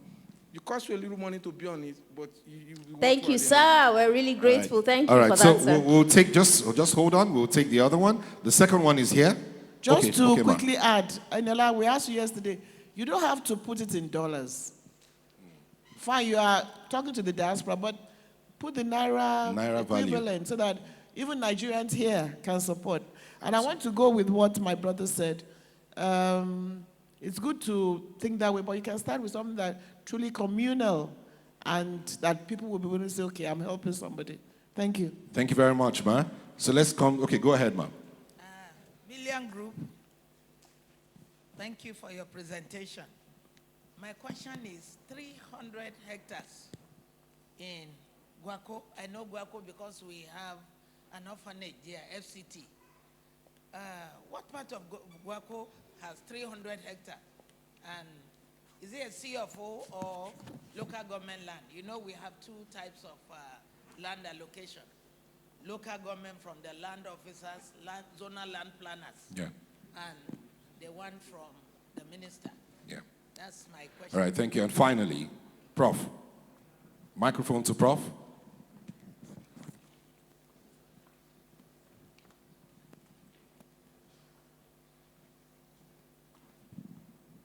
Go ahead, sir. Yeah, Eniola, I just want to commend you. You know, last year we were here. You had a very fantastic project, and I was one of the few that lambasted you for the way you structured it. We've made peace since then. Yes, sir. And, you know, we talked about this outside, and I was really, really excited because last year you were talking about books, millions of books. Now we're talking about AI University, the first of its kind. That's a very, very fantastic idea. But as everyone has said, you're always very ambitious. The way to eat an elephant, my people say, in Igbo land, is one bite at a time. Then you eat the whole elephant. But this is a good elephant. Let's just figure out how we're going to eat it, and people will benefit. Thank you. That's all I have to say. It's good. This is why this NDIS forum is wonderful for young people. You come in, you learn, and then you make some adjustments, and you actually begin to achieve. I'm going to support this effort, but it will be in the first quarter. I have too much on my hands, but I will. Thank you. Thank you, sir. Yeah. Thank you very much, sir. So, Eniola, it's back to you before intervention. Thank you so much for all your contributions. Now, we have right out there the model for the secondary school, which was their initial request. But in looking at where Nigeria is going also, a lot of our content is approved for university level, and the ministry currently, the Ministry of Education, has a need, and Nigeria as well as the globe has a need for artificial intelligence, which is what can put even our people on a global scale right now. I've taken some courses with Harvard on AI, and that is what can draw. We are looking at not just meeting the needs of the community, but also what can draw the world even to that community and complete the infrastructure. There's a Kingdom Tower there, there's a lot on 300 hectares. This particular project is on half a hectare of the land. So we do consider that we are trying to eat the elephants just a little bite at a time with this project. Right. And then, yes, for the Naira equivalent, we do have Naira with the partnership that once we have this app up, it should be up in a very short time. We have our Naira account details as well. If you just visit our exhibition booth after now, we can give you all those details so that you can also be a part of it in Naira. For the land allocation, so the particular land is already approved, it's CFO, and for those who maybe want to come on board on a higher scale as investors, we are willing to share some of that information with you and also discuss partnerships. We just didn't want to take on the partnership goal because the whole project is over 18 billion. We don't want, in US dollars, we don't want to start from there, we want to start small. But if we have investors that are willing to come on for larger amounts, we can come to the table and discuss on that level. Thank you so much. Eniola, moderator, sir. Fantastic and brilliant, and Eniola, I really love it. My advice is if you could unbundle this, because what you are trying to do is a social impact program. For the social impact program, you can actually get the backing of United Nations, UNDP, for that alone, which is going to be massively, help you out.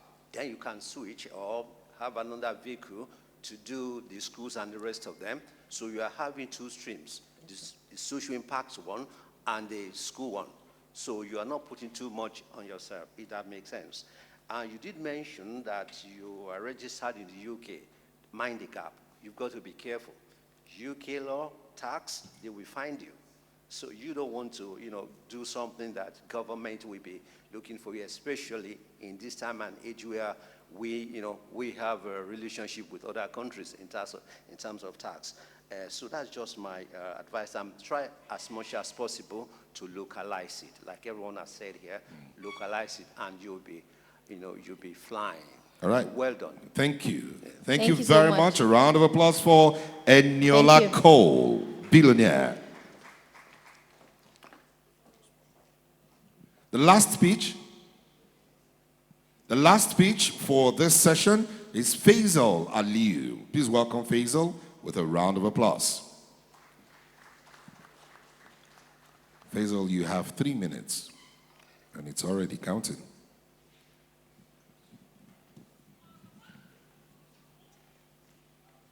Hello. Good morning, distinguished guests, respected investors, and Nigerians in the diaspora. Every one of you today shares a simple truth. No matter how far we go, home is never far from the heart. And that's why the Homes Group exists, to turn remittances into real assets, verified titles, and lasting legacy.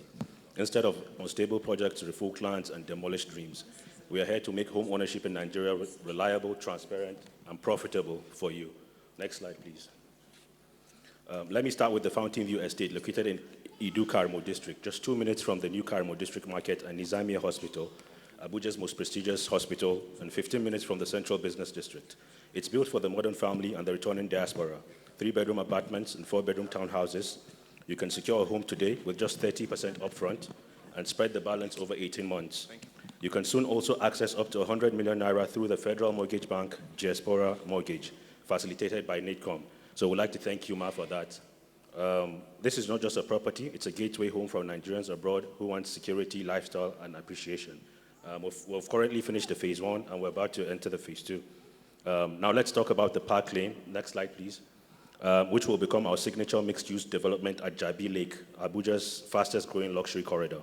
This 8-floor tower combines a mall, offices, smart residence, a rooftop sky restaurant, and private residence lounge.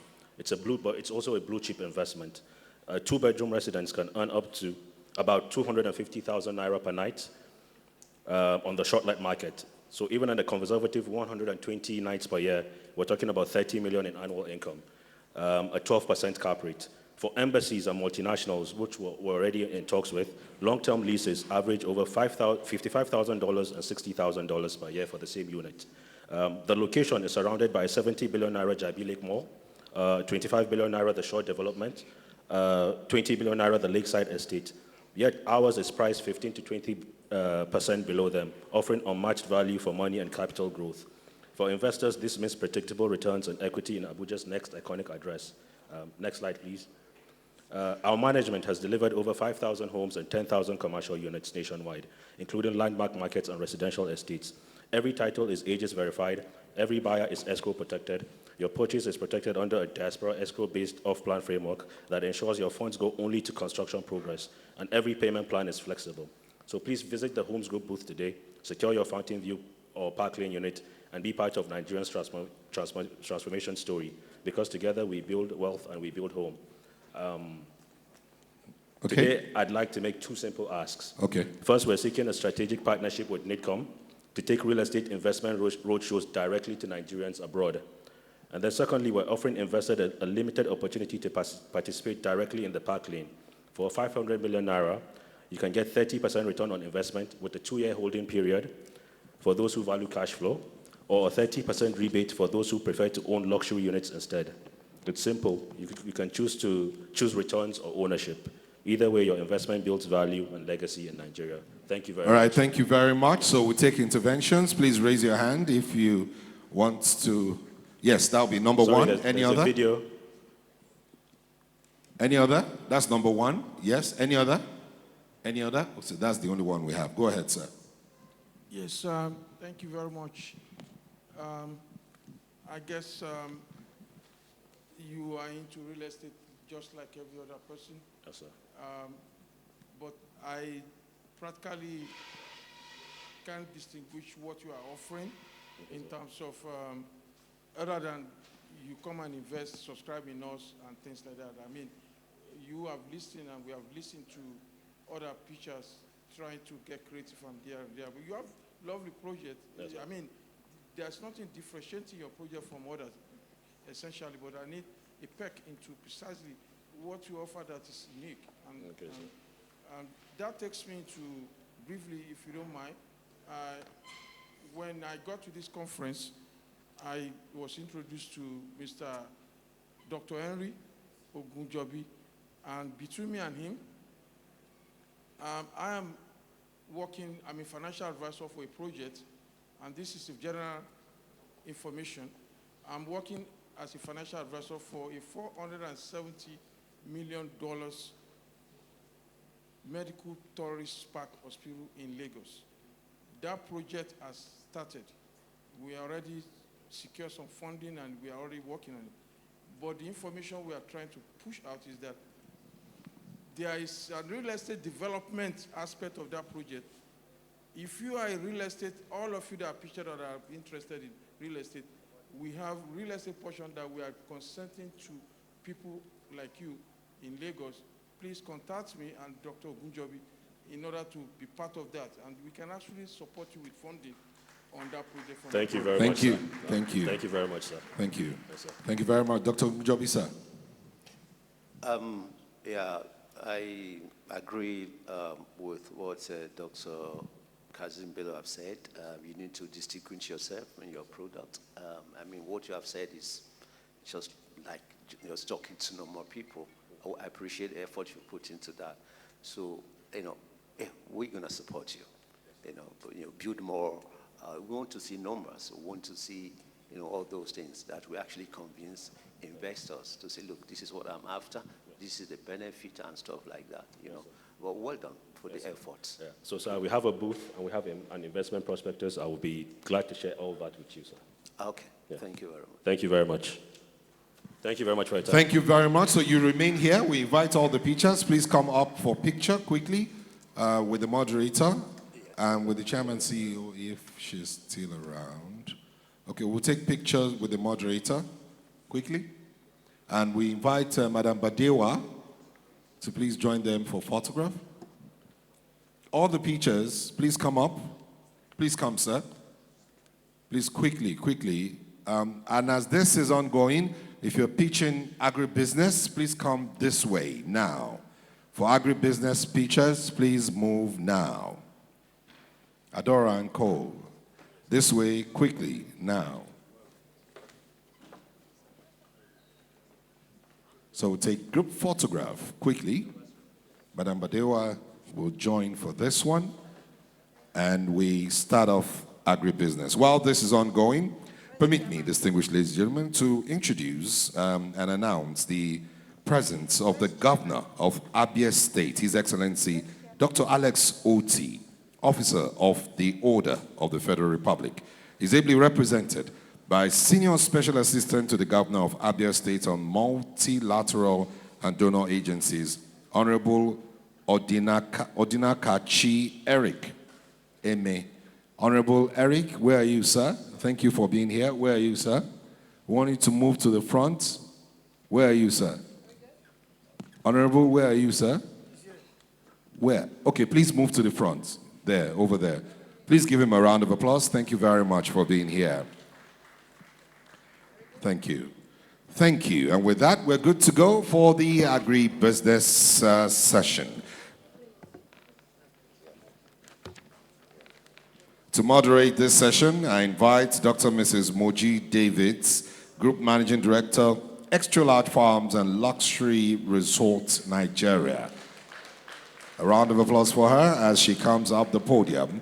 And all the pitchers, please stand by. Do we have Ichapi Hassan Moses? Moses is there? You're number one. Fidelia Zashaundo. Number two, Folakwe Deborah. Is Folakwe Deborah there? Folakwe Deborah, is she there? Okay. Zunoraini Aliu. Is Aliu there? Okay. Adora is there. Okay. Ali is online. Okay, Ali is online. Adora is there. Lydia Tiku. Is Lydia there?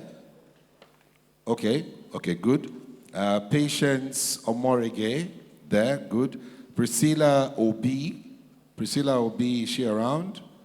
Okay.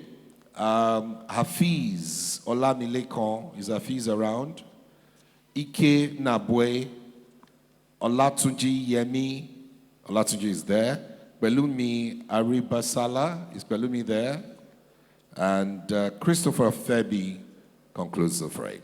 Thank you very much. And I invite Dr. Mrs. Moji Davids, Group Managing Director, Extra Large Farms and Luxury Resorts, Nigeria, for a brief intro comment in 1 minute. Thank you so much. Don't make it extra large, man. Thank you. Good afternoon, everybody. Good afternoon, Your Excellencies. Congratulations to all the pitchers so far, and congratulations to the organizing committee of the NDIS. Most importantly, our dear mother, Honorable Abike Dabiri-Rewa, for always putting this together to the benefit of mankind. I'm especially honored this afternoon to be moderating my passion. Thank God I'm brought forth to moderate what I've been practicing. I'm a practicing farmer. I'm an agripreneur. I'm into food production, and I'm also the Group Managing Director of Extra Life Farms and Resorts, like you said, and we are the pioneers and promoters of agri-tourism, not only in Nigeria, but globally. Thank you for having me this afternoon. So we talk about agriculture. This is like the life wire of our nation and our continent as a whole. And I believe that this session is one of the most important that we can have in this summit this year. As we all know what we're facing currently in the country and in the continent of Africa, food security challenges are not just looming, they are here. And we just have to wake up and do something drastic about it. And I want to believe that everyone who will be pitching today will be telling us innovative solutions that they have created, you know, technology-backed ideas that they have come up with that can help us in solving this solution of food insecurity in Nigeria and Africa, and how it can also, you know, impact on job creation and definitely financial empowerment for all. I will be... Yes, you'll be sitting down, and then we'll call them up for you, all right, thank you and very we're good to go. Please, a round of applause for her. Thank you. And now we invite H&H Properties and General Services Limited. Please take the stage immediately. Chapa Hassan Moses, please come up the stage immediately. A round of applause for him. Standing by is Fidelia Zanshaundo, Association of Female Agripreneurs. Fidelia is there, right? Good. You have 2 minutes. Your time starts now. You have a video? No, please. Okay. Slides. Slides. Yes. You're on. Good afternoon, everyone. Thank you to NITCOM and every other person that made this possible. My name is Ichapi Hassan Moses, co-founder and managing director of H&H Properties Consultants and General Services Limited. You might be wondering that what is the correlation with a real estate company with offering agricultural services or solutions. Okay, I will do justice to that shortly. About 3 years ago, I and my co-founder, my wife actually, we bought a land at Karishi, about 3,000 square meters. Unfortunately, since 3 years ago, we have not been able to do anything on that land because it is far away from development. So that actually pushed us to what we want to do now. What we are looking at is to, put fallow speculative lands within the urban area into productive agricultural uses. Please? Next slide, please.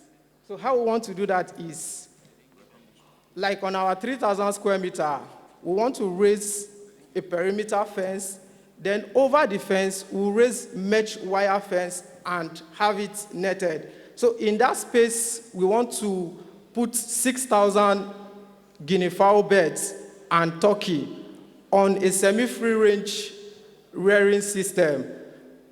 These two bed options were carefully selected because they do better in a semi-free range system because they are birds that like to fly.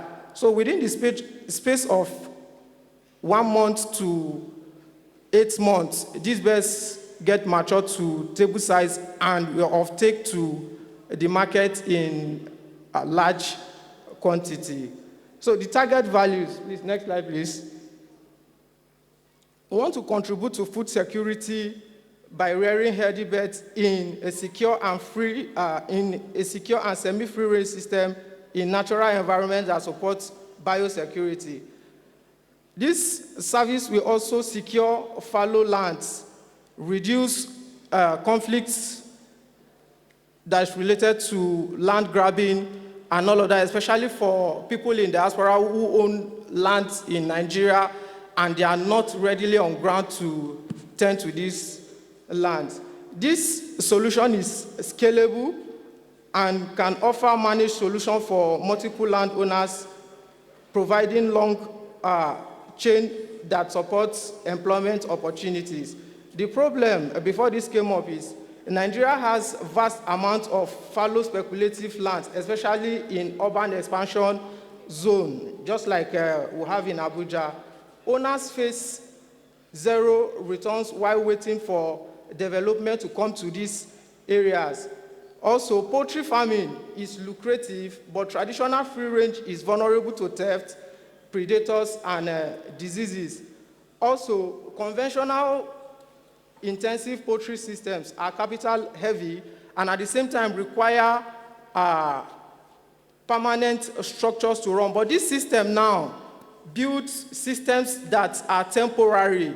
You earn while your plot is awaiting development. Then when development comes to that area, the systems can be moved, then proper development take place.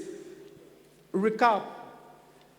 We are asking for 120 million naira in debt financing for 30% interest rates.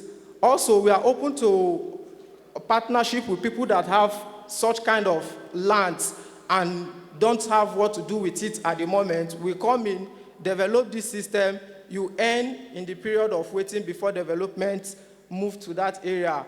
Also, we are offering consultancy as well to people who have such kind of lands.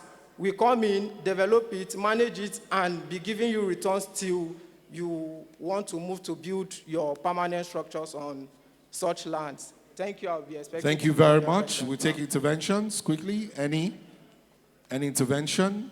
Just one. So we'll take just that quickly, sir. Dr. Henry, sir.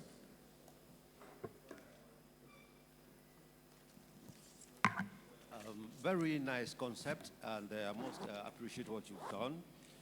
But my question is regarding land use allocation, urban land use allocation, where you want to merge or fuse residential and farming land at the same time. What do you think the position of government or the municipality or local government might be regarding this? Because it will appear that if you are deviating from what the land is meant to be used for. That's my question. All right, quickly. Answer. Okay, thank you, Dr. Henry.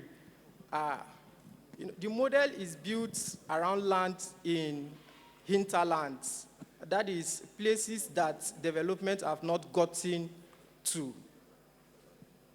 Those areas now don't pose threat to conflicting maybe environmental problems.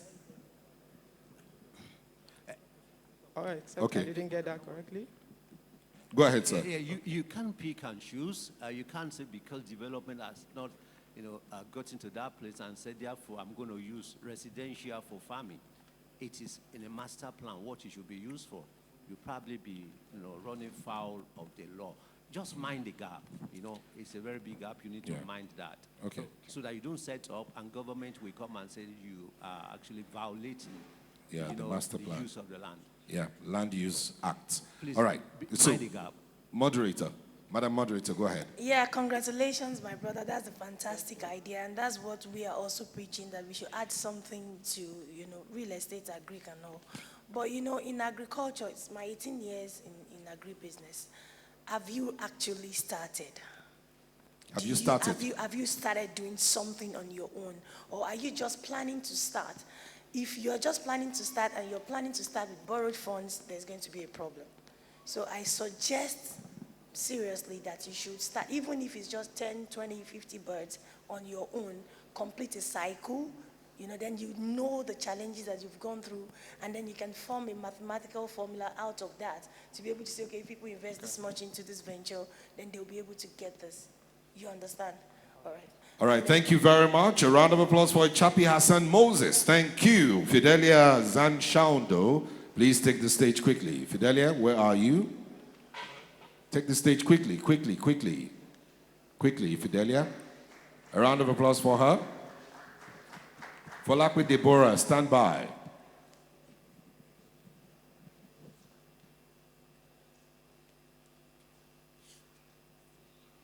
You have 2 minutes, Fidelia. You have a video? You have a video?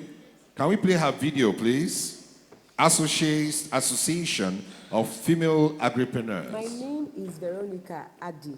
I am very happy for Alpha for giving us rice to farm.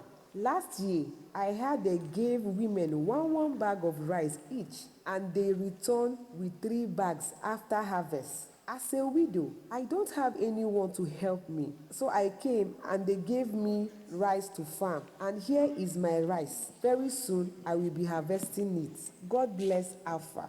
My name is Sewe Simto. I want to thank Alpha for what they are doing for us women here in Buruku. This is my beans that I am harvesting, after which I will return to them 3 bags. I am happy that God is using Alpha to help us. Before now, farming was difficult, but with Alpha, it is now very easy. Thank you very much. You have a minute left. Good day, distinguished personalities in here. I feel honored being before you. My name is Fidelia Zashawando. I represent Alpha. Alpha is an association of female agripreneurs. We are so committed to empowering women in agriculture, and this is a non-governmental organization registered with Corporate Affairs Commission here in Nigeria. Our ask here today is 100 million naira to be able to help us to empower women in agriculture. Thank you. I would want to say a journey that started just 4 years ago. It started like a dream with less than 20 women has grown into a vision to be able to empower over 5,000 women as we speak. And this is basically because of what the NDIS has been able to put together. We've been able to get support, partnership from people here who have been helping us, and we are here to gladly tell the story. That part of what the video you watched is part of what your impact is doing.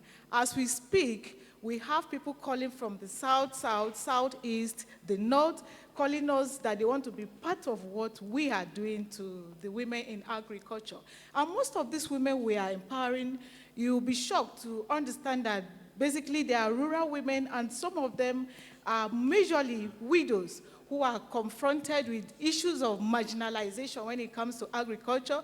We've stumbled on women who are widows that will tell us, after I lost my husband, I was sent packing. They said I have no right to any land in the community. And these are some of the women we are passionate about empowering. All right. Let's do your ask. Your ask. Our ask is 100 million naira. Just this year, we started, late last year, we started Ginger because we stumbled on an off-taker who is willing to also give us the opportunity to be supplying ginger.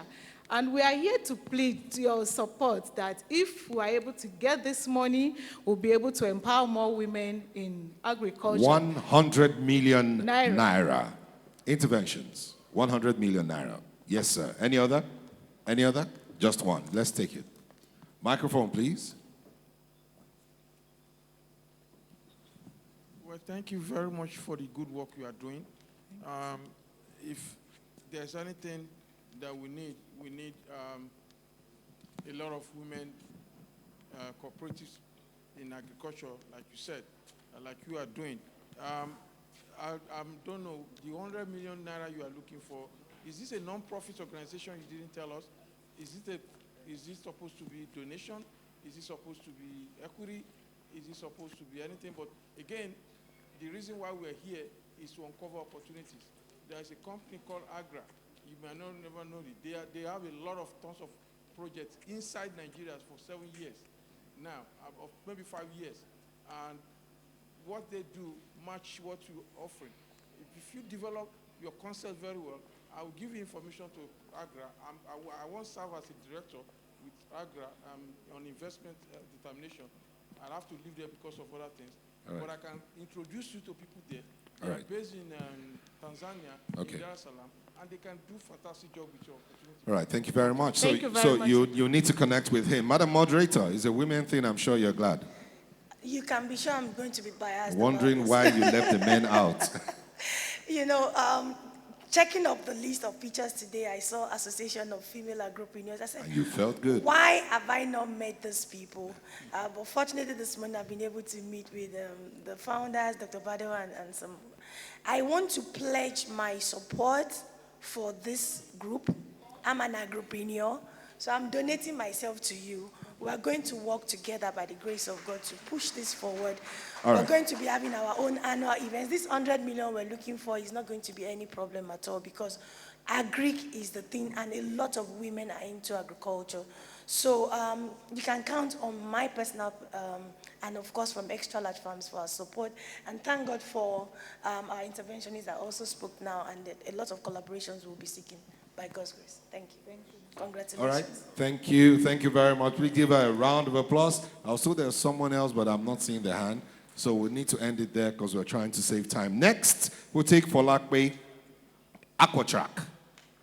Let's have a slide quickly. A round of applause is good for her. Folakwe, you have 2 minutes. Let's do this. So, did you know that we have over 15 million fish farmers across Africa? But yet, 80% of these farmers haven't gotten to their full potentials because they lack access to Aquatrack. Hello everyone, my name is Falokpe Deborah, and I'm the co-founder and chief operating officer at Aquatrack. And today, I'm here to ask for 375 million naira for 10% equity. These funds will be used to scale my business across Africa for 3 years. As I was saying, today, fish farmers suffer from low yields, high mortality, no financial access, unfair market conditions, and they lack access to digital support. You might ask, how do I know all this, right? Well, that is because I'm a fish farmer myself with over 6 years of experience. Next slide. And I have personally faced these challenges firsthand, but of course, not anymore. And that is why I and my team came together and we built Aquatrack. Next slide. Aquatrack is an AI-powered farm operating system. We help farmers with general farm optimization, harvest management, AI-powered recommendations, analytics, predictions, and general farm management. You can say we are the all-in-one platform. We help farmers from stocking to harvesting, and we connect them directly to markets. We also have a robust community where we foster knowledge sharing. And lastly, we also connect our farmers to finance based on their dashboards and farm performance. Here at Aquatrack, we're not just targeting the fish farmers. Next slide. We're targeting the seafood consumers, the seafood restaurants, seafood merchants. Basically, if you're in this room and you eat seafood, Aquatrack is definitely for you. With a total addressable market of over $268.9 billion, this shows that we have a massive market opportunity to work on. At Aquatrack, we have 3 revenue models. We have our subscription, our commission, and our facilitation fees. We charge our farmers a 6,000 naira monthly subscription fee. We get commissions on every sales on the market, and we get a percentage for every farmer we match with our financial partners. Also, by 2027, we are hoping to onboard over 10,000 fish farmers across Africa. And based on our projections, we should be able to do over 720 million naira in annual recurring revenue. So far, we've been able to get a pipeline of over 160,000 farmers. And out of these numbers, we've been able to empower over 1,000 farmers and convert 5% of these numbers into active subscribers. We also recently launched our online market, and we've been able to move over 30 tons of fish to 4 different states and do 11 million naira in transactional value. We've also been able to raise a $25,000 save from Santec, and of course, secure partnerships with key industry players. Let's talk about your ask again. Your ask. Okay, so like I said, we are seeking to raise a 375 million naira. This is 250K for 10% equity. This will go into marketing and expansion, product development. But honestly, standing on this stage, I'm not just asking for investment. I'm also asking for grants. So if you feel like you're queuing into this, our mission, our vision to make seafood more affordable and accessible on the global scale, we are also available. We're also seeking for partnerships. If you have access to farmers network where we can come and train and empower, because our aim is also to create jobs for the youth, whereby in schools we can teach how to use the system, AquaTrack, and create impact so that students can now get corporate jobs on the farm as managers. All right. Thank So, you yeah, very so thank much. you. Thank you. I smell catfish. Please, last slide. Please take it to the last slide. Thank you. Catfish pepper soup, right? I hope you have catfish pepper soup. Get Last in touch, slide. quickly. Let's do it. Get in touch. No, the last slide. The last slide. So this is a graphical representation of our management tool. Here you can see our farmers will get access to their dashboards. Even if you're an investor, you can also get access to their dashboards where you can see their capital, expenses, and profits. Basically, they stay informed. Thank you. Thank you very much for the powerhouse of AquaTrack. Let's have interventions. Interventions, any? Moderator, Ma. Yes. Another women thing. Congratulations, AquaTrack. Thank you. But I think we really need to understand what exactly it is that you're doing. Are you empowering fish farmers, or are you connecting, or are you the farm by yourself? Okay, so like I said, I'm actually a fish farmer, but I'm also a technical founder. We built an operating system for farmers. I don't know if I can show you. So we built an operating system for farmers. So basically, we help farmers with farm management, like I said, and general farm optimization. So we help them with inventory tracking, financial management. Okay, so sorry, what if you get the 375 million now, what exactly are you going to pump it into? So these funds will go into marketing, like I said, marketing and expansion, because like I told you, we train farmers on sustainable farming. And also these funds will also go into our continuous product development. It will go into our working capital, that is HR, legal and compliance. It will also go into Can you break our down expansion. the expansion? What's the component of the expansion? Okay, so for one, like I said, we host training. So farmers are used to traditional methods. Most farmers don't even keep records. So we are going to states because we have a lot of farmers in the West. We have a lot of farmers in River States. We have a lot of farmers, some farmers in the East, right? So we go to these places to teach them, to empower them on sustainable planning. Also, it's a software, so we also build. Right, it's a software, so we are also building as well as improving the system because, like I said, we are also AI enabled. So we are building, so we need funds for also product development. Lastly, for also working capital, because we pay people, we have staffs. We have the dev team, we have the management team. So it's basically a company as well.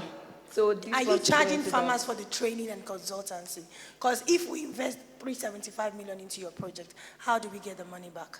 Okay, so like I said, for 10% equity, so you as an investor, if you invest into our company, after 3 years, we can guarantee that we can start paying dividends back to you from your investment based on your percentage on the company. Also, if you choose to come in as a financial partner, like I said, we also give our farmers loan based on their data. Right, based on their data, we also give them loans. So you as a financial partner, if you should choose to come in through that route, right, to invest directly to the fish farmers, you get a percentage. So we have like various plans that accommodate our financial partners.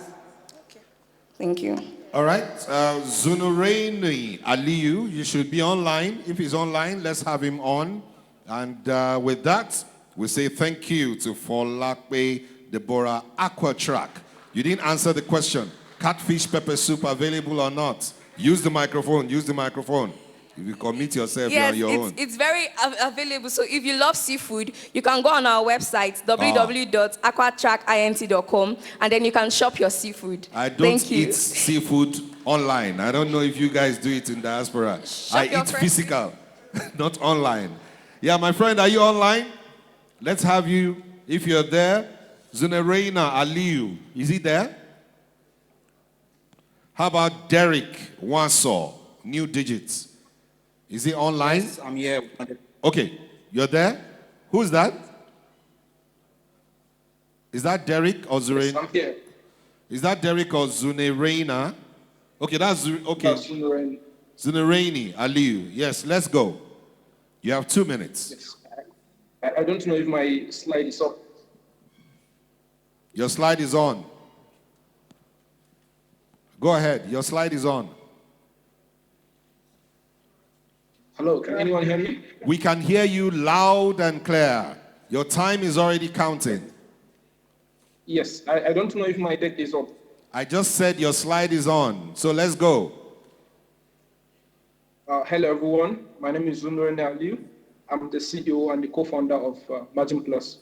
At Margin Plus, what we do is we empower farmers with best data-driven farming practices. We provide them with input financing, insurance, and market access. Margin Plus as a whole is co-owned by farmers. We are currently raising 250 million naira for 10% equity at 2.5 billion naira pre-market valuation. This fund is going to help us capture more farmers, scale our operations, and expand our reach. And it's also going to help us strengthen our technology and monitoring system. Next slide, please. This is the problem we are solving. There is currently a 75 million financing gap for over 600 million smallholder farmers, which only less than 5% of them get to access credit from banks, institutions, and investors, which is due to lack of structure. And at the end of the day, 40% of them, 40% of farmers, 40% of post-harvest, 40% of farmers' output is lost post-harvest, which is due to lack of access, including storage facilities, logistics, and this is our solution. At Margin Plus, what we do is we bring farmers together as a community, provide them with farmer training, input financing, and insurance access, and at the end of the day, provide them with access to premium buyers. So far, we have empowered over 750 farmers, helped them double their output, and we have supplied over 8,000 tons to the market. We have deployed over 750 million naira, 85% of our projects are completed, and an average return of 15% in 9 months for our investors. Let's talk about your ask. Let's talk about your ask. Institutions and partners like Taj Bank, Nusal, Bank of Agriculture, Jaista, Capful Insurance, GB Food, NASCO, and AMG Foods. We are currently seeking for partnership from financial institutions, development partners, insurance, processors, which are off-takers, market access for our farmers, and our goal also aligned with over 6 sustainable development goals of the United Nations. All right. Thank you so much. Thank you. I'm willing to answer any question. Thank you. You can also reach out to us, 250 million. Thank you. We got it. 250 million naira. Any intervention? Any quickly? Yes, sir. Microphone.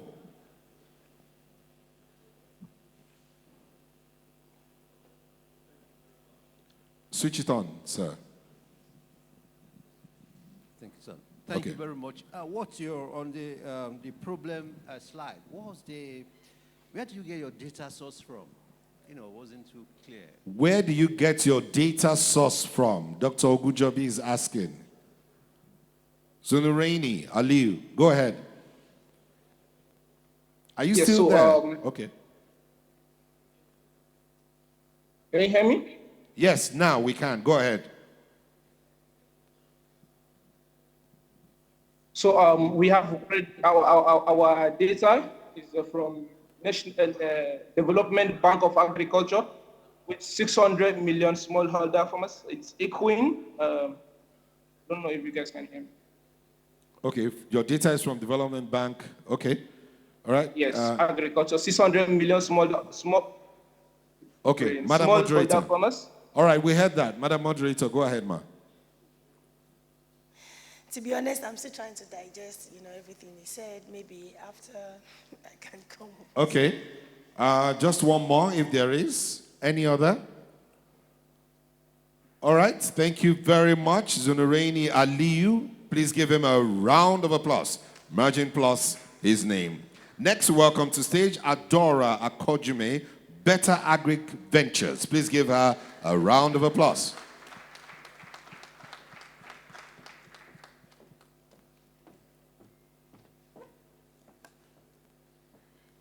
Good afternoon, distinguished ladies and gentlemen. Can I have my slides, please? Slides for Adora, quickly. Adora, you have 2 minutes. Okay, my name is Adora Akojiru. I'm the founder of Better Agric Ventures, an agri-tech company operating in Kano State and duly registered in Nigeria. We're also one of the top 20 startups selected by NDIS and Pixelco to pitch here today. At Better Agric Ventures, we are tackling the problems of post-harvest losses in key perishables like tomatoes, peppers, and onions by transforming them into 100% natural and ready-to-use tomato paste. In the last 4 years, we have saved over 100 tons of fresh tomatoes, peppers, and onions from wastage. And today, next slide, please, we are here to seek for 200 million naira in exchange for 10% equity. And we want to use this to scale our operations further. Next slide, please. Let's talk about the problem. 4 years ago, I was on a field in Gaya local government area of Kano State. And for the first time, I don't know if any of us has seen post-harvest losses and what it looks like. I saw firsthand farmers have fresh, ready-to-harvest tomatoes, but no market. So they left them on the field to rot. It was a nightmare. At the same time, the regulatory agencies were trying to clamp down on the importation of low-quality tomato paste that posed a threat to consumer health. So all of this situation, next slides please, birthed our solution, which is called BERA, the agro-processing arm of Better Agric Ventures that transforms fresh tomatoes into 100% natural and ready-to-use tomato paste. In the last 4 years, like I said, we've been operating, and we have reached, next slide please, over 300 consumers through online and offline sales of our products, which are MANCAP and HACCP certified. We have also generated over 26 million naira in revenue, and we have sealed key partnerships with SAPZ and Hot in Nigeria. We are set to even reach more consumers because the market remains valued at $500 million, even though there are key large players in it, but our 100% natural produce and local partnerships with local farmers differentiates our business model. Next slide, please. When we get this money and channel them adequately, we're going to be using them to, 52% of them would go into securing semi-automatic equipment in order to triple our operational capacity. The funds will also be used to diversify our packaging to introduce 100-gram and 250-gram pouches so that our products can reach the economic and lower income consumers in Nigeria. We'll also be channeling the funds to marketing and awareness to reach more consumers in major cities of the country. If we do all of this, we are targeting a 600 million naira revenue by year 2. So we're calling on you, dear esteemed investors, to put your money with Better Agric Ventures, because when you do so, we are ensuring that Nigeria is able to feed itself, sustain its people, and export its excellence Just to the world. tell us about your ask. Thank you. Your Our ask again is 200 million naira for 10% equity. Thank you. 200 million naira for equity. That's Adora, dressed in tomato colors. Yes, let's take it. Intervention number 1. Any other? Any other? That one. Okay, 2. So let's take 1 and 2 quickly. Yeah, good afternoon. My name is Fola Jinadu from United States. I have a restaurant in the U.S. Now, what is the shelf life of your product? I know when you ship abroad by export and it gets to the United States or something like that, and the shelf life now comes down to about 3 months or something like that. So what is the shelf life of your product, and do you also have a powdered product as well? Okay, let's take the second one. Adora, note it. Second one, yes, sir. Microphone, quickly. Yeah, I love the vibes here, and this is some of the things that we see across the globe, and I must commend Adora for creative idea. And I also understand that your project is not a startup business. You've made some revenue. Yes, so you're asking for $200 million naira, but no, naira, not dollars. Naira. What I would want to say, the reason why we are here anyway, that please tap on local resources. Put your ear on the ground. I can assure you, without coming to this local platform, we will invest on your equity. Trust me, because you have a good product that can sell anywhere. We will invest on your product, but also tap on local resources. Contact the agri department. Contact Nigeria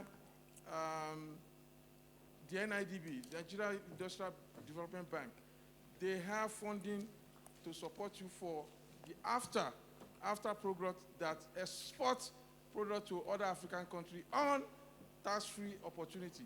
Those money are begging for people. They'll go and apply for it first, and then we will follow up with equity to support you. Congratulations, anyway. Thank you very much. Kachi Okezie. Okay, Dr. Ogujobi, quickly. Thank you very much. Would you increase your equity to like 15% or 20% if you see someone is going to give you like maybe 50 or 100 million? Would you increase to 15%? Okay, note that. Okay, Dr. sir. Kachi. Noted. Finally, Dr. Kachi. Microphone here. Dr. Kachi Okezie, Esquire. Thank you very much. Thank you. First of all, I'm not a doctor. I don't wear borrowed robes. But let me just make a couple of comments. This is somebody, I'm so proud of what you've seen here now. It's hard work. For 6 weeks, she underwent our training to be able to do this.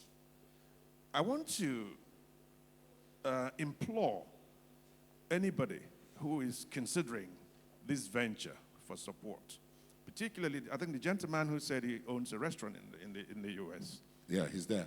May I suggest that we look more into using this as backward integration? Invest in her and help her, because it's difficult to say, I live in the UK myself, it's difficult to say export, bring it over, bear the burden of bringing it over. What we find that the capacity is not there for them. So those, and this is what the Indians do, this is what some other communities do in the UK, for example. They go back home, and because they're exposed and they know what's what, they now go back home and build that capacity and help them take that burden off their shoulders and make it work. Okay? All right. That could be in return as part of the investment you are making. Instead of investing in equity, you can invest in those channels, and that will promote the whole thing about backward integration. Thank you very much. All right, Congratulations. Dr. Badewa? Okay. Okay, so quickly, Adora. Take them. Go ahead, Adora. Okay, to respond to the first question, you asked on the shelf life of the product. It's 18 months shelf life. By 18 months. Yes. 18 months. You got thumbs up for that Thank from you. the American man. Yes, Nigerian and, American man. To Dr. Ogujobi, thank you very much. No, Dr. Kazim is right? Thank you very much for that. We're going to make sure that we've been tapping on local resources, and that is why we are working closely with smallholder farmers in Kano State.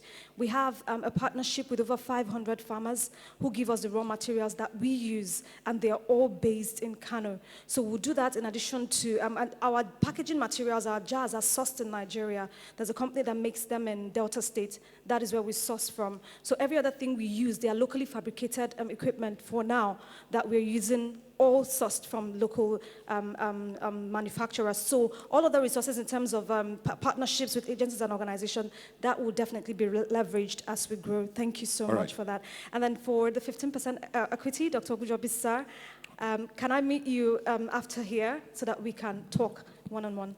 Thank you so much. Yeah, CEO, ma. Chairman CEO, ma. Thank you very much, Adara. Are you saying that if I take this product home today and cook correct stew for my husband, he will fall in love more?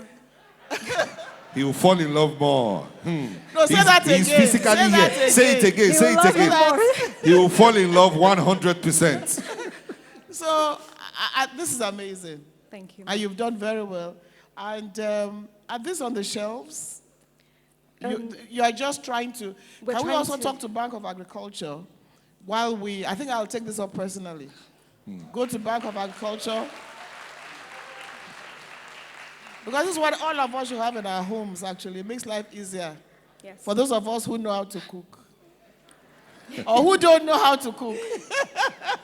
But thank you very much. This is something we need to take up personally and encourage you and see that by the time, this will be a success story of NDIs by the time you come back again next year. Amen. Thank you so much, ma'am. Round of applause for Better Agric Ventures, Adora Akojime. Congratulations. Thank you. Yes, moderator, Okay, we'll take one before the moderator. Yes, sir. Thank you so much, Adora. Recently, Abia State launched the ABBA Export Lab. So, and from what you've said so far, aligns very much well with what we're looking for in Abia State. So we'll see a way to collaborate, have a handshake, probably to take it from here. Thank you. Abia State is in the picture. Thank you. Madam Moderator? Yeah, thank you, Adora. Congratulations. I like when people are beautiful and they know what they are doing. Beauty and brains. Is beauty And brains. Say it Plus, you're solving a problem. I am a farmer. For 9 years, I know what I suffered with my husband in our company, trying to battle with post-harvest loss. So it's a big problem that you're solving. I opened this product because I wanted to be sure there are so many tomato, whatever. This is beautiful. The taste is nice. And it is very, very natural. How much does this cost? That is 4,500. 4,500. Yes, 1.2 I am kg. going to personally commit to you selling minimum 10,000 pieces of this within the next 3 months. 10,000 pieces, committing to it immediately. Adora, I'm hungry. I'm hungry. This will make nice jollof rice. Yeah. Catfish pepper soup will also go with it. Good for lunch. All right, thank you very much, Adora. Thank you. Thank you. Thank you. Thank you Okay, very okay, much. just hold on, Adora. Yes. Switch on the mic, sir. The mic is off. You need to switch it on.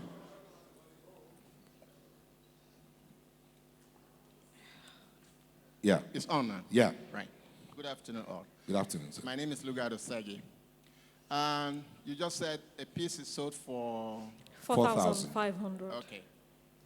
If I can get a dozen of that, right? When I'm traveling back to the U.S., I'm instrumental in setting up most of the African shops over there. So I want to try it and give each one to them and see, at least the taste of the, they say the taste of the pudding is a Is it the eating? Yeah. So if we try it and see how, because when we buy over there, we buy ragu, all these, for spaghetti and all that stuff. Yes. I think this is going to be a better quality. So, right? Yeah. Give me a dozen of it. I'll pay for that. All right, thank you, sir. Okay, sir. Take the microphone to the, Dr. Kazim, and then the Nigerian American who owns a restaurant in the U.S. The chairman of NIDCOM has approved it. Madam has tasted it and approved it. And I love what my uncle have just said here. What I want, I'll put in 100,000 naira to acquire quantity. I'm going to give you the shipper. You ship it to the United States, and we'll distribute it to Transfer Shop, and you'll be supplying them. Fantastic. Let's take the microphone down there. 18 months shelf life. 18 months. 18 months. Yeah. This is beautiful news to my Fantastic. ears. My restaurant is called Suya Spot. Suya Spot. We make about $300 million per year. We haven't even seemed to be getting over that. We're only in Maryland. Now imagine, with your sauce behind my restaurant, we will go more than Absolutely. Go everywhere. Absolutely. Absolutely. Thank you. Dr. Okujabi. Just going to the content, do you have preservative into this? Yeah. Okay. Do you? And, just want to know a little bit about it. No, they are 100% natural. There are no preservatives or chemicals in it. Fantastic. That's And I'm attesting to that. I tasted it. I was looking out for the preservatives and there was none. Fantastic. I was just trying to know that this is a very, very, very good business with added advantage over those ones we are. Yeah. 18 months shelf life when it's done. Adora, well done. Well done. Yes. Okay, sorry. Hello. Yes, yes. Sorry, I think my own little contribution would be to support you because I know what it takes to have this kind of product out. I'm going to use this for a souvenir. Yes. for an event. I'm an independent marketer. If I charge you to market this product, you pay me millions. But if I market this product for you through this event, they're going to use as souvenir for an event, and they will consume maybe less than 200 pieces of what you have. When people try it, I'm going to have an arrangement with you for them to know that it's a product that they will use, and their wife will love them. You said something. Their husband will love them more, right? 100%. Yes. Good. 100%. Absolutely. So, and it's actually for women. Yes. So later you just come and see me, and you see how far that will go for your business. Thank Fantastic. you. And I think Chief Erewa will confirm that to us after Madam cooks with it. Chief, am I right, sir? Thumbs up, so we'll get the confirmation. Thank you very much, Sorry, Adora. Adora, do you have a website? Do you have a place where we Please, can order? the last slide shows www.betteragric.com. That's the company website. And then we're very much active on social media. We have at Bera Tomato on Instagram. You can check it now. On Facebook, on Twitter, on LinkedIn, Better Agric Ventures. We're there. All right, last slide. Put the last slide so we see. Quickly, sir. Go ahead, sir. I just wanted to add my voice to all the speakers and all the potential investors. I'm also intrigued with what we have heard this afternoon. But just a confirmation from her. Yes, Is it NAFDAC certified? NAFDAC. Okay. No, we are on the final steps of securing our NAFDAC. We haven't gotten that, but we have MANCAP from Standards Organization of Nigeria, and we have HACCP, which is an international certification as well. I will advise that you pursue the NAFDAC. Yeah, she says they're almost there. Yes. That they're almost there. Yes, sir. Best of luck. Thank you, sir. Congratulations, Adara. I know we talk extensively about your product, and right now I'm giving you the offer at the ask. Say that again, sir. I said I'm giving her the offer? The offer. 250 200 million naira. That's a done deal. Done deal. That's deal done. Please come forward, sir. Come forward, sir. Come forward, sir.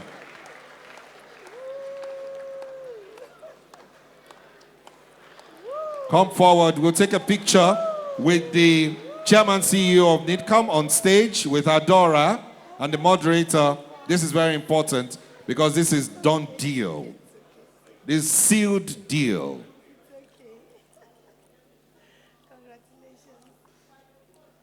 Microphone, microphone. Microphone.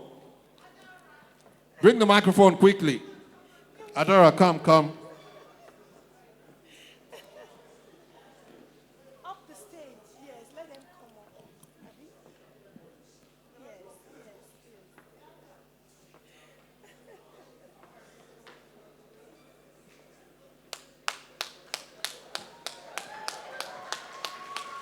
Right there. Take a hug. 250 million naira hug. It doesn't come every day.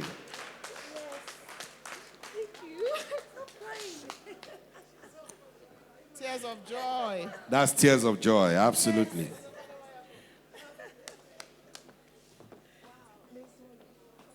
Well, congratulations, Adara. An amazing success story. Your ask has been answered. Granted. And my brother, you came all the way from New Jersey. New Jersey in the building. So can we hear from you your name and why you're doing this? My name is Chris Obodi, and my company is A1 Financial Services. I was supposed to also pitch my business here. I've been sick, so I couldn't participate. I came in as an investor, and I spoke with Adara before, and I kind of liked the concept. And, I actually told her that we'll probably be looking at this at 50% because of her valuation.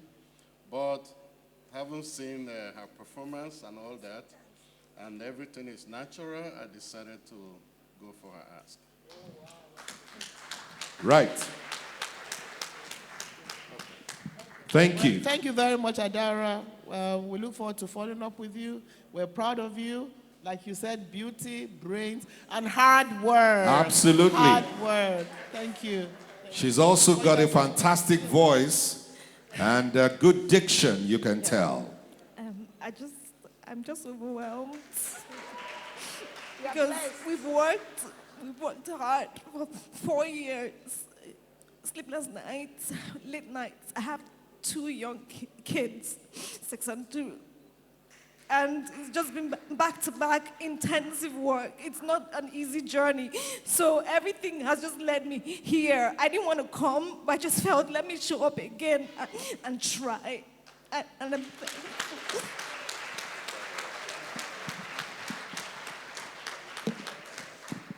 I think that's what Nigeria Diaspora Investment Summit is all about, right? That's right. Thank you.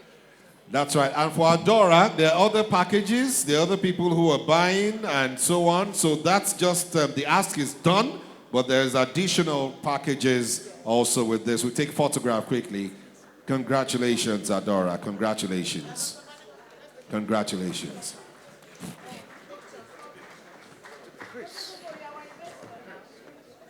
Congratulations. That's a done deal. Done deal. Yes. Barrister Kachi, you have the mic. Yeah, you have the mic. Go ahead, sir. Just like we did last year. Yes, go ahead and make your... Holding it, Better Agric Ventures, made in Kano, Nigeria. Ask in Abuja, Nigeria. Ask done from New Jersey, United States of America. Trump can't stop this one. I didn't say so.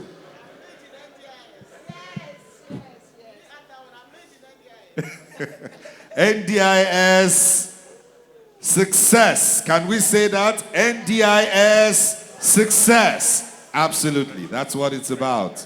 Thank you. Thank you very much. Thank you. Just before we leave, it's important that we make this comment. When we started training the pitchers, I think we had about 104, 114 or so. There were a few. Chris here himself was one of them. Unfortunately, midway through, I think ill health or something happened. And he packed it in, but he sent me a message and said, can I still be an investor even though I can't pitch because of my health now? Now, can you see how all of this has worked together and delivered something amazing? But it's Adora's attitude I want to talk about. A lot of people come there, with shoulders pumped up and with the wrong attitude. I think there's something you said with hard work. That's right. That must be included in all of this. What you're seeing here is not happenstance or fortuity. It is dedication. This lady here would be first in, last out, every time. You give corrections. She has the attitude. She has humility. Yeah. That opens the door to enable you learn. Absolutely. Adora is a bundle of that. And that's why I'm overjoyed. And this is not the whole story. There was a bit more. Okay? Right. But let's do that. Thank you. Fantastic. Thank you very much. Thank you. Thank you. Thank you. Agribusiness speech still on. Lydia. Others waiting, so we must leave the stage. Thank you so much. Lydia Tiku coming up next. Limona Farms Nigeria Limited. Adora, congratulations. Congratulations. So Lydia comes next. Tikumi. Lydia, you have to tickle in 3 minutes. Maybe 2. Good afternoon, everybody. My name is Lydia Banko Tiku. I'm the founder of Limona Farms Nigerian Limited, a company registered with the Corporate Affairs Commission of Nigeria and Sweden. We are located in Kuje Area Council, Abuja.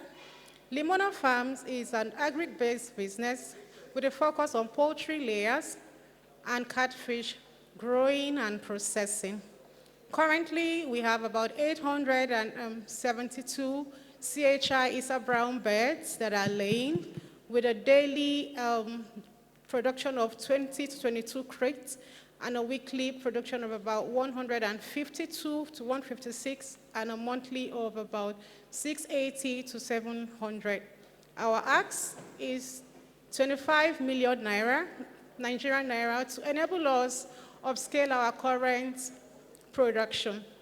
The 25 million is required to be able to purchase additional 3,000 Issa Brown CHI birds and also purchase a 2,000 square meter land that we have seen already in Kuje, and also to buy a modern automated cages and build a housing facility for the birds. Currently, we are having a demand of over 500 to 1,000 crates of eggs daily that we are unable to meet up, and that is a profit and business that is passing us by. With the help of the people here today, I believe that we'll be able to achieve this dream of ours. For Limona, it's not just business. For every 100 to 200 crates of egg we get weekly or monthly rather, I ensure that I empower about 5 to 6 women by giving them crates of eggs, about 10 to 20 to start up in Kuje Area Council. They sell, after a week, they return back this money, and that's where they grow. It's my own way of contributing. Limona Farm is a business that I betted after the last NDIS. I decided to incorporate the business and start. I will be open to answering your questions now. Thank you. Right, let's talk about your ask one more time, please, Lydia. Your ask again. My ask is 25 million naira to enable me buy additional 3,000 CHI birds and to get 2,000 square meter land, farmland in Kuje that I've seen already, and to get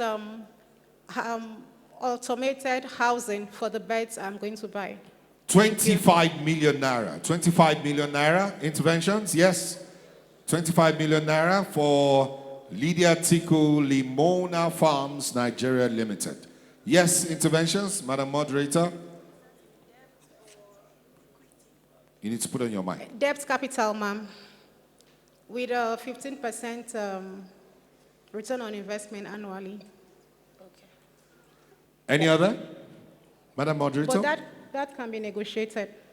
She said it can be negotiated. Any other? Any other? Okay, that's Limona Farms Nigeria Limited. Nigeria Limited. Lydia Tiku. Thank you. Please give her a round of applause. Thank you, Thank you. Coming up next is Patience Iyobo Omorige, Iyemo Investment Limited. Patience, you have 2 minutes. You have slides or video or both? Slides. Let's have Patience slides quickly, shall we? Quickly. Good afternoon, everyone. My name is Patience Iyobo Omorige, the founder of Iyemo Investment Enterprise Limited. We are here to seek investors that will invest in our business. What we do is we stock goods for petty traders. We go to the wholesalers and we get goods from them and we give to the petty traders that trade in products like rice, beans, foodstuff, and beverages. Why do we do this? We do it because most of these traders, they don't even have access to loans. Some don't have collateral. They don't have collateral to get loans from the bank. And so what we do, when they come to us, we study their trading, we study their sales, we look at their books. And when we see that they actually are selling, but they don't have enough capital to expand their business, we're talking about retail traders here, not wholesale. Like traders that just want to trade to make ends meet. Some of them, they just want 200,000 to stock their shop. Some just want 100,000 to stock their shop, but they don't have that money. So what we do, we go to wholesalers, we buy goods. We stock their shops for them. And in 3 months, they pay us back 20% markup. So in so doing, they don't have stress of getting cash, but they just keep paying after 3 months, after the sales. So what we are seeking today is an investor that will invest in our business, probably 5 million naira, 10 million naira, 15 million naira, 50 million naira, in 15% return on investment quarterly. So that is our ask. Why we are doing this? Because we now have so much demand and we cannot supply. For 2 years we have been in business, we have been able to support 50 traders annually. Like this year, this is November, we have supported like 35 traders, petty traders, because they just need this money to stock their shops. Thank you. Thank you. Your question. Let's take your ask again quickly. Your ask, quickly. My ask is an investor that will invest in the business in 15% annual return on investment from 5 million naira, 10 million naira, 20 million naira, 50 million naira, and above. Because these petty traders just need a small amount to stock their shops, like a petty trader that is selling rice, selling beans, selling beverages, just to make ends meet. They don't really need much, but they want to feed their family because of the economy right now. So they don't want to be lazy. So that's why we're helping them. Thank you. Keep that ask on the screen, would you? And we'll take interventions. Keep it on the screen. Yes, we'll take interventions. Any? I need to quickly ask this before the Please go ahead. Go ahead, Madam Moderator. Excuse me. The goods that he source from the wholesalers and give to the retailers, why do you have to wait for 3 months before you get the monies back? That's number one. Number two, these are fast-moving consumer goods that you're bringing out from the wholesalers to sell to the retailers, and these things sell on a daily basis. What guarantee do you have? What process have you put in place, or what structure have you put in place to ensure that, you know, these people don't, because you said they pay you 15% on a quarterly basis, or 20% on a quarterly basis. How are you sure they didn't even finish selling what you gave them today, and they've traded the money over and over and over again before they give it back to you in 3 months? Why 3 months? What's the collateral? And is there any form of insurance or whatever? If something happens to the retailers that you have given the goods to, what happens to the investors' money? Thank you. Okay, thank you very much, Ma, for that question. So we have staff that go to them. Sometimes when they come and register with us, they're like, okay, weekly I want to be paying this, or monthly I want to be paying this. So our staff go to them to collect these funds from them. So that's what we do, collect this from. Sometimes they're like, okay, come daily. Like average of how much do you deal with these people? Okay, yes. Like people that, some of the traders that we stock their shop in 200,000. So every day, some might say, okay, weekly, I will be returning 50,000 naira. Some will like, okay, 15,000 naira weekly. So why we do this is that before we give them this money, we have already checked their records, and we know the sales per day. We know their sales per week. So that's what we use to give, to stock their shops. If, for instance, you are not making sales and you are asking for that amount of money to stock your shop, we will not go ahead with it because we already studied your record for 3 months. So we study them for 3 months before we buy goods for them. Have you encountered any issues with inflationary challenges, you know? Yes, we have, and we're able to handle it because there's a form that they fill, and when you come, you fill the form. We'll tell you in case there's inflation, in case there's an increase in price and all of that, you fill it, that this is what we'll do, this is the percentage, if there's percentage increase, this is what you will pay. So it's like they have filled that form before they take, before we buy goods for them, yes. And if they don't pay, what happens? If they don't pay, what we do, most times we have legal backing. We have legal backing. You work with lawyers that, because the document that they sign is being filed. So if you don't pay, we can take actions, legal actions on them. Thank you very much. Patience Iyobo Morige, Iyemo Investment Limited. A round of applause. Next, we take Priscilla Canis Obi. She calls hers Nature First. Priscilla, stage is yours. You have 2 minutes. Please give her a round of applause.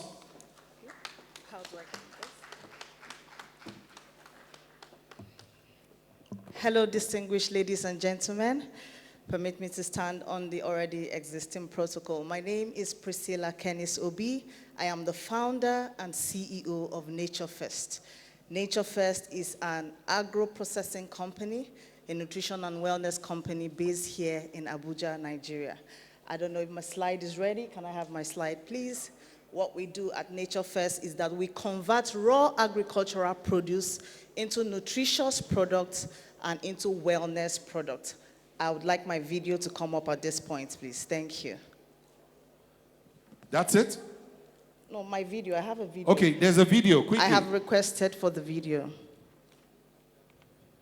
Of Nature First. Nature First is an agri-tech nutrition and wellness company located in Nigeria. We convert raw agricultural produce into herbal remedies, plant-based oils, nutrient-dense spices, and plant-based foods. Our mission is to help Africans to nourish and heal naturally.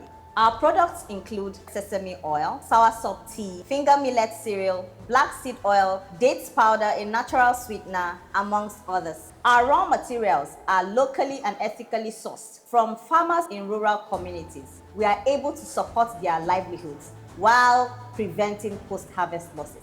We are aligned with SDGs 2, 3, 8, and 12. Through our work, we are helping to reduce food wastage, post-harvest losses, to extend the shelf life. We are helping to reduce malnutrition, unemployment, while promoting decent work and economic growth. We place priority on quality assurance, food safety, and regulatory compliance. We have acquired the following certifications: NAFDAC, SON, US FDA, HACCP, NEPC, ITF, amongst many others. As all our products are 100% natural, without additives, artificial food colors, or flavor enhancers. We have partnered with the National Youth Service Corps, where we take in young NYSC Corps members and equip them with hands-on practical business skill and experience. In our own little way, we kickstarted the WellStart initiative, where we educate and empower young school children, training them on sustainable agriculture and building healthy habits for a more wholesome and prosperous future, where food security is guaranteed. We are committed to harnessing the agricultural value chain of processing to provide food and wellness solutions, improve our export potentials so that we can generate more foreign exchange for our country, Nigeria. My name is Priscilla Kennis-Obi. Thank you very much. CEO of Nature First. Nature First is an All right, so back to my slides. So over the last 6 years, I have been committed to providing nutritious foods and wellness products. With the surge of lifestyle diseases like diabetes, high blood pressure, we have come to discover that food can do beyond food, and food can be used as medicine. Therefore, we have secured certifications like NAFDAC certifications, HACCP, SON MANCAP for all of our products to ensure that when consumers use these products, they are safe and it's tolerable for each and every one of them. So what we do is we do exports of agro produce. We also do white label manufacturing. Currently, we are selling in stores across Abuja. Like if you walk into H-Medics stores and pharmacies, if you walk into Sahad stores, you'll find our products there. We're also looking to expand into the international market so that people can pick off these products off the shelf. 90%, next slide, please. So far, we've been able to serve customer base of 6,350 customers. We've sold 31,000 packs, and we've generated 130 million in revenue. We have also been able to get about 3 retailers and mini distributors across Nigeria and in the diaspora, 1 in the diaspora. Please, next slide, please. Okay, now, these are our market absorption channels. We get our customers and clients through our websites, through retail stores, and these are the other platforms which people can find our products. Let's get to our your ask is 500 million naira in exchange for 15% equity in our company. 500 million naira, 15% equity. Yes, we have intervention. 500 million naira, 15% equity. Yes. Intervention, Madam Moderator. Yeah, Yeah, this is a very fantastic idea. I remember she was here last year, and I was honestly fascinated about, especially with all the accreditations and certifications that she has for the products. The sky is just the starting point. This is definitely going places, and we implore, our investors in the house to please give this a look. Thank you so much. All right. Thank you. Any other? Thank you very much. And with that, we appreciate Canis Sobi. Thank you very, very much. Let's go to the next, shall we? We invite now on stage Olatuji Yemi, GM Misa International Limited. Yemi, hit the stage. Microphone is yours. While Yemi does this, we want to announce that we'll soon be done. We just have one or two more pitches, and we're going straight for lunch. It will be a quick lunch. We come back for energy, renewables, and the last one, and that does it for the day. Let's have it. Good afternoon, distinguished guests and ladies and gentlemen. My name is Yemi. I'm a terrifically passionate person about the Nigerian project. I live in the United States, Texas, specifically. So I had some experiences about 5 years ago. I wanted to invest in farms, and I actually invested in some farms, and I lost about 10 million naira, not because the farm didn't do well, but because of human factor. So I couldn't control it, so I lost the money.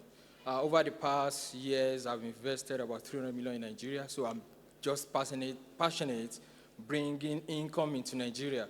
So I came up about iFarm. This is what I've been doing. So after I lost the money, I learned why I lost it, and I learned how not to lose it. So in the past 3 years now, I've been investing in agriculture, 2 farms specifically, and my own farms, and I've been making consistently 70% return on my investment so far. So iFarm is bringing this together as a corporate solutions. It's a tech-enabled, highly scalable agri initiative that aims to solve the problems. So we all know that 70% of Nigerian farmers, thereabout, are subsistent in nature, and the GDP of Nigeria is made up about 28%, about 27% from agriculture. And then what the problem is farmers face fragmented support and limited resources, and the investors struggle to identify credible opportunities like people in the diaspora. The problem is, if I bring my money into this, is this secured? Am I going to get my return? What is the human factor going to cost, just like what it cost me? So buyers also deal with unreliable support and supply and high costs. iFarms brings these together. We bring in the farmers, the buyers, and the investor on a platform that is AI-enabled. I happen to be have about 15 years in AI and cybersecurity, so it's a secure platform. And also the investors' money will be backed by guarantee, insurance guarantee or bank guarantee, as it may be, because we're talking to some banks for this, for partnership. So the problems, like I said, so the fact, what we're bringing on board, which is the solution, is to bring the investors, the farmers, and also the together, and the buyers, rather, yeah. So now, what we're trying to do is to get funds to rural farmers, so they get this money, they don't have to pay interest on it, it's 0%. We monitor their farms, we have the technology to do that, and then they sell their product on the platform. So their produce, their crops repay these loans. They don't have to pay. It's not like a loan, it's like a grant to them. And also, people can buy organic food on the platform at wholesale value at very discounted prices. And investors get 40% of their yield every time. All right, let's do your ask. Your ask. My ask is 975 million naira for 15% equity. And I need to note this. Year 1, year 2 is the break-even about 18 months into year 2. And then in year 3, you're going to get like 470% of your investment by year 3, and it's ongoing. So the ask is 975 million for 15% equity. We're going to spend on infrastructure and operations, farmer funding, product development and integrations, and market and customer acquisitions. It's also a wallet system, everything embedded in the same platform. With AI insight for harvest analytics, the farmers get some training from that and all of that. Thank you. iFarm 6, 975 million naira for 15% equity. Yes. Interventions. Any intervention? Madam Moderator. Your mic. Congratulations, Mr. Yemi Olatunji. One thing that is very important that we all always remember here at NDIS is that it's not only about the ask for the funds, but the exposure. People have gotten to hear about your business idea, partnership collaborations, mentorship from other people in the sector, can even do more than, the ask. This is a fantastic idea, and I'm asking that we should even have a platform for all the agribusiness pitchers this year so that we can take it beyond just whatever we're saying here today. Thank you. Thank you so much. Thank you. Congratulations. All right, thank you very much. A round of applause for JM Misa International as Christopher Femi, Food Lane Ventures, takes the stage. And then we have the last one after that.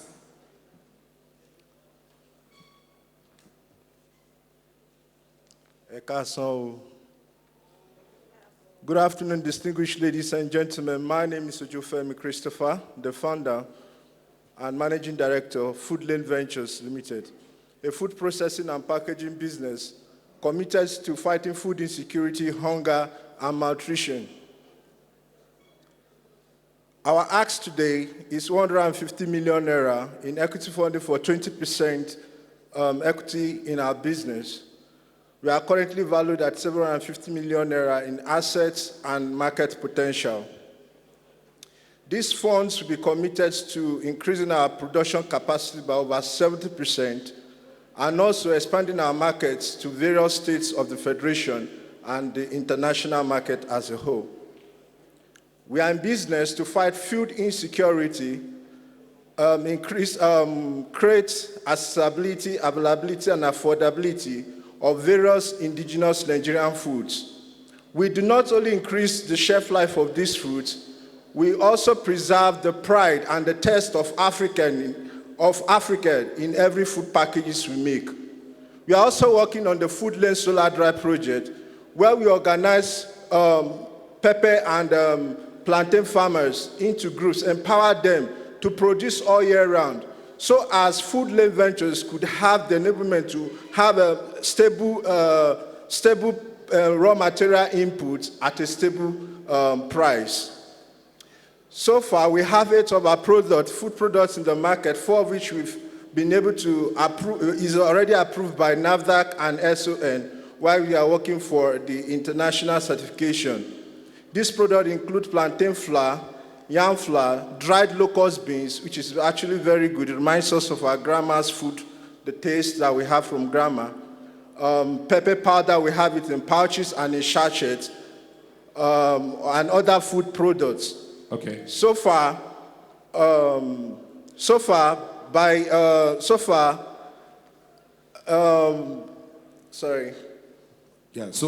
the ask.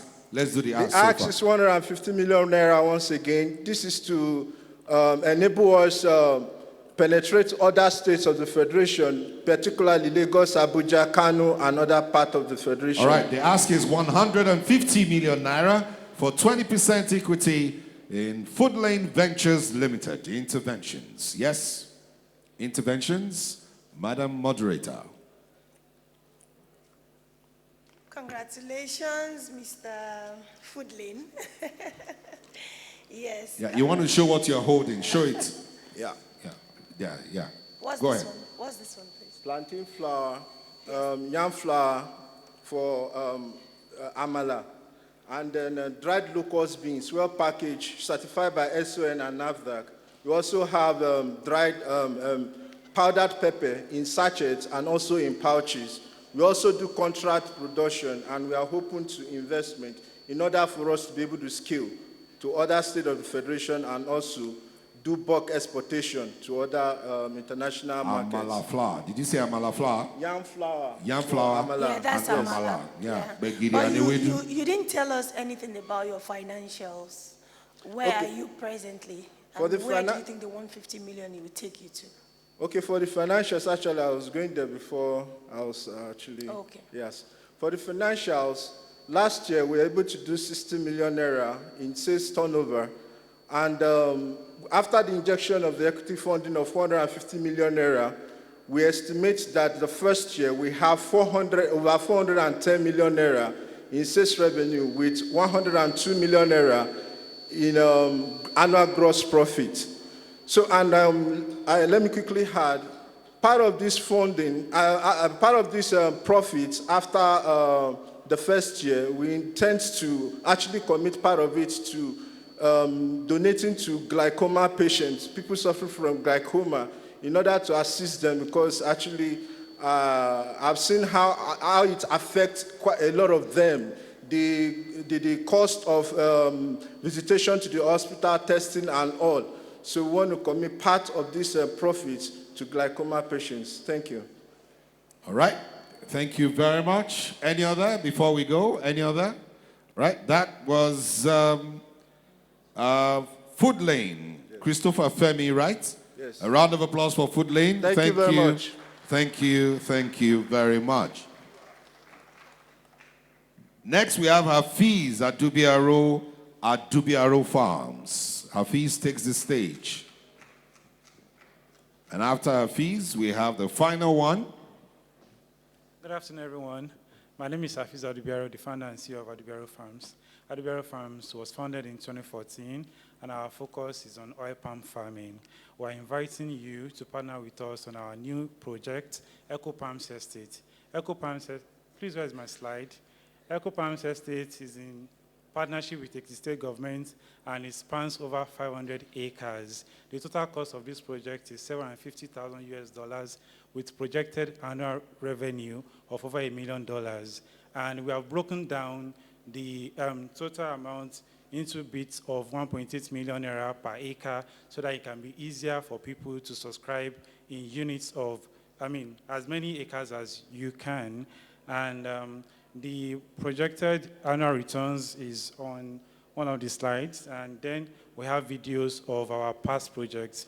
We actually pitched in last year and 2024, and we have 7 farm estates at the moment, and we have over 60 customers who have different number of acres, different sizes of farmlands with us that are earning from their farm already. So I'll be available to take your questions while the video is being played on the background. Thank you. Thank you very much. Your ask one more time, quickly. For the project is $750,000. All right, so that's the ask. We have any intervention? Madam Moderator. Madam Moderator. Yes, Adubiaro, I love the name. Congratulations, my brother. We are partners in progress. Thank you. Congratulations for the amazing things you're doing. One thing I just saw, I was trying to read that they're investing 1.8 million into 1 acre of palm. Yes. The palm estate, to buy the land, to cultivate the land and everything, right? So for this project, they are not buying the land. Okay. So it's partnership with the state government, so we are using government land. Land, okay. Yes. Okay. So it's long lease, and they'll be paying annual rent. We'll be paying annual rent. Okay. Yes. But the investor is getting 1 million on every acre. It's projected, and that's not the first year, Okay. right? All The first return comes on the 4th year. Okay. Yeah. So the first 3 years is the growing phase of the oil palm tree. Okay. Then the first revenue is on the 4th year. Then the revenue progresses. Okay, I was afraid because I'm into palm myself, so I felt. So we've been doing, like I said, we have 7 estates already. Some are fruiting already. Okay. So we know the figures. Okay, so if we get the first $750,000 right now, what exactly are we doing with it? Yes, so the breakdown is stated. Okay. Yeah, so we're clearing the 500 acres, and the seedlings are being showed already. So the seedlings for the project are being raised in our nursery as I speak with you. We have over 100,000 seedlings, and we need just 30,000. That's on the screen. We can for see the it. project, right? So the seedlings, clearing and planting and managing them to fruiting. Okay. Yeah. Thank you very much. Congratulations. Thank you very much. From Adubiaro Farms, we move to the next. A round of applause for Adubiaro Farms. We now welcome the last speech. Yes, you have one? Okay, yes. Microphone, quickly. Name, sir. Bolaji Lewis. 2 questions for Mr. Adubiaro. Okay. Number 1, why should I go with Adubiaro Farms with what you offer instead of putting my money in the money markets. Okay. That's one. Then number two, quite a lot of other people do offer higher returns than yourself. Okay. Why do you offer the sort of return that you offer? Okay. Thank you. Thank you very much for the question. So the first thing is comparing investing in oil palm farming with investing in the money market or other form of investments. So like I said earlier, in oil palm farming, you may not earn any return in the first 3 years, but I can liken investing in oil palm farming to like building a pipeline as against using buckets to fetch water, right? So while the person using buckets has something to show in the short term, the person building the pipeline may not have much to show, but eventually when the pipe is connected, water keeps delivering, without having to go back and forth. So I'm saying all of this because eventually your investment in oil palm farming will deliver a lot more. This project, the peak productivity of oil palm is about 25 tons of fresh fruit bunches per hectare per annum. That delivers about 3,000 liters. That's about 3 million naira, in revenue per acre, which is almost 200% of what you are investing. And you cannot achieve that with money market or stock exchange. All right. Okay, so the other question about our annual returns as compared with some other people offering much higher returns. So we are being conservative with the figures we declare because we declare figures that we can easily achieve and surpass, so that we make it easy and for the investment to be credible. Thank you. All right, thank you very much. A round of applause for him. Thank you. We now welcome, finally, for agri-business speech, Pelumi Aribisala, Cattle, Foods, and Agro-Allied Global Concept. A round of applause for Pelumi as he comes on stage. Pelumi is with fufu, reminds us of lunch. It will be served soon. All right. Good afternoon, everyone. Standing on the already established protocols.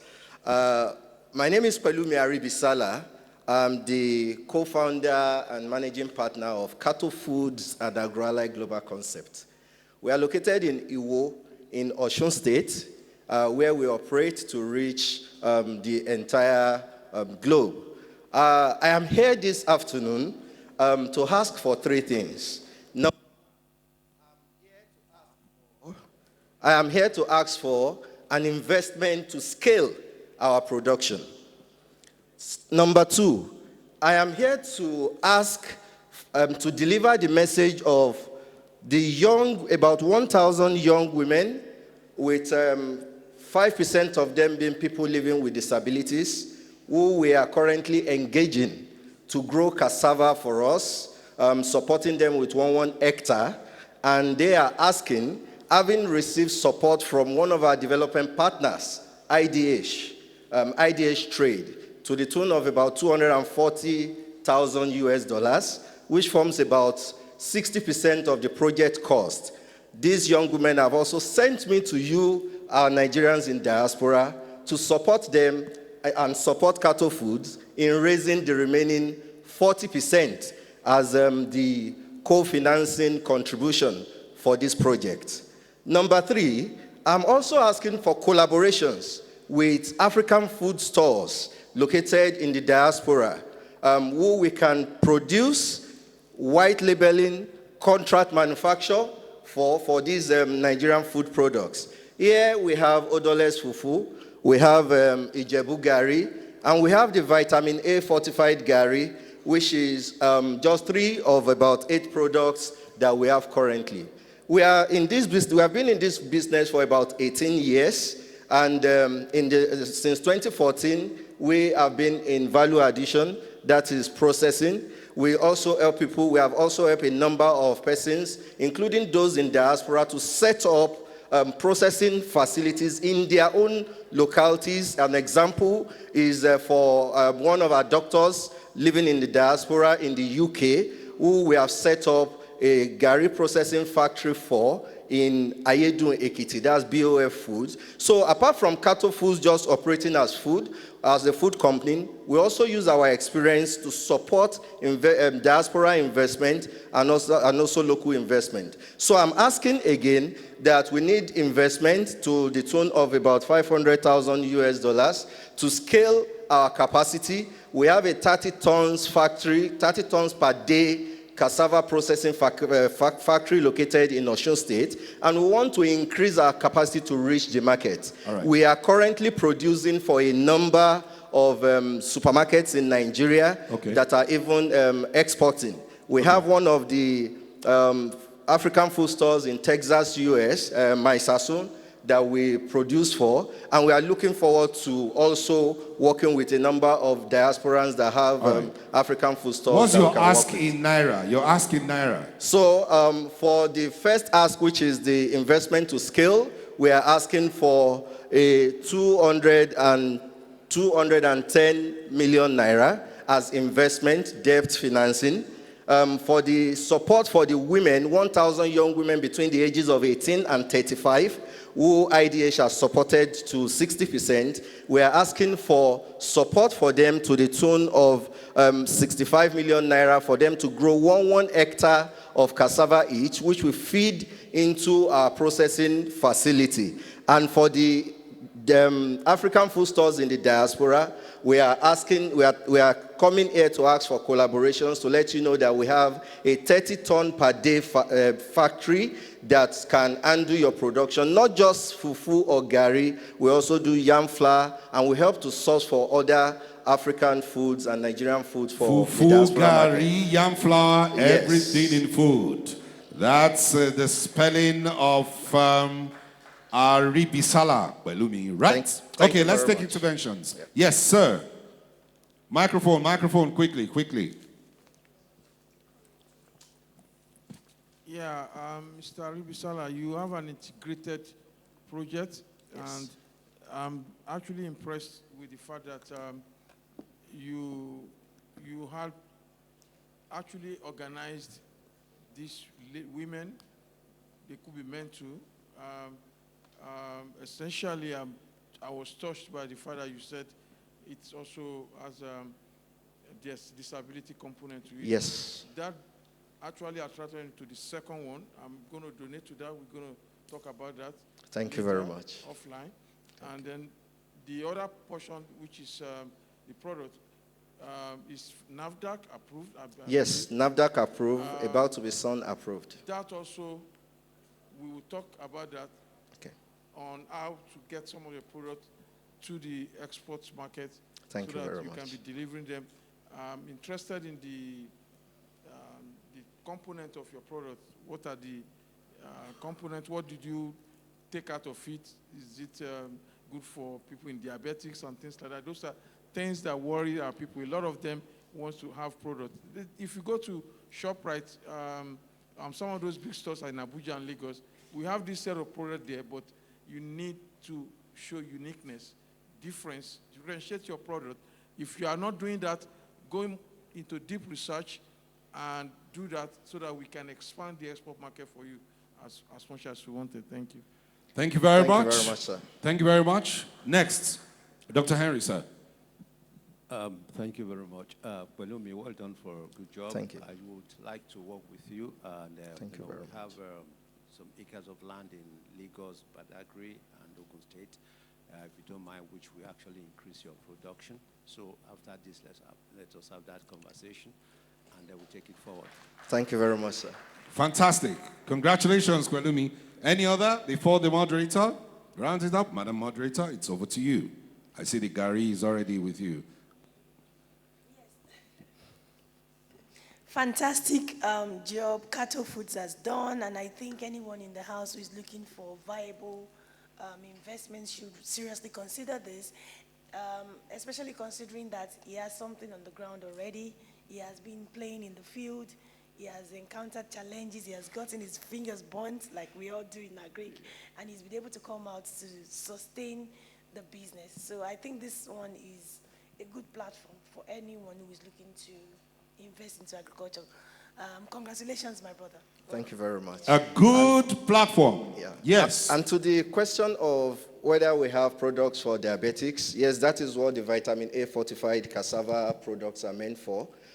They are products that are have low glycemic index, and which has also been in the market. And there's a lot of research that has been done on them by the University of Ibadan, Obafemi Awolowo University, and Bowen University. So Cattle Food has a collaboration with universities, especially Bowen University, because we believe there has to be an industry-academia relationship for us to be able to commercialize results of researches. So we do a lot of research on that. And we have been working with a lot of development partners, IITA, IFDC, SMV. We have a British American Tobacco National Foundation. We have IFDC there. We have Global Alliance for Improved Nutrition amongst the development partners that we work with. So I'll connect with you, and then we can discuss further, sir. All right. Thank you very much. Thank you very much. A round of applause for Pelumi. So we'll take pictures, all the agribusiness pictures. Please come on stage. Okay, we'll take pictures, but that's after the moderator roundup. So all the agribusiness pictures come this way as the moderator rounds up. Madam Moderator. Yes, yes, yes. I am so delighted. This is the first session where we recorded the biggest success in the summit. So please let's give it up for agriculture in Nigeria. And I'm particularly excited because we have, permit me to be biased, we have so many number of females, even amongst the pictures, than the men. It shows us that, there is a lot of exploits, there is a lot of grounds to be covered, and gender is no issue at all. If the women can do it, then it means that the men can even do a lot more. I want to encourage many of the pictures today, even if you don't get funding. Adara is a good example of what can happen. This is not our first time at the NDIS, but this God smiled on her today. So don't give up. Don't say because you didn't get whatever you came for financially, you've gotten exposure. For me, that's a big thing. You've gotten exposure, you've gotten contacts, your network is your net worth.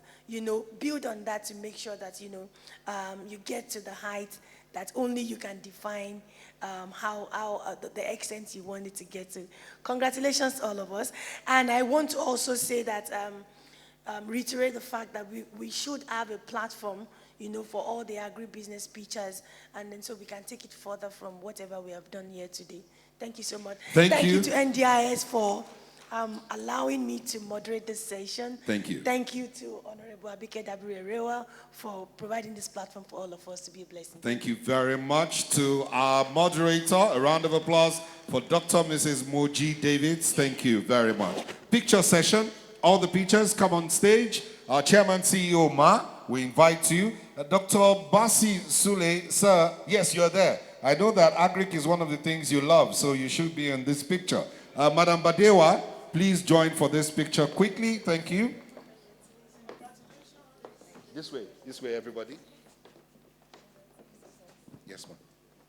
To all you agric pitchers, although we had one of you that got the ask, but don't be discouraged. She's been at this for a while and made it this year. So I'm sure somebody somewhere will reach out to all of you because agric is actually the future. Yes. So I'm looking for an expert that will help me start a farm. So I'm going to approach all of you, start one thing or the other in agric. So thank you very much, and it's been a very, very fantastic session. Thank you. Thank you very much, Ma, and thank you for all you do in this regard. Thank you. A round of applause once again. Thank you. Dr. Badewa, where are you? Okay, she's not here right now. Madam Marie Davis, can you come up? All the focal point officers, please come up. Yeah, all of them are into agric. Yeah, Madam FCT mentioned that she knows Gwagwalada like the back of her hands. Representative of His Excellency, the Governor of Enugu State, representative of His Excellency, Governor of Abia State, please join them for photograph. Yobe State, maybe we come down so that we can take everybody. Yes, we come down. Yobe State, please join.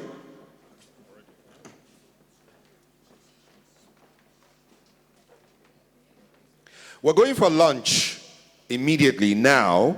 And after lunch, we have 2 more pitching sessions, and I assure you it will be pitched as pitchable quickly as we can. So please return for the conclusion of the pitching sessions, 2 of them, and we'll be done for the day.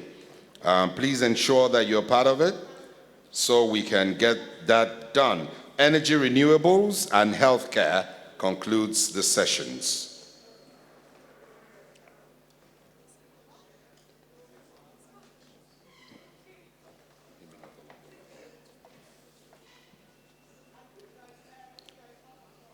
So, bon appetit, lunch is served.